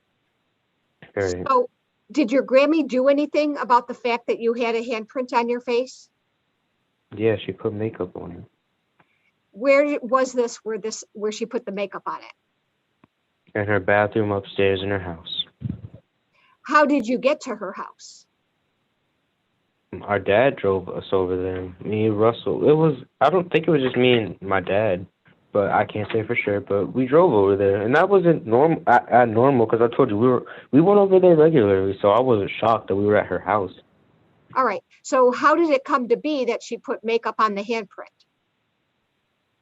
I'm pretty sure she called me upstairs. I didn't go upstairs myself, and then she called me in the bathroom, some way, some type. I don't know exactly how, but she did do that at the end of the day, and she put makeup on my face. It's that simple.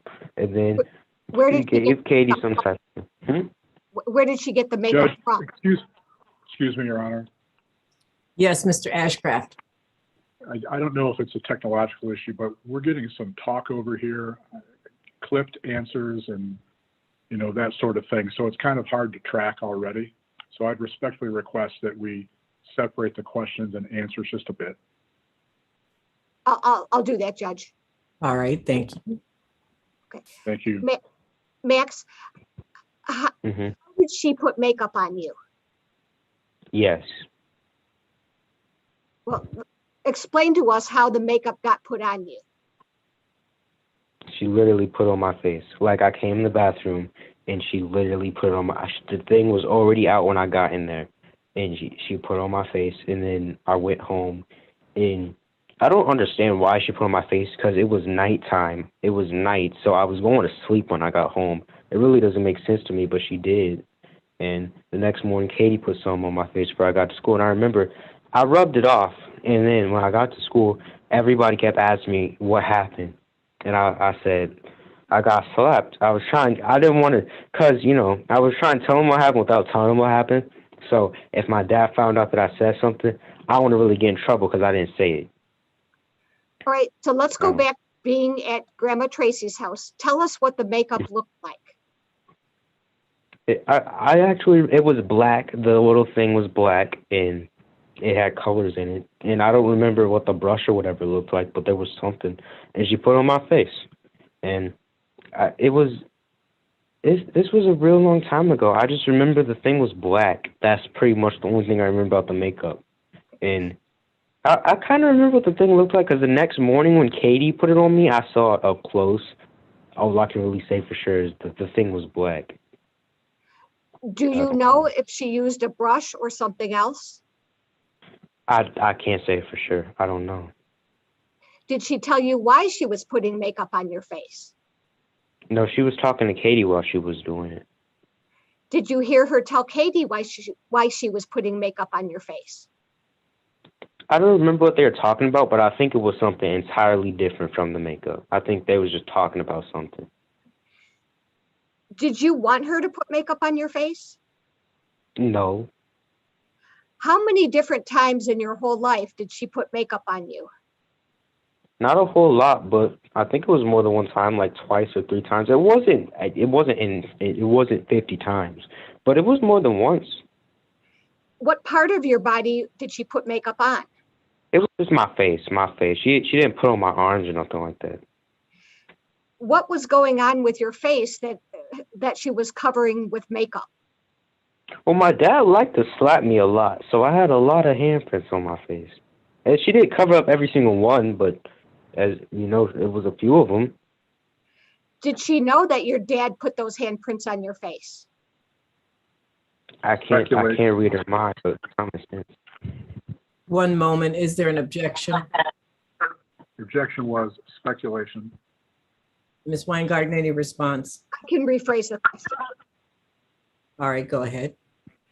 Max, did you tell your Grammy that your dad hit you in the face and that's why you had marks on your face? I don't know. Did she ever ask you how you got those marks on your face? I don't remember. Did Russell ever tease you about having a slap mark on your face? No. You're laughing. Why are you laughing? Because I know that wouldn't happen. I know that's what they're saying, but I know that's not true. Russell never teased me. Well, you say you know that's what they're saying. Explain to us how you know that's what they're saying. I think you told me during the kids talk. I knew that from a long time ago. Like somebody said that like a year ago. It might have been my mom or something. But somebody said that a long time ago. And then I mentioned it during kids talk, and you asked me how I knew that that's what they were saying. And I don't know. Somebody said that a long time ago, and I automatically knew that Russell was not teasing me. I know that for sure. Russell was not teasing. You can ask him. He's going to say no. Of course no. He was not. Because he got beat too. So why would he tease me for something that happens to both of us? And I wasn't embarrassed of it. I didn't care. All right, so let's go back for a minute. Did I ask you a while ago whether Russell had teased you about having a handprint on your face?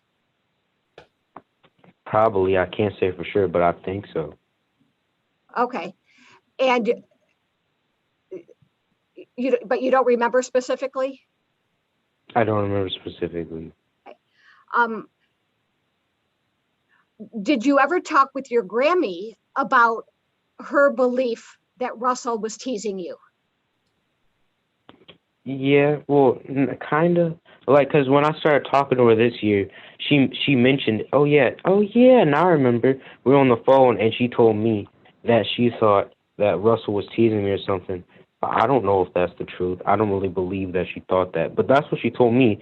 And I just started talking to her. I was excited to talk to my grandmother, so I didn't say nothing. I didn't really say nothing. I maybe say like that, but okay. I So just didn't say because I was.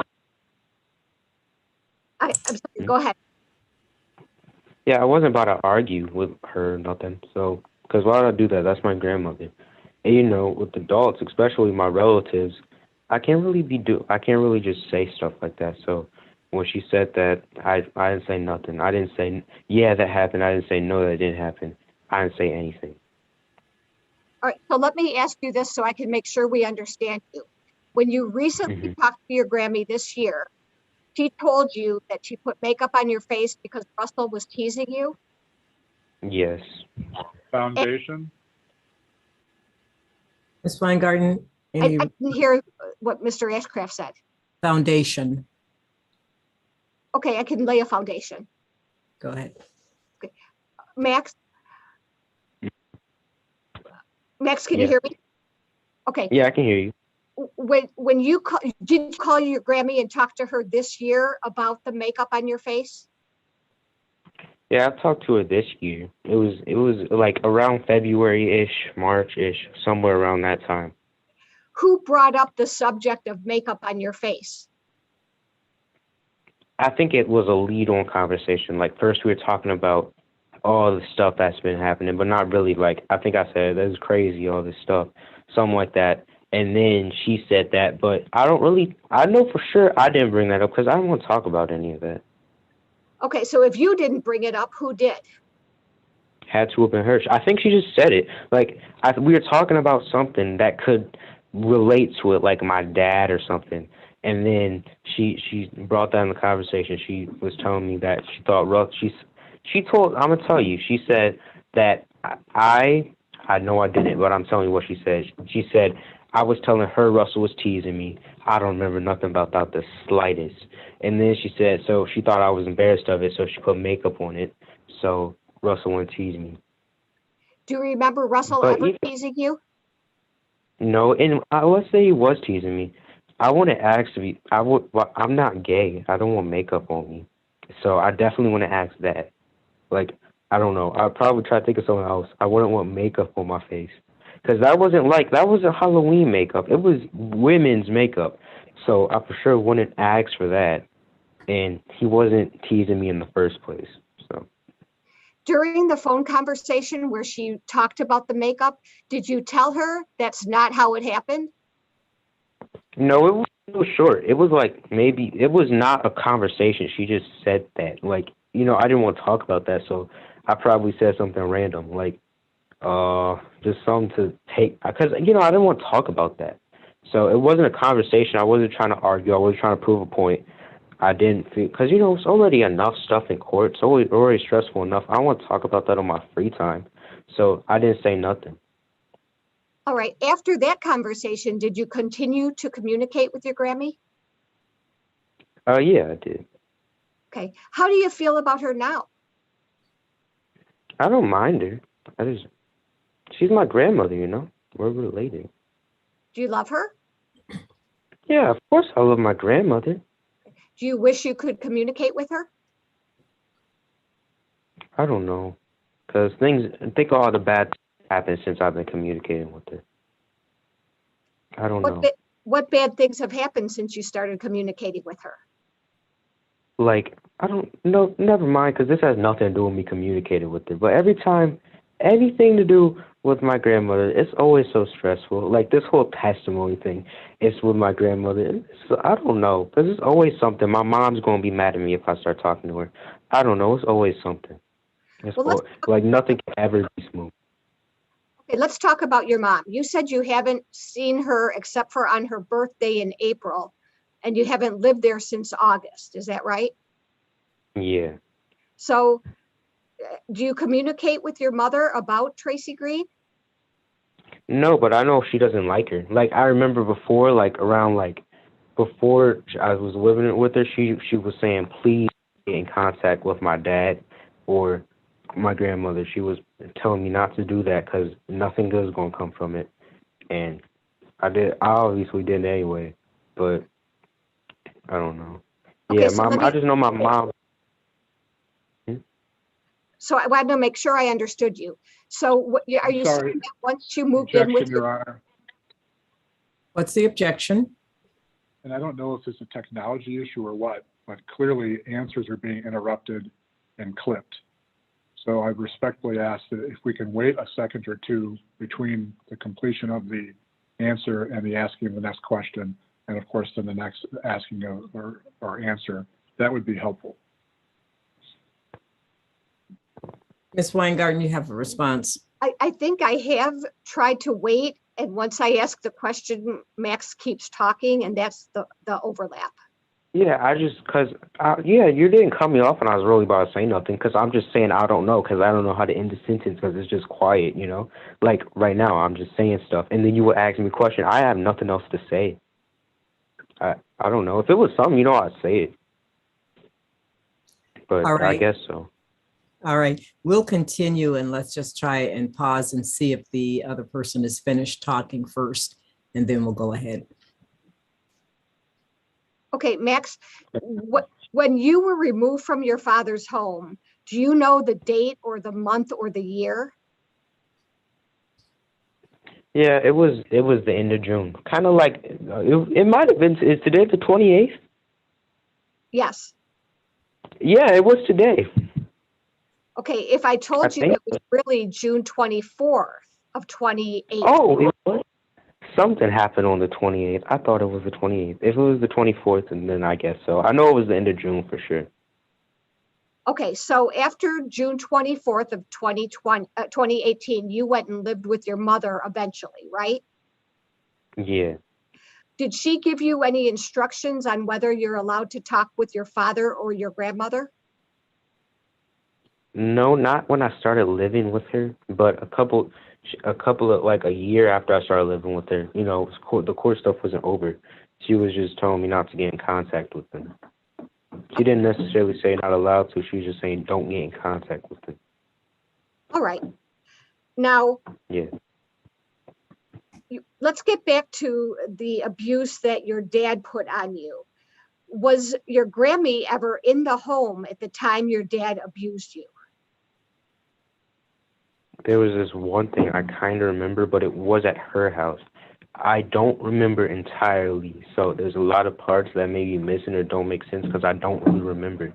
But I got in trouble something, and I got in trouble, and I think my dad hit me or something in the kitchen. I don't really know, but that's the only time I can really think of. Whose house was that at? Grammy's house. And if you were hit by your father in the kitchen, where was Grammy? Foundation. I don't know. Explanation. All right, one moment. There's an objection regarding foundation, Ms. Weingarten. So I'm not sure what he knows the answer. That's why I asked it. And I think he said he doesn't know. Was that your answer, Max, that you don't know where she Yeah. was? Yeah, I said I don't really remember this too well. All right, continue, please. Do you know whether she was aware that your father was hitting you in the kitchen? I really don't remember. Do you know whether or not you were yelling or screaming or crying? Probably. I was around the age of like 8 or something like that, definitely close. And yeah, if I got hit, I would cry. So probably. Did you and she ever talk about the fact that your dad was hitting you? It sounds possible, but I can't remember. And I don't know. Have you I'm not saying testified? I'm sorry, go ahead. I just don't remember a lot of this stuff like I did because when I testified before, it was a long time ago, but it wasn't too long. I remember most of it, and now I don't really remember too much. So if something I said then, I don't know. I just don't, because it was a long time ago. I don't know. And I did, when this was happening, I did not know that I was going to have to talk about it someday. So I'm really trying my best for a lot of stuff, but. And we appreciate that you're doing the best you can, okay? And we don't want you to guess. If you don't know the answer, just say so, okay? Okay. So I want to ask you, do you remember going to a place called Kids Talk and being interviewed multiple times? Yeah. Yes, I do. You go there a total of 4 times? Yeah, I honestly think it was more than that, but Let's assume it was 4 or more times, okay? There's a little bit of over talking, please. All right, Max, let's assume you went there 4 or more times. Did you always tell the interviewers the truth? Yeah, unless I made a mistake. When did you testify in juvenile court? I don't know. I don't know the difference between this stuff. I just know I testified at some point. Do you remember testifying in a very small courtroom with your mom and your dad and a bunch of lawyers there? I kind of know what room you're talking about, but I don't remember actually testifying. I think so, but I don't remember it. But I remember I was supposed to. Like, I remember we would go, and there were these 2 guys that would tell us what we were going to do and how it was going to go. But I don't actually remember the for real thing. But I don't. Oh, yeah, yes, I do, because I remember they were supposed to do this one-way mirror where our dad could see me, but I couldn't see him. And then when I actually did it, they said that they didn't have the mirror. So I just had to see him. But I don't remember it. But I remember the day that we did go. All right, so I'm not asking you if you remember what you said, but I'm asking, do you remember that you testified in that small courtroom? Yeah, I remember that I did. The day that you testified, did you tell the judge the truth? Unless I made a mistake, yes. All right. And then did you also have to testify in a bigger courtroom, which was the criminal court, about the abuse that your dad did to you? Yes. Did you tell that judge the truth? Yes, unless I made a mistake and I wasn't sure of something. Were you interviewed by a news reporter named Mr. Elric? Yeah, I remember ML. Did you tell him the truth? Yeah. I'd like to say if I made mistakes. I've watched the news thing recently, and I remember I can rewatch what I said, and that was the truth. So yes, I did tell him the truth. All right.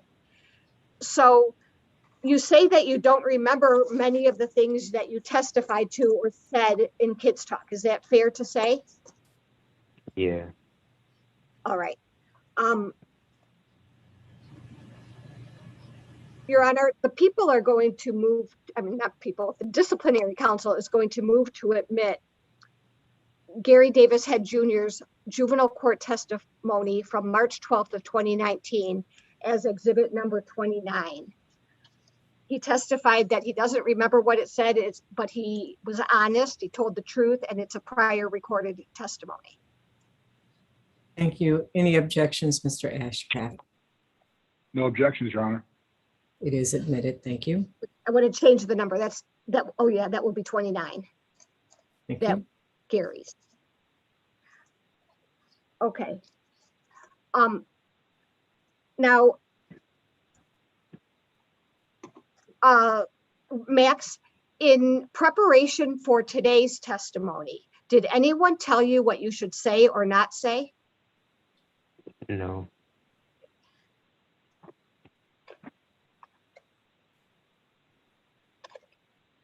Let's talk about the weekend before you were removed from your father's house.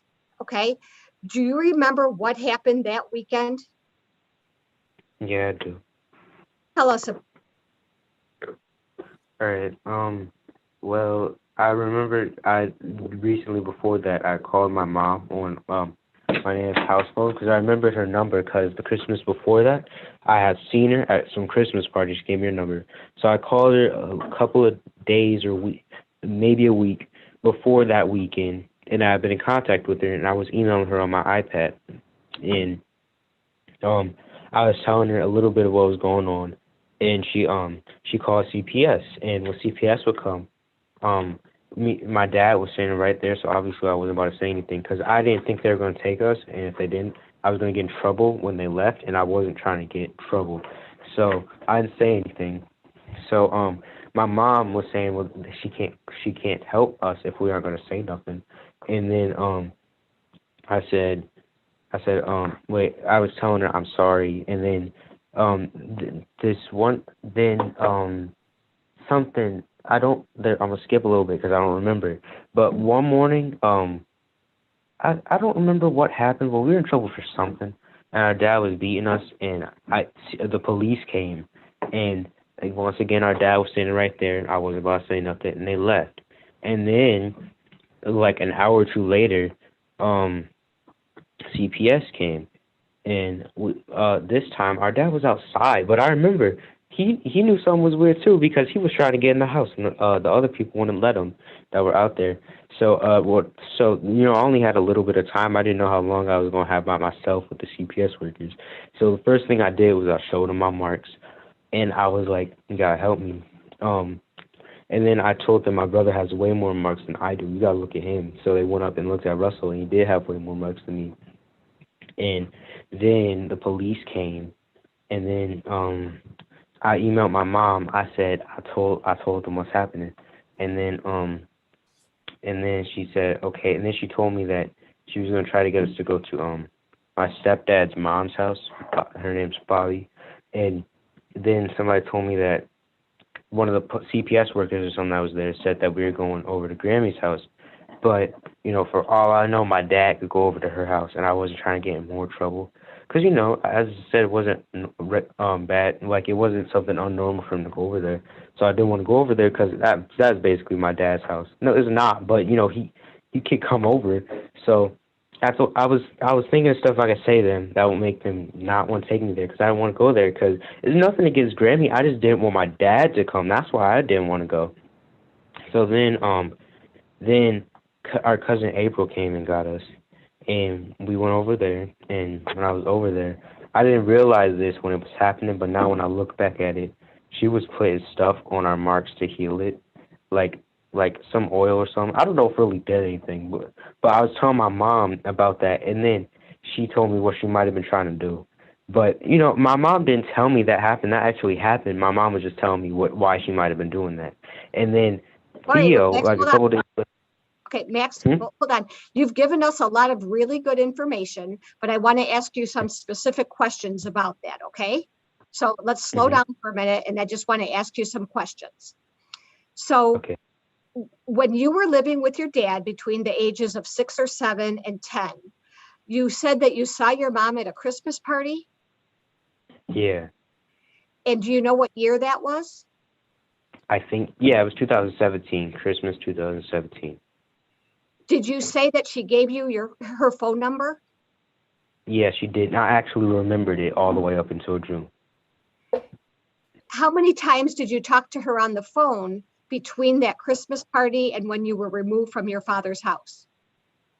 Well, see, when I got the phone number, I didn't call her till months later. Like, as soon as I got home, I did, because I didn't have a phone. I had to sneak, and I didn't think to sneak until that one day. And I would do it because Katie, there was a freezer in the basement. She would send me down there to go get meat and stuff out the freezer.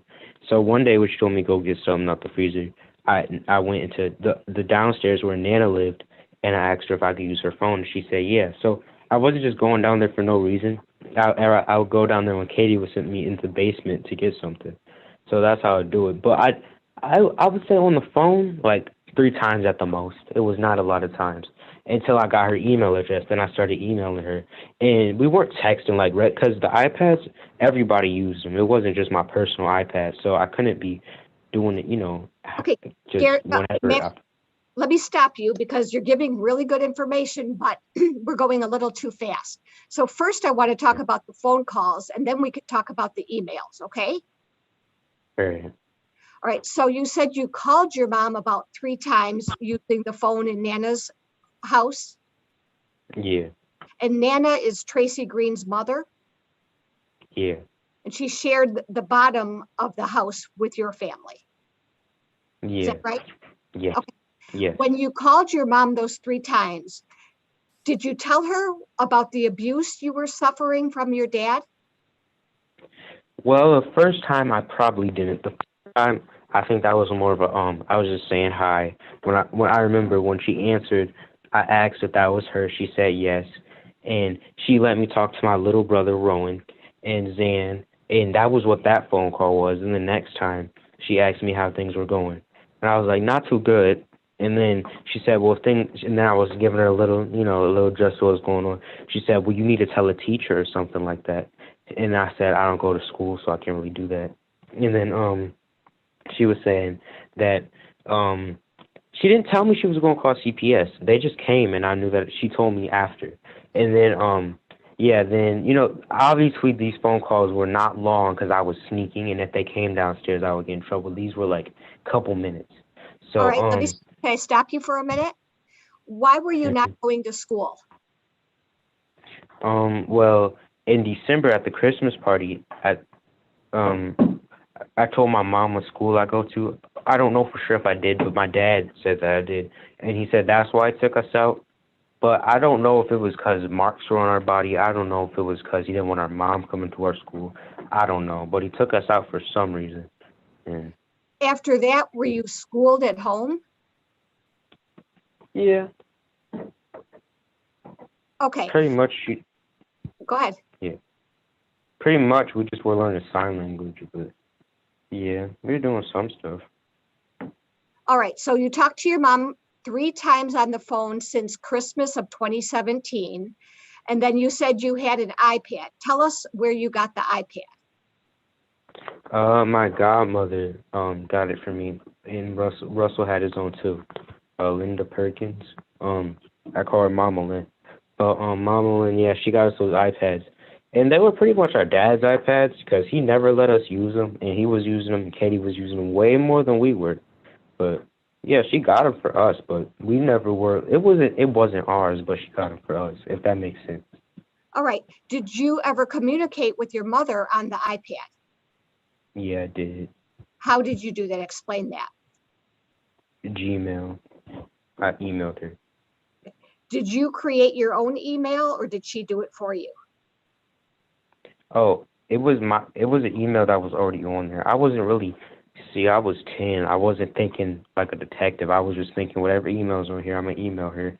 And I knew it was the iPad. It was like everything on there. It had my name on it. So the email, it did say something like Gary something, but they wasn't talking about my dad because Russell's had Russell something. But I was using my iPad. Russell's, even though they were pretty much both my dads, I felt more comfortable just using the one that was given to me. So, yeah, I would pretty much use that iPad. And I remember it was always, see, I would mostly email her really early in the morning before Katie woke up, or when Katie was cooking. I had to do it when nobody else could see me because, I wasn't even allowed to use the iPad at all. So sneaking alone would have got me in trouble. But if they knew what I was doing on it, that's going to get me in way more trouble. So I had to be kind of smart about it. Oh, no. All right. Do you know when Russell's birthday is? August 23rd, 2009. And when is your birthday? December 26th, 2007. All right. Now, you and I met several weeks ago, and I showed you some emails, didn't I? Yeah. Okay, I'm going to put some of those on screen share, and I want to ask you some questions about them, okay? Okay. Can I tell you something real quick? Sure. Like, let's say when you're reading a book, right? And, if you read in a book, you make up what those characters sound like. So when you're reading the words, I don't know if everybody does this, but I'm reading something, the characters in the book, when I'm reading it, I can kind of hear whatever voice I kind of made up for them. You know what I'm saying? And when you show me those emails, I could hear my dad's voice because it didn't sound like something a 10-year-old would say. And I don't know. But some of them looked real. Remember, I was telling you, some of them looked real, but not all of them. It looked randomly thrown in there, but I don't know. Yeah. Pardon me, press that.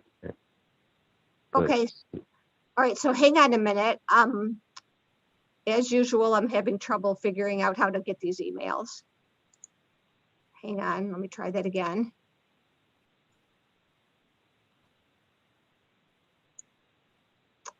I'm wondering if Mr. Helen could assist me.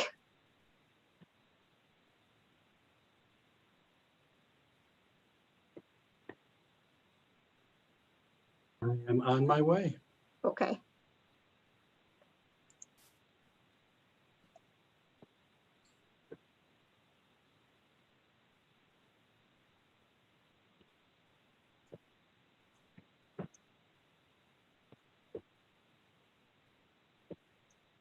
Ms. Weingarten, do you want to take a break while you get that set up? Unless anyone else needs a break. No, I think this should be a quick fix. He put them on here. It's not scrolling up or down. Which one do you want? It should be, no. Oh, here, wait a minute. No, that's not the first one. That's one of them, but not the first. I don't know where they all disappeared to. Shoot. Oh, here, click on that. Mr. Ashcraft, would you like to take a break at this time? Yeah, I was going to ask for one in about 5 minutes because we're at that hour mark, so that'd be cool. All right. So, Max, what we're going to do right now is take a break of about 8 minutes or so. When we come back, the video or the emails should probably be up and ready to see. At this time, you might need to take a stretch break, restroom, whatever. Again, remember my order. You're not to talk to anyone about your testimony. I know you're there at the office, so that there's probably not anybody there to talk to anyway, but you're still under that order at this time, all right? Mm. All right, we'll take an 8-minute break. Thank you. Wait. Where did that just come from? Hold on. Thank Show you, up. Judge. Okay. You don't want to show all windows. No, but this Make one- sure that everyone is on mute. Oops, let's do that. Hang on.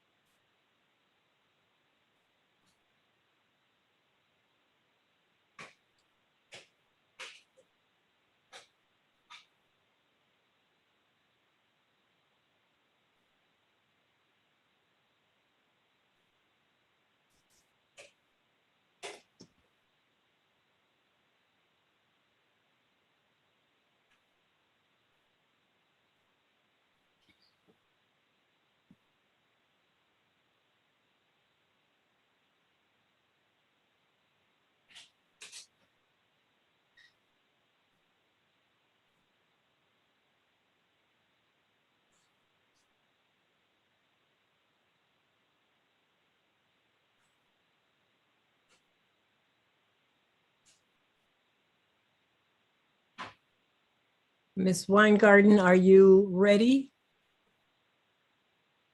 You're unmuted. Yes, I'm ready. All right, Max, are you there with us? If so, please unmute and turn your video on. I'm turning it on. Wait, I'm trying to. It's not like the thing, the Zoom. It's not full screen, and I'm trying to get it bigger. Don't worry about it being full screen right now because Ms. Weingarten is sharing her screen. Oh, that's it. Okay.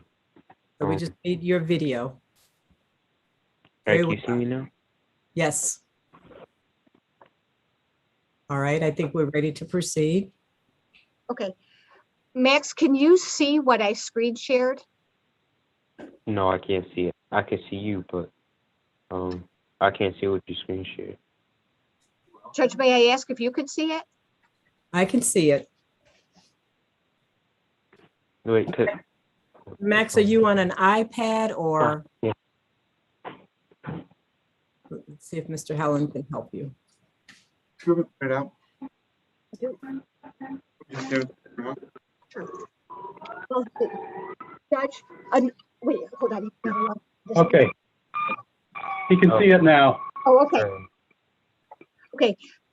Max, can you see what I screen shared? Mm-hmm. Oh, you have to say yes or no. Oh, yes, I can see it.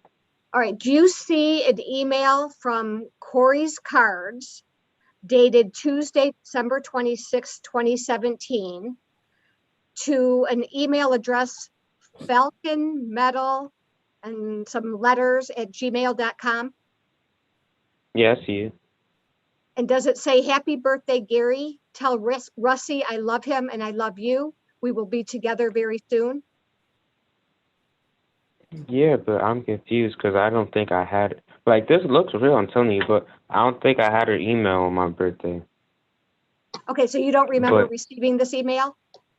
I kind of do actually, but I don't remember giving her my email address. But I actually do remember getting this. I just don't remember, and I don't know. You know, it's a long time ago, so my memory is not going to be perfect. But Okay. yeah, I remember seeing something like this. All right, so we don't care how she got your email address. I'm just asking, did you get this message from her wishing you a happy birthday? Yeah, I think I did. And when she says we will be together very soon, did you have any idea what she meant by that? No, but I guess you're just being positive because, you know, we never saw each other, so. Okay, next I'm going to stop sharing and show another one. Okay, Keith. Where do I get the next one? Where's the next one? You clicked on the wrong thing. Okay. Remember, you only do it through Zoom. Okay. Go back to Zoom, screen share, Okay. and you're The looking second one. email two. Okay. All right, don't go away. I'm not. I'm sitting Okay. right there for you. Max, are you here? Can you see what I've screen shared? Yeah. Yeah, I can see it. Okay. Wait, I'm sorry, we're screen sharing the wrong one. I've got them out of order. So. Oh. They were out of order. So how do I get back to the other ones? Which one you want? I guess we misnumbered them. Must be. Right. The one's got all of it. Yes. Okay. Max, can you see what I've screen shared? Mm-hmm. Just say yes or no. Yeah, yes. I'm going to start from the bottom down, and I'm going to ask you if you either wrote or read these emails when they came in. Okay.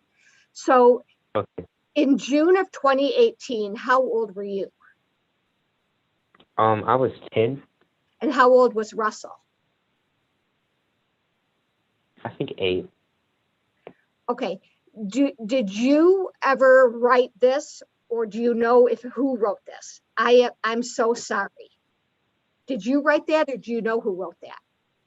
Well, what? I didn't even know why that, and then maybe I'll know. I don't know. Wait, can I read? I can't see the top of it. Can I read it? I Okay, don't know. so I was starting at the bottom, Oh, we're starting at the bottom. I'm so sorry. right? I don't Did know you write what I'm that? saying. Sorry. I don't know because I don't know why I was. It's not doesn't sound that normal, but you know we didn't have that many conversations, so it's not like all the other stuff where I can't remember too well. We didn't do it too much, so I have an okay gist of it. If I was saying sorry, my best bet is why I think I said that is because she said. Remember, I told you she said that she's going to get in trouble because no, she said that they're going to think she's lying if she calls CPS and then we don't tell them what I've been telling her. Okay, so hold And on. We're that's going to what. get to that. Hold on a minute. We're going to get to that, but you just have to answer the question. Do you know if you wrote or typed the words, "I'm so sorry"? I don't know, but I'm not saying it's impossible. I don't remember doing that, but it's possible. That's fine. Then it appears on this piece of paper that Corey wrote, or your mom wrote, "You don't have to be sorry. If you want to live with your dad, that is fine. I did everything I could. CPS was going to bring you to me today. I told Gary that. Now they don't believe you're in any danger." Do you remember ever reading that email? Yes, I actually do remember reading that. Okay. And it says in here that she told you that she did everything she could and that CPS was going to bring you to her today. Do you remember having that conversation with her? I don't remember, but I do actually, I don't remember telling me that, but I remember reading this email. Okay. The next thing I want to have you read is the one above that on June 22nd. He wrote, "I can't call CPS anymore for you two. They are not going to believe me anymore." Do you remember reading that Yeah. email? Yes, I do. Okay. And then I'm looking at the one above that, Friday, June 22nd at 8:20 p.m., where it appears that Russell wrote, "Me and Gary will tell them everything there. You will be there to guide us or gild us." Did you write that? No, nobody did. That's fake. I will willingly bet my life that that's fake because if supposedly Russell wrote this, does it sound like that's something an 8-year-old would say, guide us? And I know how Russell talks. He wouldn't say that to this day. That's not real. And I know it's not. You can't tell me otherwise because I know that was never wrote. Because I think, I remember the conversation, but I don't remember that for sure. I don't even have the slightest, I'm not even going to say that was possible. No, Okay, that's I'm not looking at the real. next one then. This is Friday, June 22nd at 9:21 p.m., where she wrote, "It's too late now. You should have spoken up when you had the chance. There is nothing I can do now. I will still bring you for visits, but it will take some time." Do you remember Yes, sir. reading that? Wait, hold on. Let me finish the Yeah. question. Did you remember reading that email? Yes. Okay. Then on Saturday, June 23rd, she wrote, "That will make it look like I'm making it up. I need you to be big boys. I know that's too hard, but it's the only way you will get out." Do you remember reading that email? Yeah. Yes, I do. Okay. Then there's another email sent on Saturday at 8:15 a.m. from Russell's email address. "The only reason I was scared was because if it didn't work." Did you write that? Wait, can I tell you something real quick? Yeah. This is the morning, right? This Right. happened at nighttime. This happened because this is when Katie was cooking. This wasn't in the morning, but okay. So what was the question? The question is, did you write this email? "The only reason I was scared was because if it didn't work." Yeah, I can remember something like that. Do you remember that same morning at 11:19 a.m., your mom wrote, "Honey, your father is not as powerful as you think. That lady would not have left you there if you had." Do you remember Yeah. receiving that? Okay, so the question is, do you remember receiving that email? Yes, I do. Okay. Now, if you were removed from your dad's home on Sunday, the 24th, did anything happen a few days before Sunday, the 24th? Wait, what'd you say? Okay, so I'm going to say it again. Actually, I can stop sharing. So let me do that first.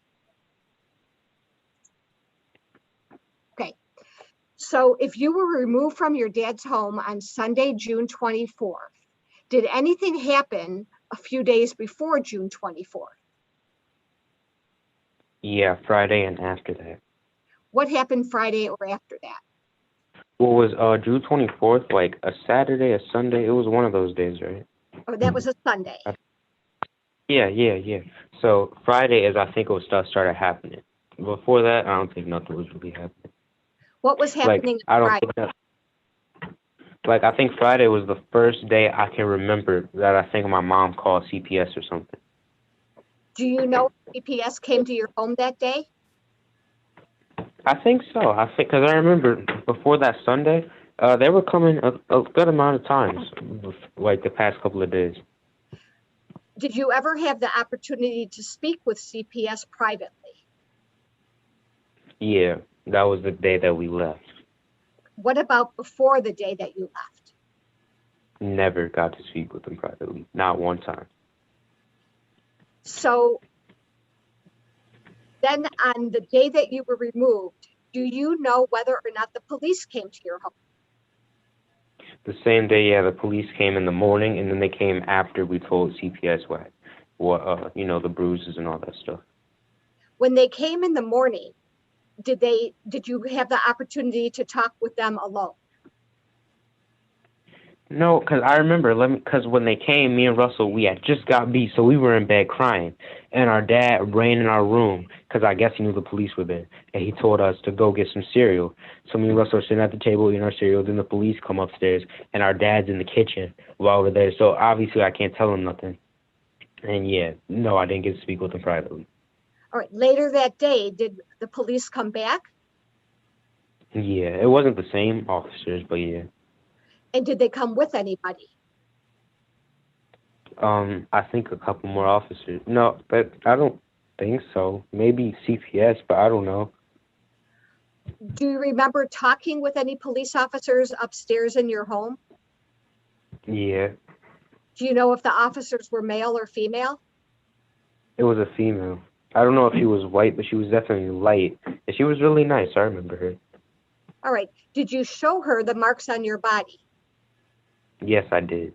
Did Russell show her the marks on his body? Yeah, he did. Did you ever show CPS workers that day marks on your body? Yeah. Did you tell anyone that day how you got the marks on your body? Yes. Who did you tell? CPS, because that was the only time I got to be with them by myself. All right. Were you told, well, let me go back for a minute. After the police left early in the morning, did you expect them to come back later in the day? No, I had no clue. I just thought, I was kind of upset when they left because I thought we was just going to get in more trouble. And I don't know. Every time they'd come and they would just leave, that was kind of disappointing. I knew that nothing was going to happen. But this one time they came before, when they were leaving, the bathroom was right by where you go downstairs and leave. So I was going to pretend to go to the bathroom and tell them something. But Katie would not let me go where she couldn't see me. They always was watching us when CPS was there. So. All right. Yeah. After the police left that Sunday morning the first time, did you expect CPS to show up at your house that day? No. So was it a surprise to you that CPS and the police came later in the day? I didn't expect it. Okay. Now, did anybody tell you that you were going to be removed from your father's house? Nobody told me, but I was pretty sure that I was, because somebody, remember, when CPS and the police were there, remember they were saying that we were going to go to Grammy's house. So, yeah, that's how I knew. How did you feel about going to Grammy's house? Remember, I didn't necessarily want to go because I thought my dad was going to come. What did you say to them about going to Grammy's house? I don't remember what I said, but I remember I was saying stuff, hoping that it will make them not want to take us there because I didn't want my dad to come. Did you tell any of the officers or CPS workers that one of the reasons you didn't want to go to Grammy's house was because she knew about the abuse and didn't do anything about it? I don't know. Judge, objection. This is leading. I Yes, don't think, any response before I rule, Ms. Weingarten? yes, I don't think it was leading. I think it was a yes or no question, but he answered it that he doesn't remember or doesn't know. Objection is sustained. Continue. Thank you, Judge. Max, did you know that your Grammy came to the house? Yeah, I saw a car outside. And did you end up going with your Grammy? No, Where did you we went spend that first? I'm sorry, go ahead. our cousin April's house. Okay. When you left the house, did you try to take your iPad with you? Yeah, I did. Did Russell try It to was in take my his bag. iPad with him? Yeah, we had him in our backpack, and then when I was walking out, my dad was like standing outside the house, and he said, "Do you have the iPads with you?" And I didn't really think there was nothing you could do, so I said, "Yeah." And then the police took them from us. Have you ever gotten those iPads back? I wish, but no. All right. So the first night you said you spent at April's house.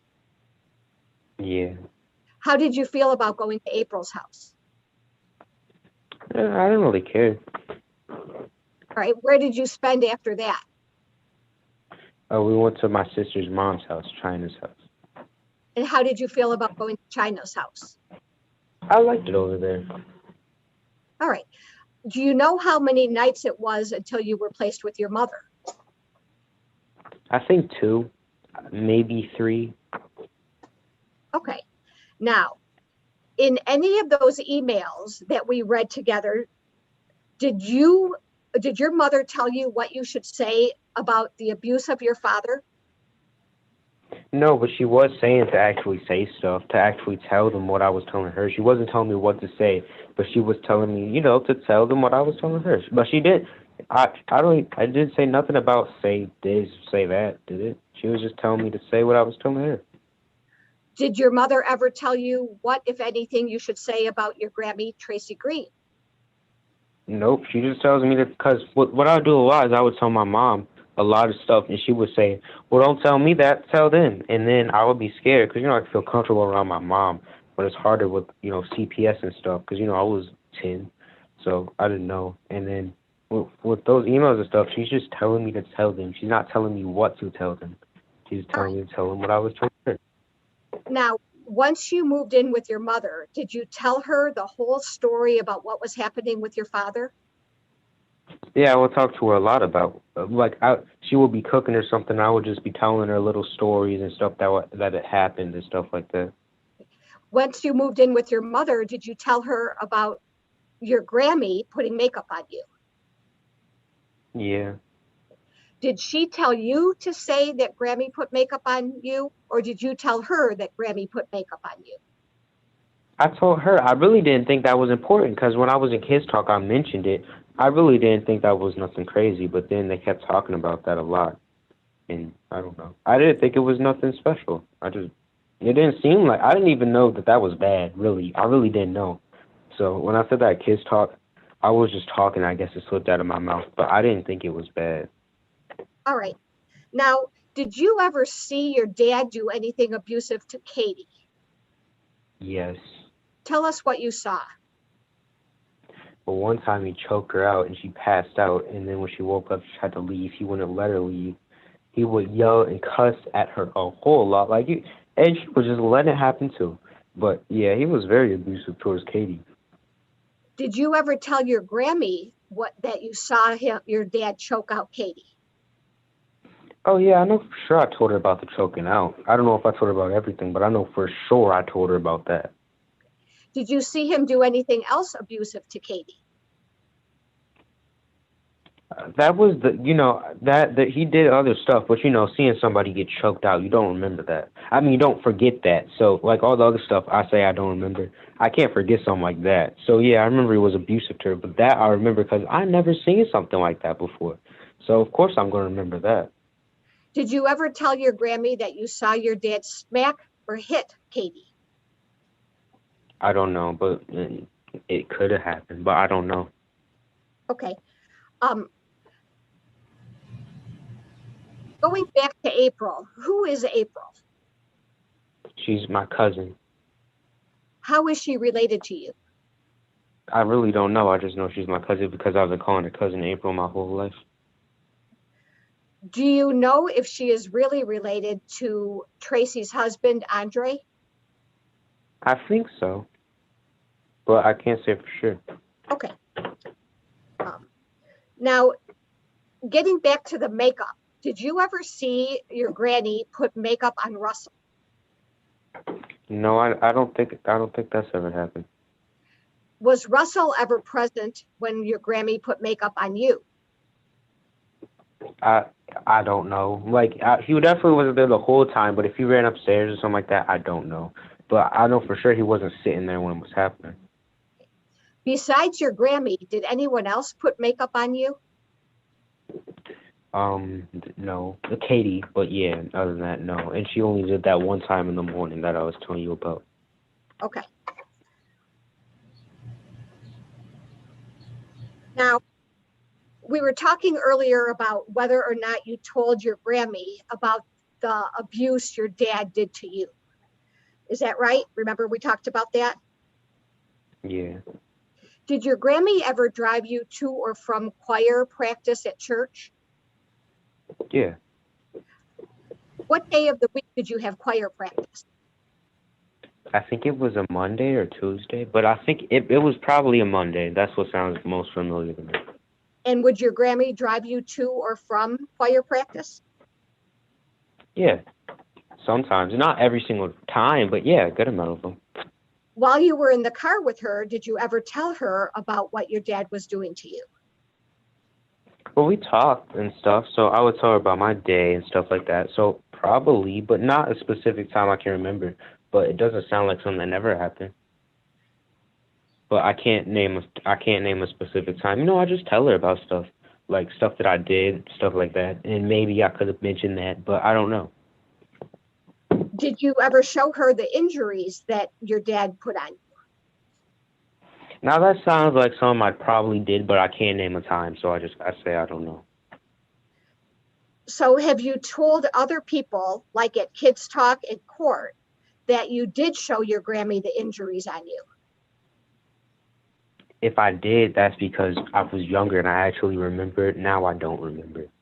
So if I did, if I said that, then I can say for sure that I did, because I remember things, but I don't remember now. It's been too long. Okay, so if it's recorded somewhere, then you believe that what you said when it was recorded was the truth? Yeah, because I was younger and I trust my younger self that if I said that, then I'll remember. Because now I don't remember, but wasn't too long ago then. All right. Do you remember whether you ever told your Grammy that you were concerned about what would happen to you if you misbehaved at her house and she told your dad? I don't know.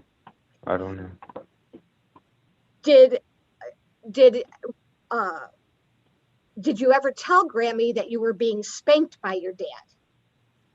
Yeah, that for sure. Because remember that one time Russell was telling her about a time that he was about to get beat. So I know that she definitely knew that. Did she ever ask you what you meant by the word spanked? No. I don't know what word I was using, but Did she ask you any questions about whatever you said? I don't know. Do you know whether or not your dad ever left a mark under your eye? He was leaving marks everywhere, so probably, but I don't know.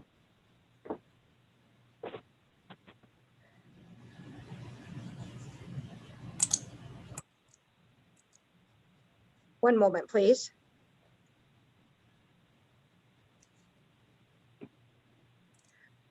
Okay, so now I'm changing the subject.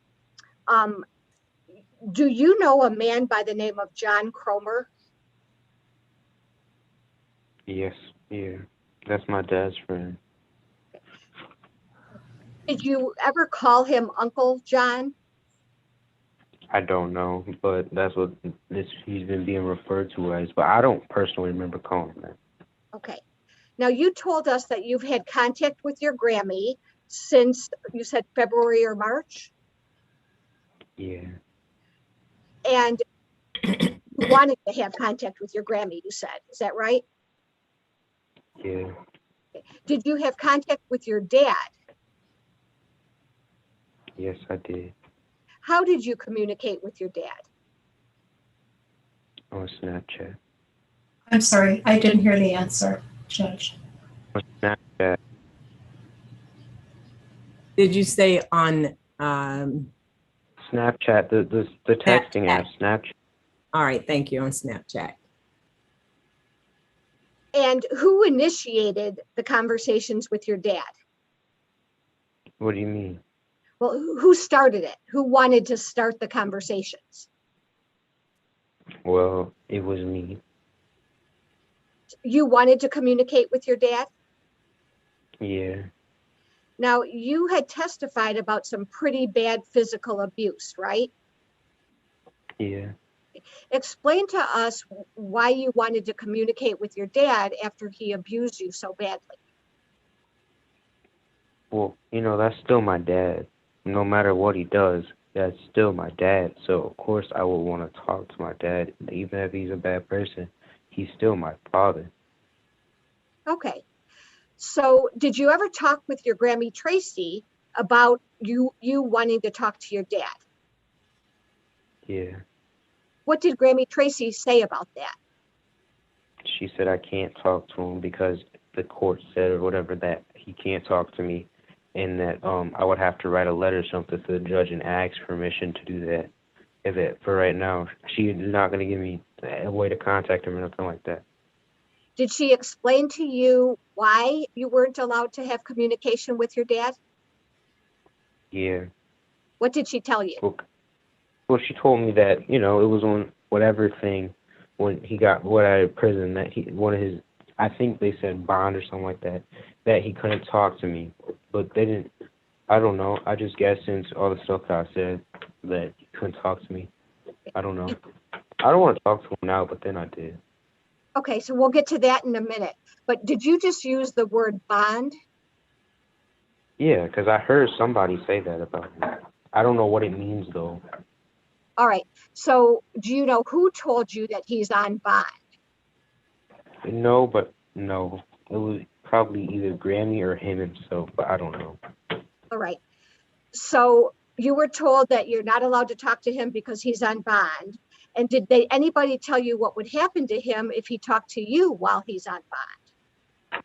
They said he'd go to jail. Who said that? Either Grammy or him himself. One of them. Now, possibly. When you, I don't. go ahead. Possibly both. I don't remember. So even though he was on bond and he wasn't supposed to be talking to you, was he still talking to you? Yes. How were you and he communicating? I would text him and call him sometimes. And did anyone assist you in talking with him? If you're talking about when I would tell you before I started talking to him, and I asked Grammy that one time to record a voice message for me, that was the only time that I can really think of. I'm sorry, Judge, I didn't hear the answers clearly. All right. Do you remember that one time when you were doing the kids talk thing, and I told you that one time I wanted my dad to hear what I sounded like, so I asked Grammy to record my voice and send it to him? Okay, so did your voice change during this time period? Yeah, of course. Did it become deeper because you're getting older? Yeah, and I just want to hear him sound like, and I want to say hi to him real quick. So what did you ask your grandma to do? I asked her if she could record my voice and send it to him. One moment, Max. Max, I think there was an objection. Mr. Ashcraft, I heard something.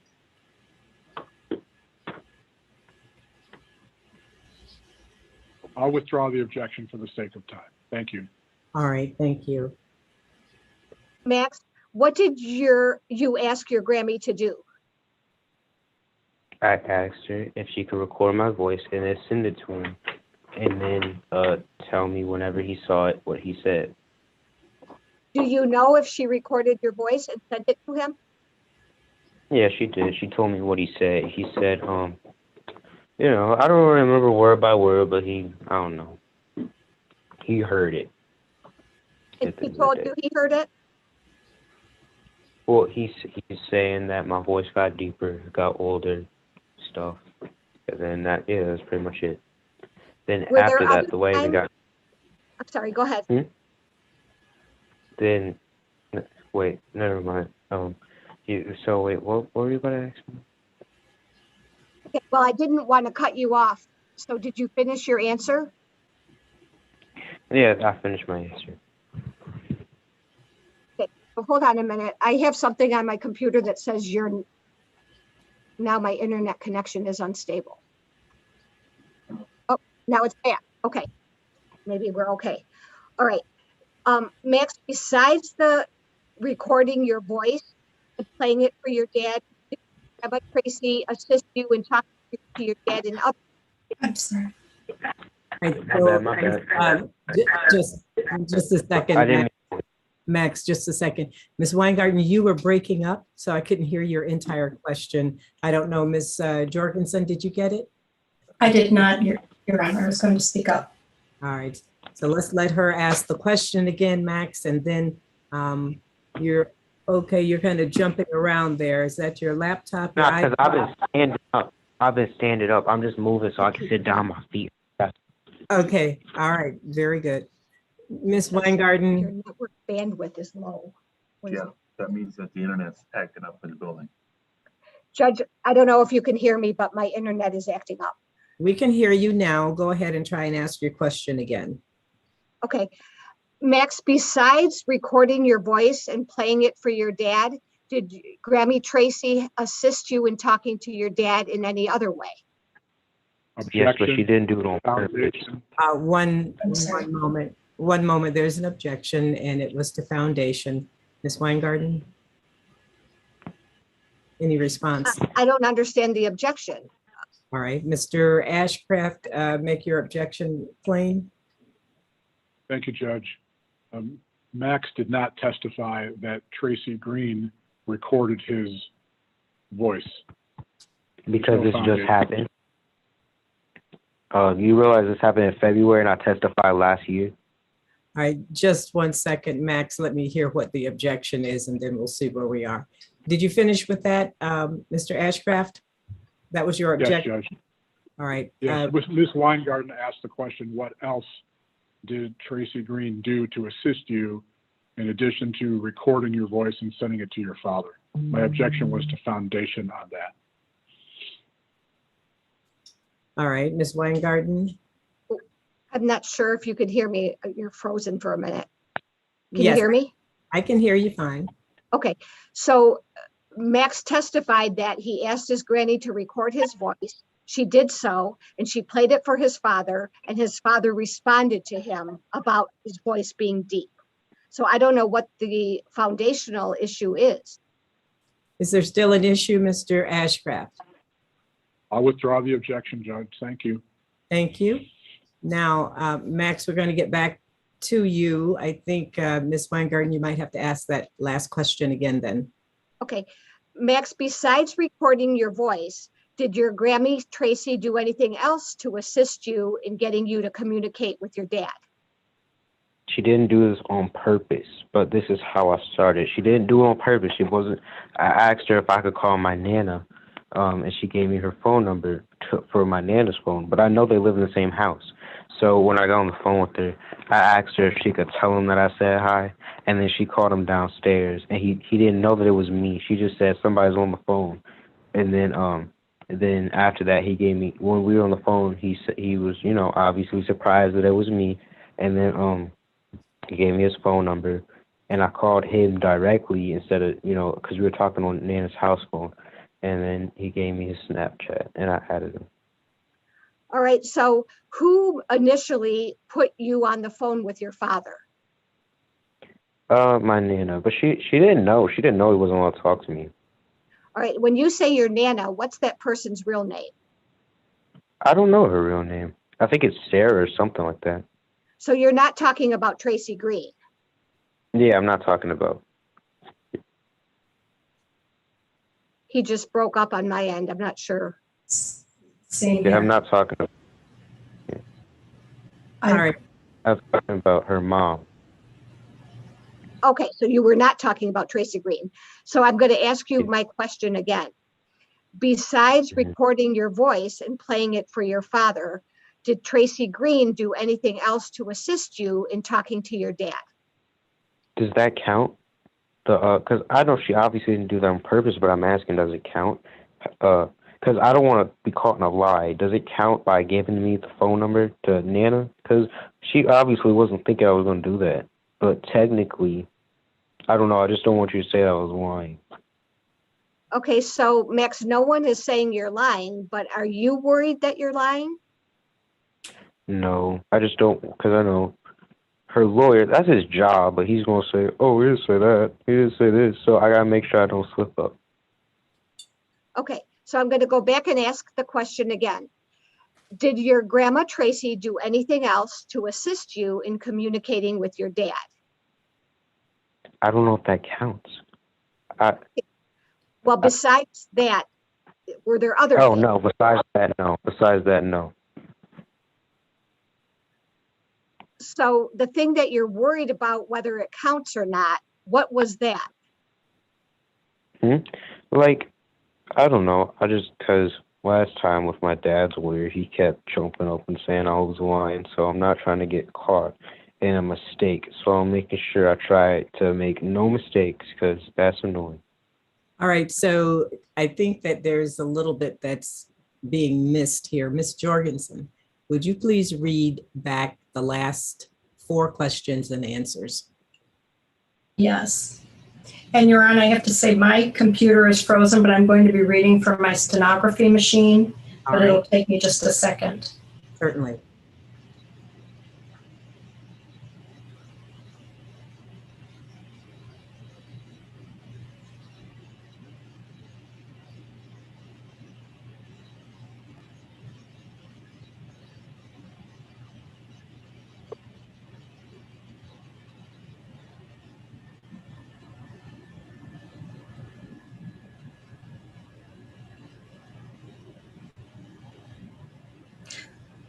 So going back and asking the question again, did your grandma Tracy do anything assisting you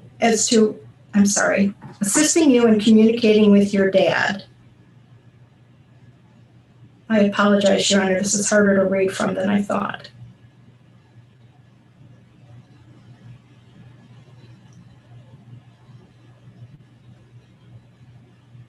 I don't know if that counts.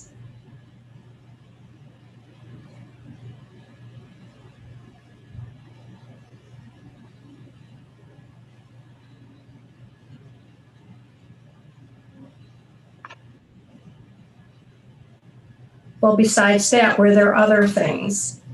The answer was no.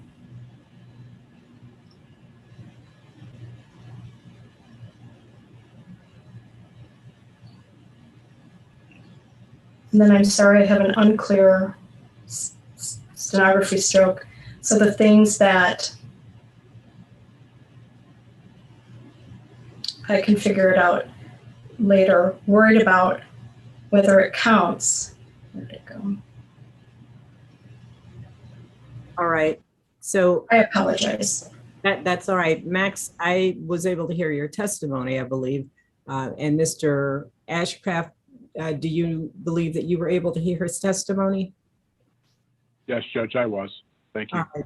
So what I heard was Max talking about a situation in which, when you asked the question, Ms. Weingarten, was there any other time that she assisted, meaning Grandma Tracy, assisted in you communicating with your dad? And I heard him speaking of an incident that he said it wasn't deliberate, it wasn't directly. And then he described the incident of him asking for his Nana's telephone number, which is Judge Green's mother's telephone number. And then through that, he was describing some communication with his dad, but he wanted to make sure that that was not something that he believes was done directly by his Grammy, which is Judge Green. Max, is that what you were trying to tell us? Yeah. All right. So Ms. Weingarten wasn't able to hear all of that clearly, but I think Mr. Ashcraft and I were able to hear it. Her screen was a little bit frozen some of the time. So Ms. Weingarten, I don't know if there's anything else that you need to follow up on with that, but that is what I heard from that testimony. Okay, thank you. Max, did you discuss with Grandma Tracy the fact that you don't want to be called Gary Jr. and you want to be called Max? I don't think I really did too much, but I did with my dad How did you communicate with your dad about that? on Snapchat. So did you tell him that you wanted to be called Max? Yeah. And how did he respond to that? He was kind of rubbing in my face that that's never gonna be my name no matter what, and he doesn't care, and he's never gonna call me nothing else. And then he got on other topics saying that talking about nothing he did was wrong, I'm a liar, all that stuff. One moment, Max. There's an objection to hearsay, and Ms. Weingarten, your response? I agree, it is hearsay. All right, then let's move on or reword the question. Max, did you ever talk to your Grandma Tracy about the fact that you want to be called Max instead of Gary Jr.? I don't think so. Now, did Grandma Tracy and you ever discuss writing a letter so that you could have contact with your dad? Very briefly. Did she tell you to whom you had to write the letter? She said if I did, it would have to be I think his name is Judge Cusick or something like that. Do you know if that was the judge that handled your dad's criminal case? I think it is. So did you write any letters to anybody? Yeah, but not to the judge. Who did you write a letter to? It was my dad's friend, John. Now, initially, at the beginning, did you tell the truth about the letter you wrote to Uncle John? No, I didn't. We're going to let the judge know the whole story, okay? So Okay. initially, did you say that Grammy Tracy instructed you to write a letter to Uncle John? Judge, Yes, I did. this is leading. I'm not entirely objection leading. No, she's not, because I actually did tell her this in the kids' talk. It just wasn't brought up. All She's right, for real, because I did lie, but she didn't. I don't know. One moment, Max, let me hear what Ms. Weingarten's response is. I can go slower and make them non-leading questions. All right, please do. Thank you. What did you say Grammy Tracy told you to do? When? Like, well, oh yeah, the letter thing. I told you because I told you that it was all over the place because it wasn't true. So I was saying something like my dad suggested to her something, but I wasn't sure that I should write the letter to his friend or something, because I didn't want to say that it was my dad. Okay, so we have to break this down and be more clear for the judge so she understands, okay? So did you say, what did you say first about having to write a letter to Uncle John? I don't remember because none of it was true, so none of it makes sense. Like, it was a bunch. All right, were you interviewed on video at Kids Talk on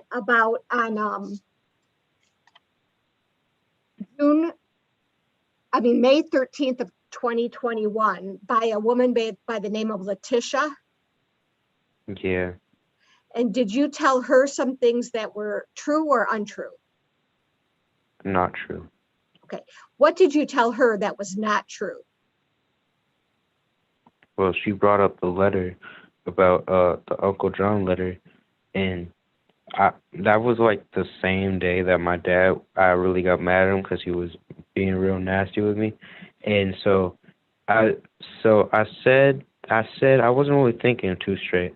I said I even want to write the letter. And then, but that doesn't make sense. So I had to come with a reason why I said that. And at that, I was trying not to bring my dad's name into it at all. So I didn't really have any other choice to use Grammy and say that she did everything that my dad did. So then my dad didn't go to prison. Okay, so did you tell Letitia at Kids Talk, that your Grammy told you to write a letter to Uncle John? Yes, I did. And was that the truth or was that a lie? That's a lie. What did you tell Letitia was in the letter that you had to write to Uncle John? I think it was just so I could talk to my dad. I think that was the point of the letter, but I believe that, because, I showed you the original thing. I didn't write the whole thing myself, so I don't know if there was some I didn't know. And that's the main reason I would tell him I didn't write the letter, because I didn't know if there was something about that letter that I didn't know. Because I don't know, if I was tricked, because, they kept bringing up my mom. So I didn't know if they were trying to get my mom in trouble. I mean, my dad was trying to get my mom in trouble or something like that. So I don't know. I wasn't too sure about that letter. So Okay, I want to say that So my question is directed to Your Honor and to Mr. Ashcraft. We could get through this much faster if I am allowed to ask slightly leading questions just to move it along. So I guess I'm asking for permission to do that. Mr. Ashcraft, if you have an objection, please let it be known. I have a response. I'm not entirely sure what the objective is here. If I understood what the objective was, then I could comment on it articulately, but I don't know what the objective of this line is. All right, so you're talking about the objective of the line of questioning, not the specific place where we are, where Ms. Weingarten is saying if she were to be able to ask a few leading questions, we could get through this segment of it, correct? That's Yes. correct, Judge. All right, so I'm going to allow you to go ahead and ask a few leading questions. If it looks as if it's getting far afield, then there probably will be objections and I'll have to rule on those at that time. Go ahead. Okay, Max, in the beginning, did you say that your grandma Tracy is the one who told you to write a letter to Uncle John? yes, I did. And did you tell us that she sent you by text a paragraph that you were to copy into your own writing on paper? Yes, I told you she sent it to me on Snapchat. Okay, and did you tell us that she asked you whether you had paper and an envelope? Yes.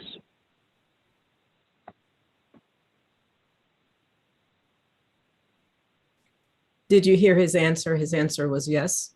Oh, I didn't hear that. Thank you. Did you tell us that Grandma Tracy provided you with an index card with John's address on it? Yes. And did you tell us that you didn't copy the text word for word, but you changed it a little bit? Yeah, I did. Did you tell us that the letter said something about how you lied in court about your dad's abuse, that he didn't really abuse you, and that you only said that to impress your mom?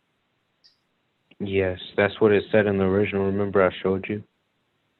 Okay, so we're talking first about the letter that you wrote, that we had the envelope and the letter, right? Yeah. Okay. Did you tell us that you and your Grammy Tracy discussed what you should do once the letter was written? I don't know. Wait, what did I say? So did you say that you discussed with her whether the postal delivery lady should pick up the letter, or whether? Yes, I did say that. Yeah, I know what you're talking about. How the letter was mailed and all of that. Right.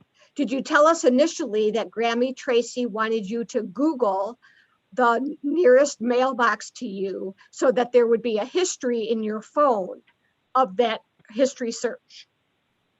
No, I said this isn't the truth, but this is what I said. I said that she asked me to look up John Cromer's name or whatever, so then I could figure out where he lived, and then it could be in my search history. That's what I said.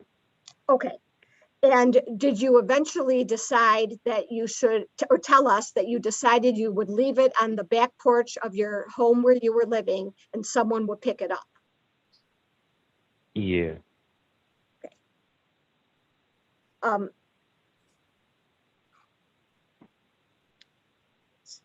Now, eventually, that story changed. Is that fair to say?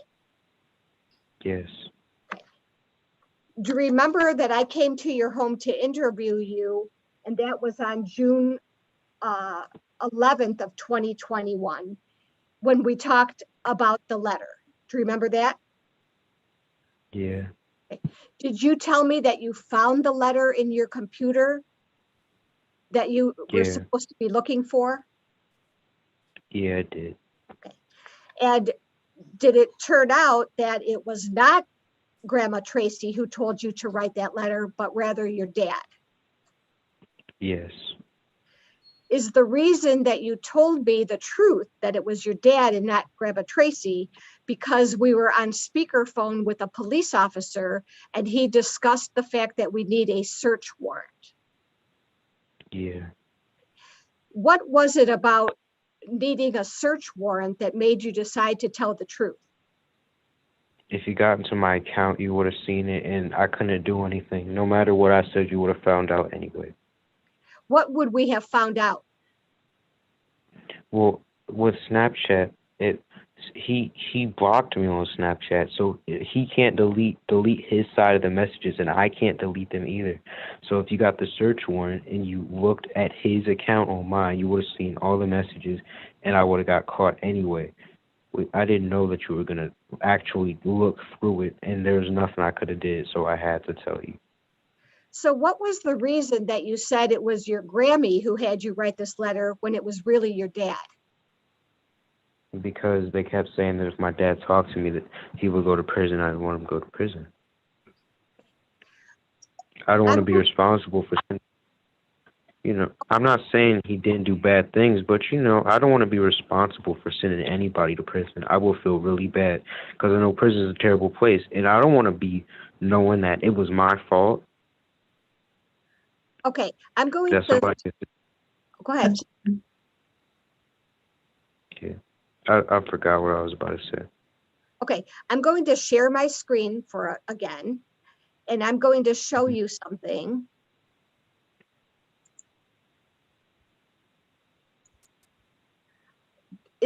Can you see what I've just shared? No, I don't see it yet. All right, now I do.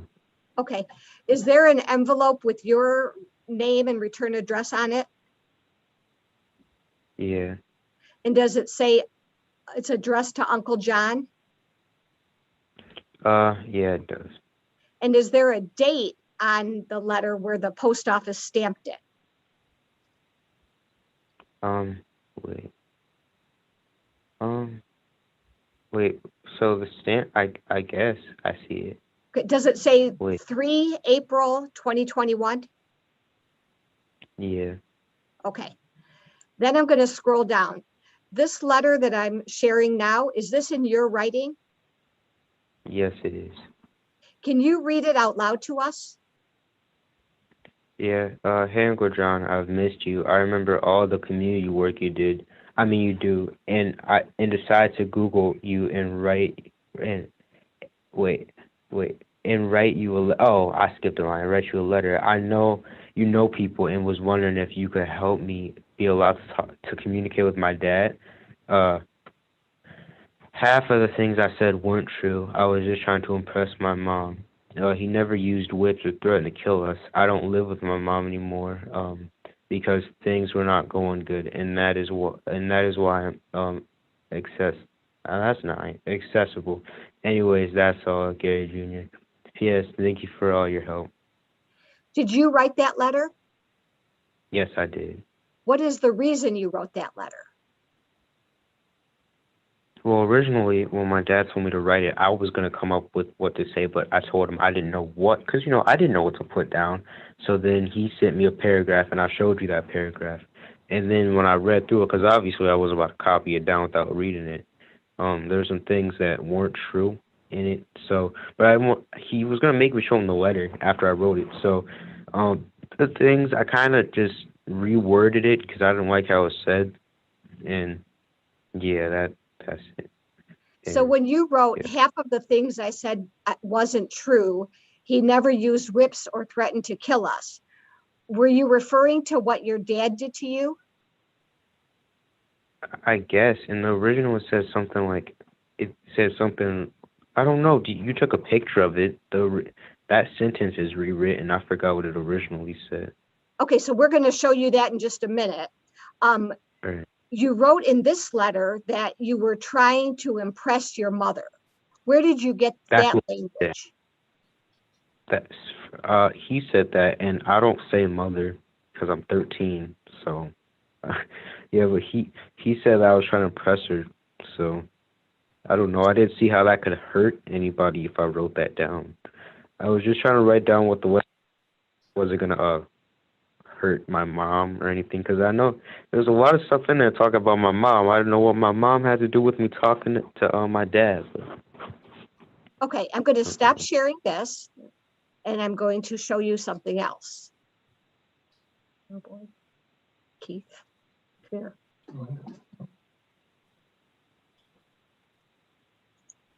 I'm looking for the other. Picture? Yeah. Okay. Okay. That one? Nope, not that one. Which one? Let's do this one first. Okay. Max, can you see what I screen shared with you? Yes. Okay. Do you remember when I was at your house and you told me the truth about who had you write the letter, that I took pictures with my camera? Yes, I do. Okay. Is this one of the pictures I took? Yes. Okay. Is this something, where did I get this from? Where did you find it? That's my laptop. It was on Google Photos. I took a screenshot and yeah, it auto saved to Google Photos. Okay. And I can look at Google Photos on my laptop. Okay, so can you read this out loud? That's a little bit choppy, please, Your Honor. Yes, we need you to back up a minute because you both were talking. So we're going to have to go back with you asking where it was from, and then Mr. Max for you to answer. But we'll hear from Ms. Weingarten first, and then Max, when you're done speaking about it, then you just look up and Ms. Weingarten will ask her next question. Okay, Max, where did you get this letter to provide it to me?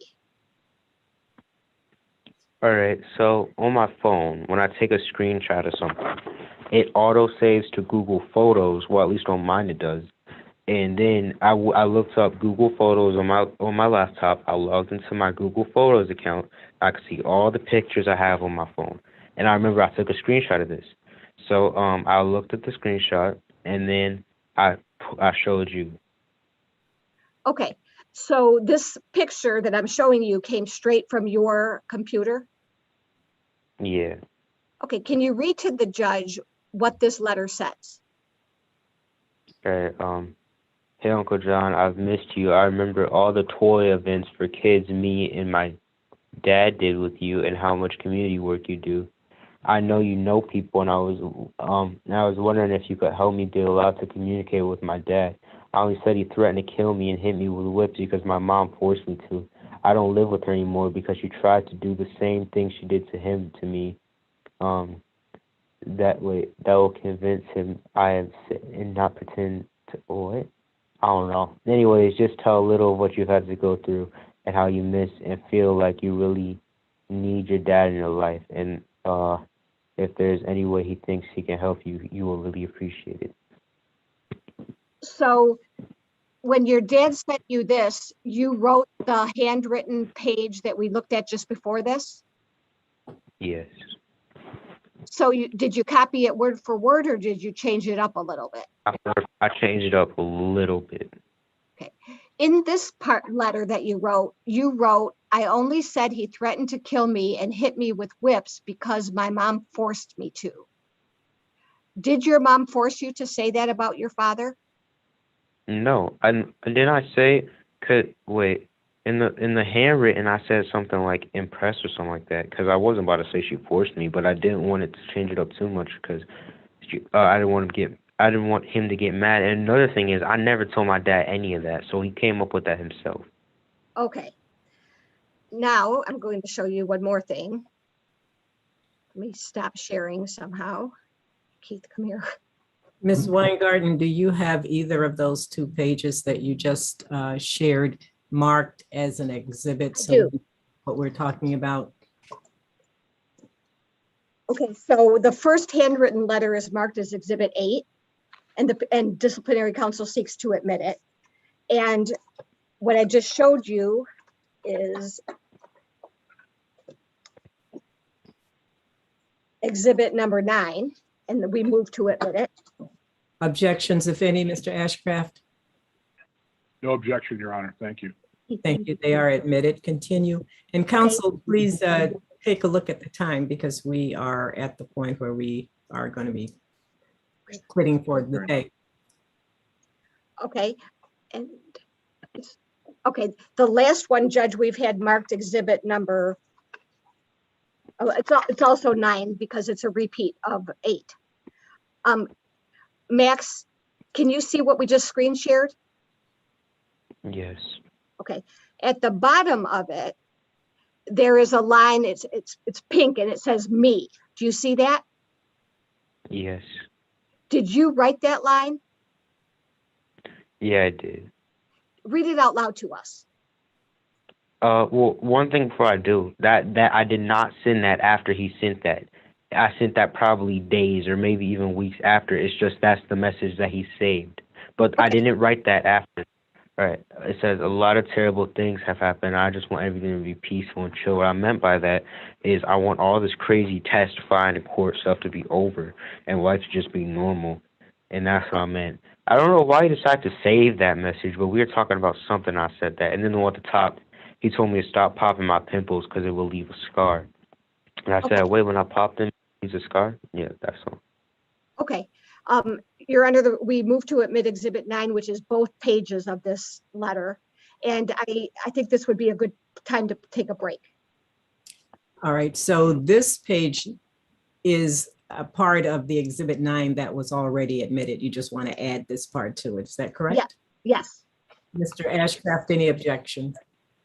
No objection, Your Honor. Thank you. All right, it is admitted. Thank you. Counsel, we had stated that we were going to leave off at about 5:30 today. We're about 10 minutes over that. And so we know what date we are supposed to come back. We talked about that a little bit in the sidebar room. Is there anything else at this time, counsel, that you want to talk with me about separately? If so, we'll go into a breakout room. Anything else at all right now? Not that I can think of. All right. And you don't have to identify what it is. Just let me know if you do want to talk with me before we sign off for this evening. Nothing for me. All right. Max, you're going to have to Yeah. come back. You're going to have to come back the next time to testify, and someone will let you continue testifying. We'll let you know when that is. You are still under the order that the 2 orders that I read to you earlier. And so just remember those. Do not talk with anyone about your testimony or anyone else who has testified today, such as your brother about his testimony, even if you had the opportunity to. Other than that, when we come back, I will swear you in again and we will begin where we left off. All right? All right. All right. Thank you so much. Now, you may just go ahead and leave right now if you want to go out. That is, leave the meeting from the computer. I know you're over at the commission's office, so it'll take you a little bit. I will go disengage him. All right. Thank you so much. Ms. Weingarten and Mr. Ashcraft, I'm going to stop the live screening at this time unless there's something further. There is nothing further. Nothing further from me, Your Honor. Thank you. All right. Thank you.